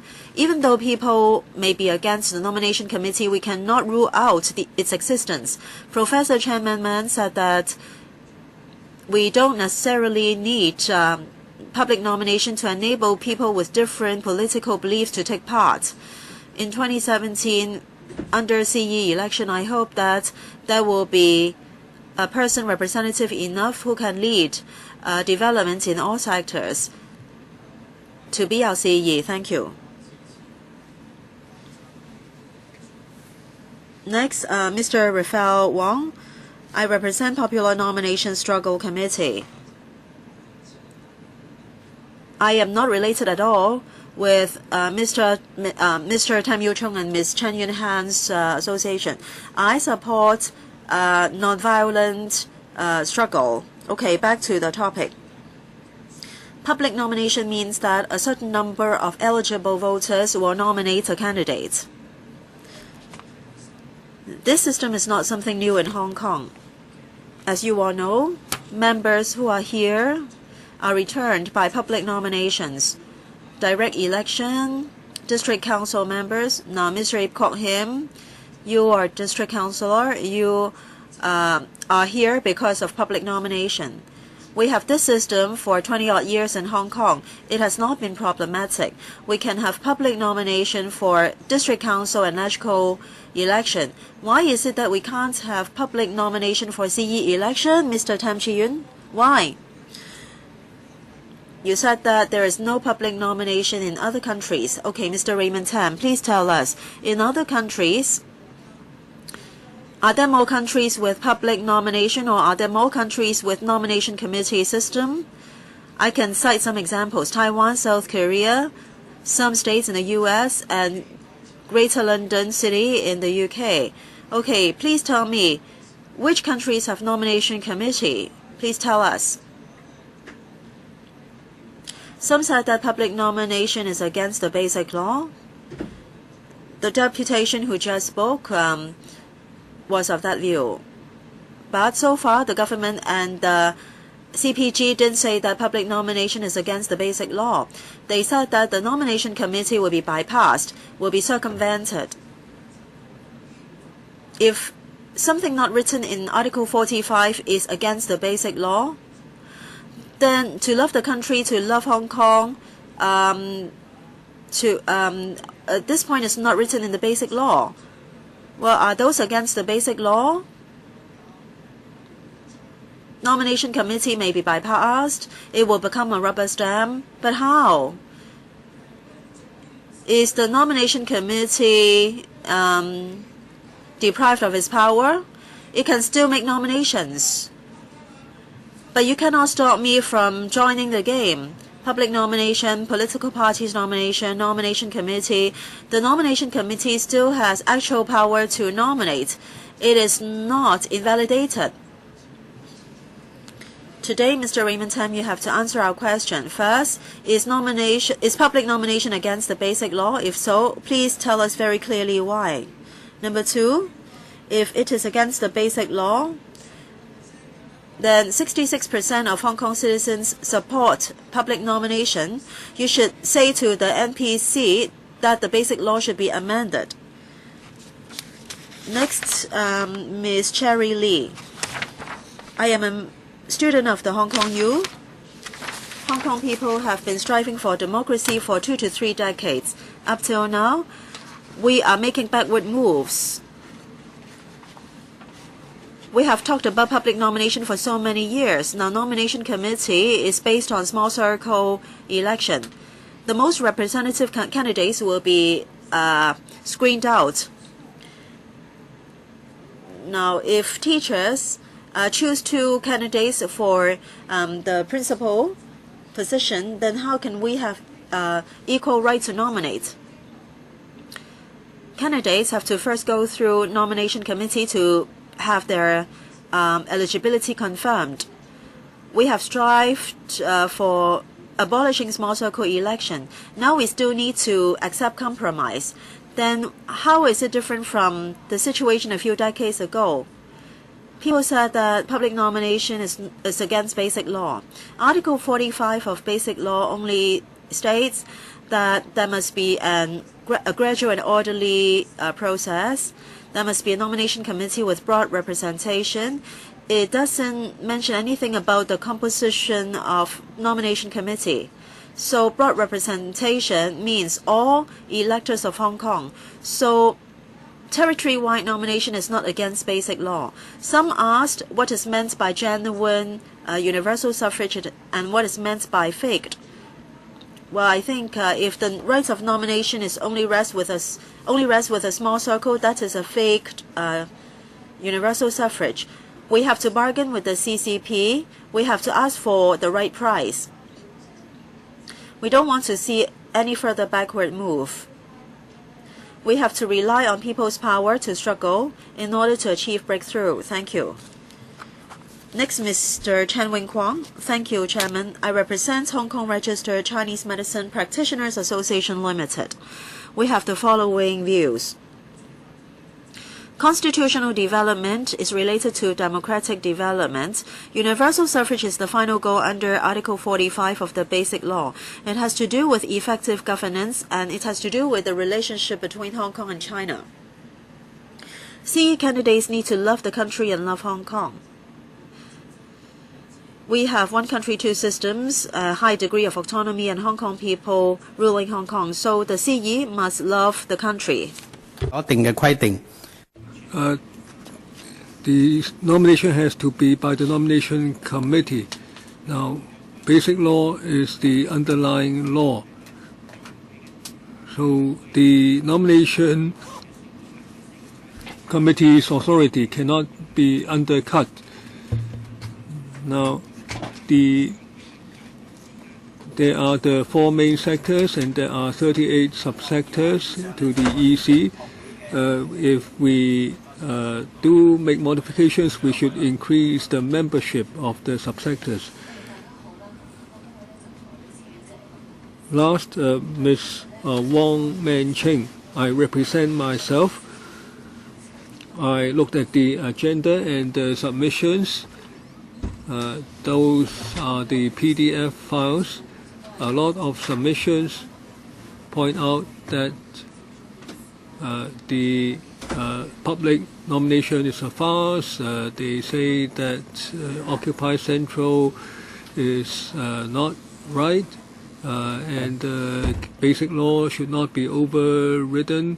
Now, so it seems fairly one-sided in support. So I think now the government seems to be hypnotized by these so-called written submissions. Is it really listening to people's views? Now, when I listen to the deputations, some are saying that they are tired of the brainwashing by the opposition. Now, it's not important how the Occupy Central movement is going to paralyze society. We have to think why we have this Occupy Central movement. People are already in dire straits. So I think public nomination should come into existence because it can realize equality among people, and irrespective of status and ability, one can vote for the CE. Now, if you're really talking about the law, I think that is a higher law than all kinds of law. Now, it is in the public interest for the public to have the right to nominate, and we should eliminate the privileged class. So you should consider this public opinion. Now, question time for members. Ms. Emily Lau. Thank you, Chairman. We are now at the end of session 8. Thank you all. We started at 9 this morning, and the same is going to take place next week. We thank the citizens for coming to offer their views. A few talk about the limit to the number of candidates, and this also happened in previous sessions. But how do you do that?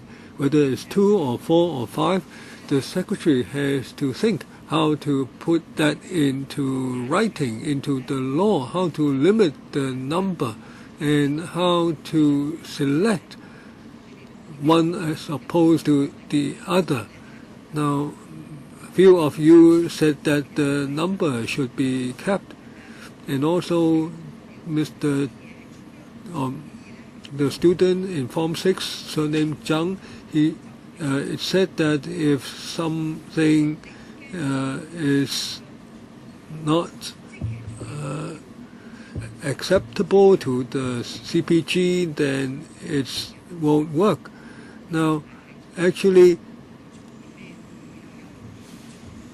we are not trying to guess what the CPG wants, and we are not trying to refrain from what the CPG does not like. Now, can you elaborate on that, Ms. Zhang?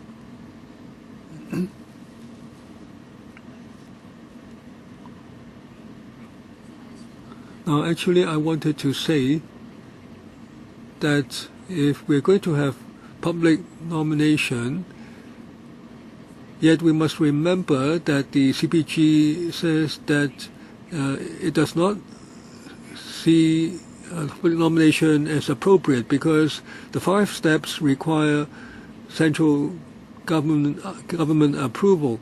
Now, if we have public nomination but the CPG doesn't approve it, then our efforts would be wasted.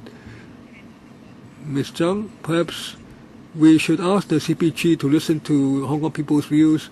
It should respect and trust Hong Kong people. In that case, the problem would not arise. Well, I was thinking what can be done so that CPG can trust in Hong Kong people. Ms. Zhang is pragmatic.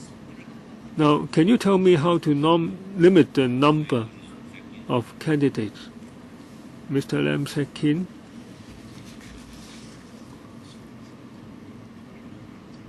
I think it's very difficult to restrict the number of candidates. Can I continue? Yes. In many places, they have 3 to 5 candidates at the end who run. Now, there are no limits, but in the selection process, they try to identify someone who has the ability to govern. It's not just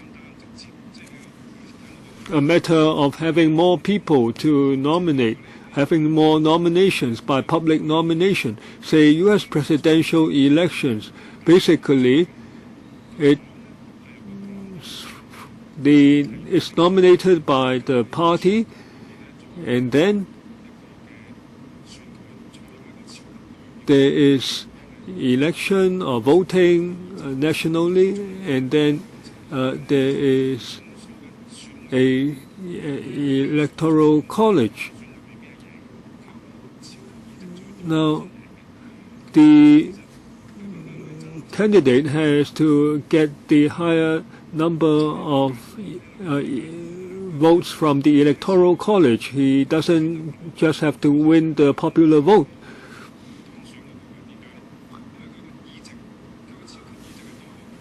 Now, so does that mean that it's false universal suffrage?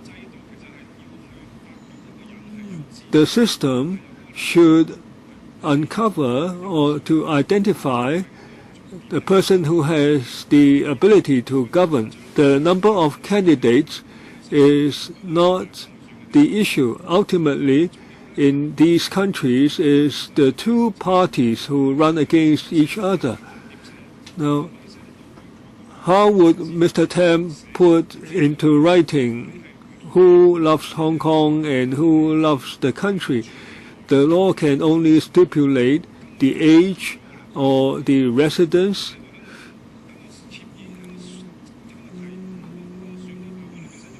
You can't stipulate in the method that one should be a lover of the country of Hong Kong. And we should not waste our time in arguing about that.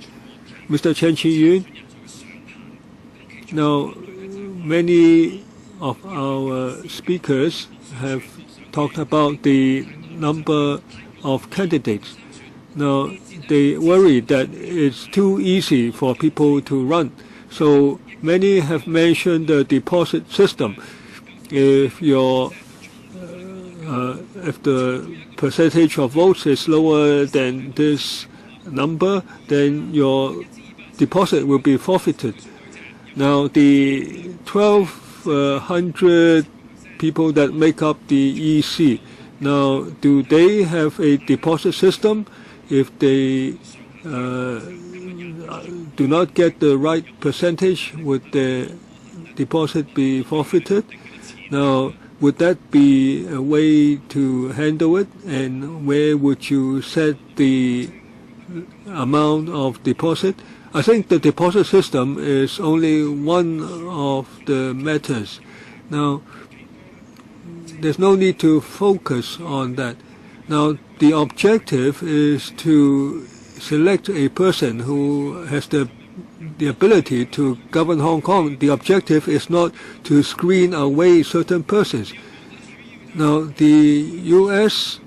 Method is to have the parties determine that.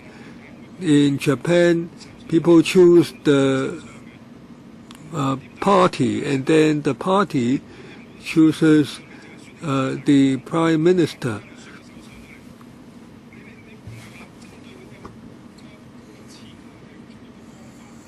The sum of deposit is only a matter to be in connection with the method. The objective is to select someone with the ability. Why is it that raising the ability or raising the deposit or the fine would indicate someone's ability to be a CE. Now, in the voting stage, there should be 2 rounds of voting. In the first round, maybe you have 2, 5, or 10 candidates. You end up with 2 candidates who have the highest number of votes, and they would run in the second round. Now, if one of them in the second round wins 50% plus support, then he would be CE. Now, this is a similar practice to, say, the selection of Miss Hong Kong. Any other questions from members? If not, Mr. Raymond Tam will sum up. Before giving a summary, now I would like to respond to several speakers. Now, as I said in the earlier sessions, at this stage it is consultation stage. We would like to listen to more views on the specific proposals. We will not and should not give specific reactions. Now, Mr. Ng Meng Yun mentioned that there was a public opinion poll by the University of Hong Kong. Now, whether it's posed by U of HK or by some other tertiary institution or organization, we would all take them into account, and we look at the questions, we look at the response, and we have reference to those data in our policy formation. Now, Mr. Meng Yun also asked about organizational nomination and the relationship to ICCPR. Now, I'm not a lawyer, but international Article 25 of ICCPR is about the principle that elections should offer equal and universal suffrage, and there shouldn't be any unreasonable restraint on the right to vote.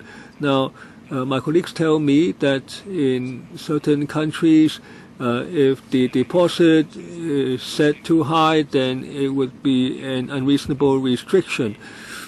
Now, so there might be cases abroad that we can refer to regarding the unreasonable restriction. Now, also would nomination be broadly representative if it's one person, one vote? Now, this is an issue that we will study, and I hope you would all offer your views. Now, another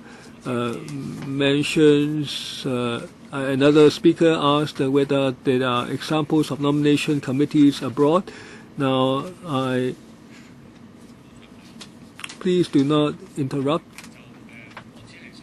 I like to mention only my observation that for specific election systems, now each country differs.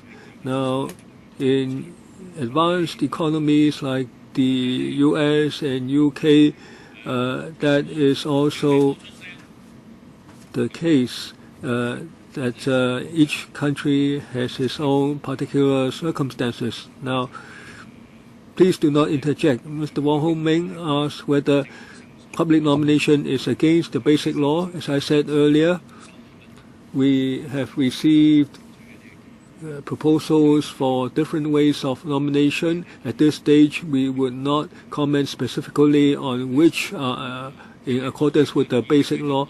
Please do not break the rules. If you continue this way, we must ask you to leave.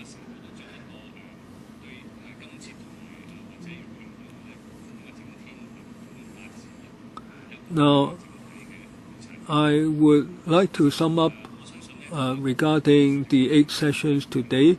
Now, the chairman, Ms. Emily Lau, and myself, and perhaps other members sat through all 8 sessions. Now, people of different backgrounds have different views, and they offered their own observations based on their own thinking, and they have offered their own reasoning. Now, there are still several months of consultation ahead, and your views are all welcome. Now, we are still some distance from reaching consensus. That is my observation today. Now, if we are going to implement universal suffrage, the government wishes that everyone works for that objective. Now, we will have another public hearing next Saturday. The government will, as it does today, listen to all your views. Time is up. We thank the deputations and individuals for expressing their views. Thank you. And we thank the members for staying throughout this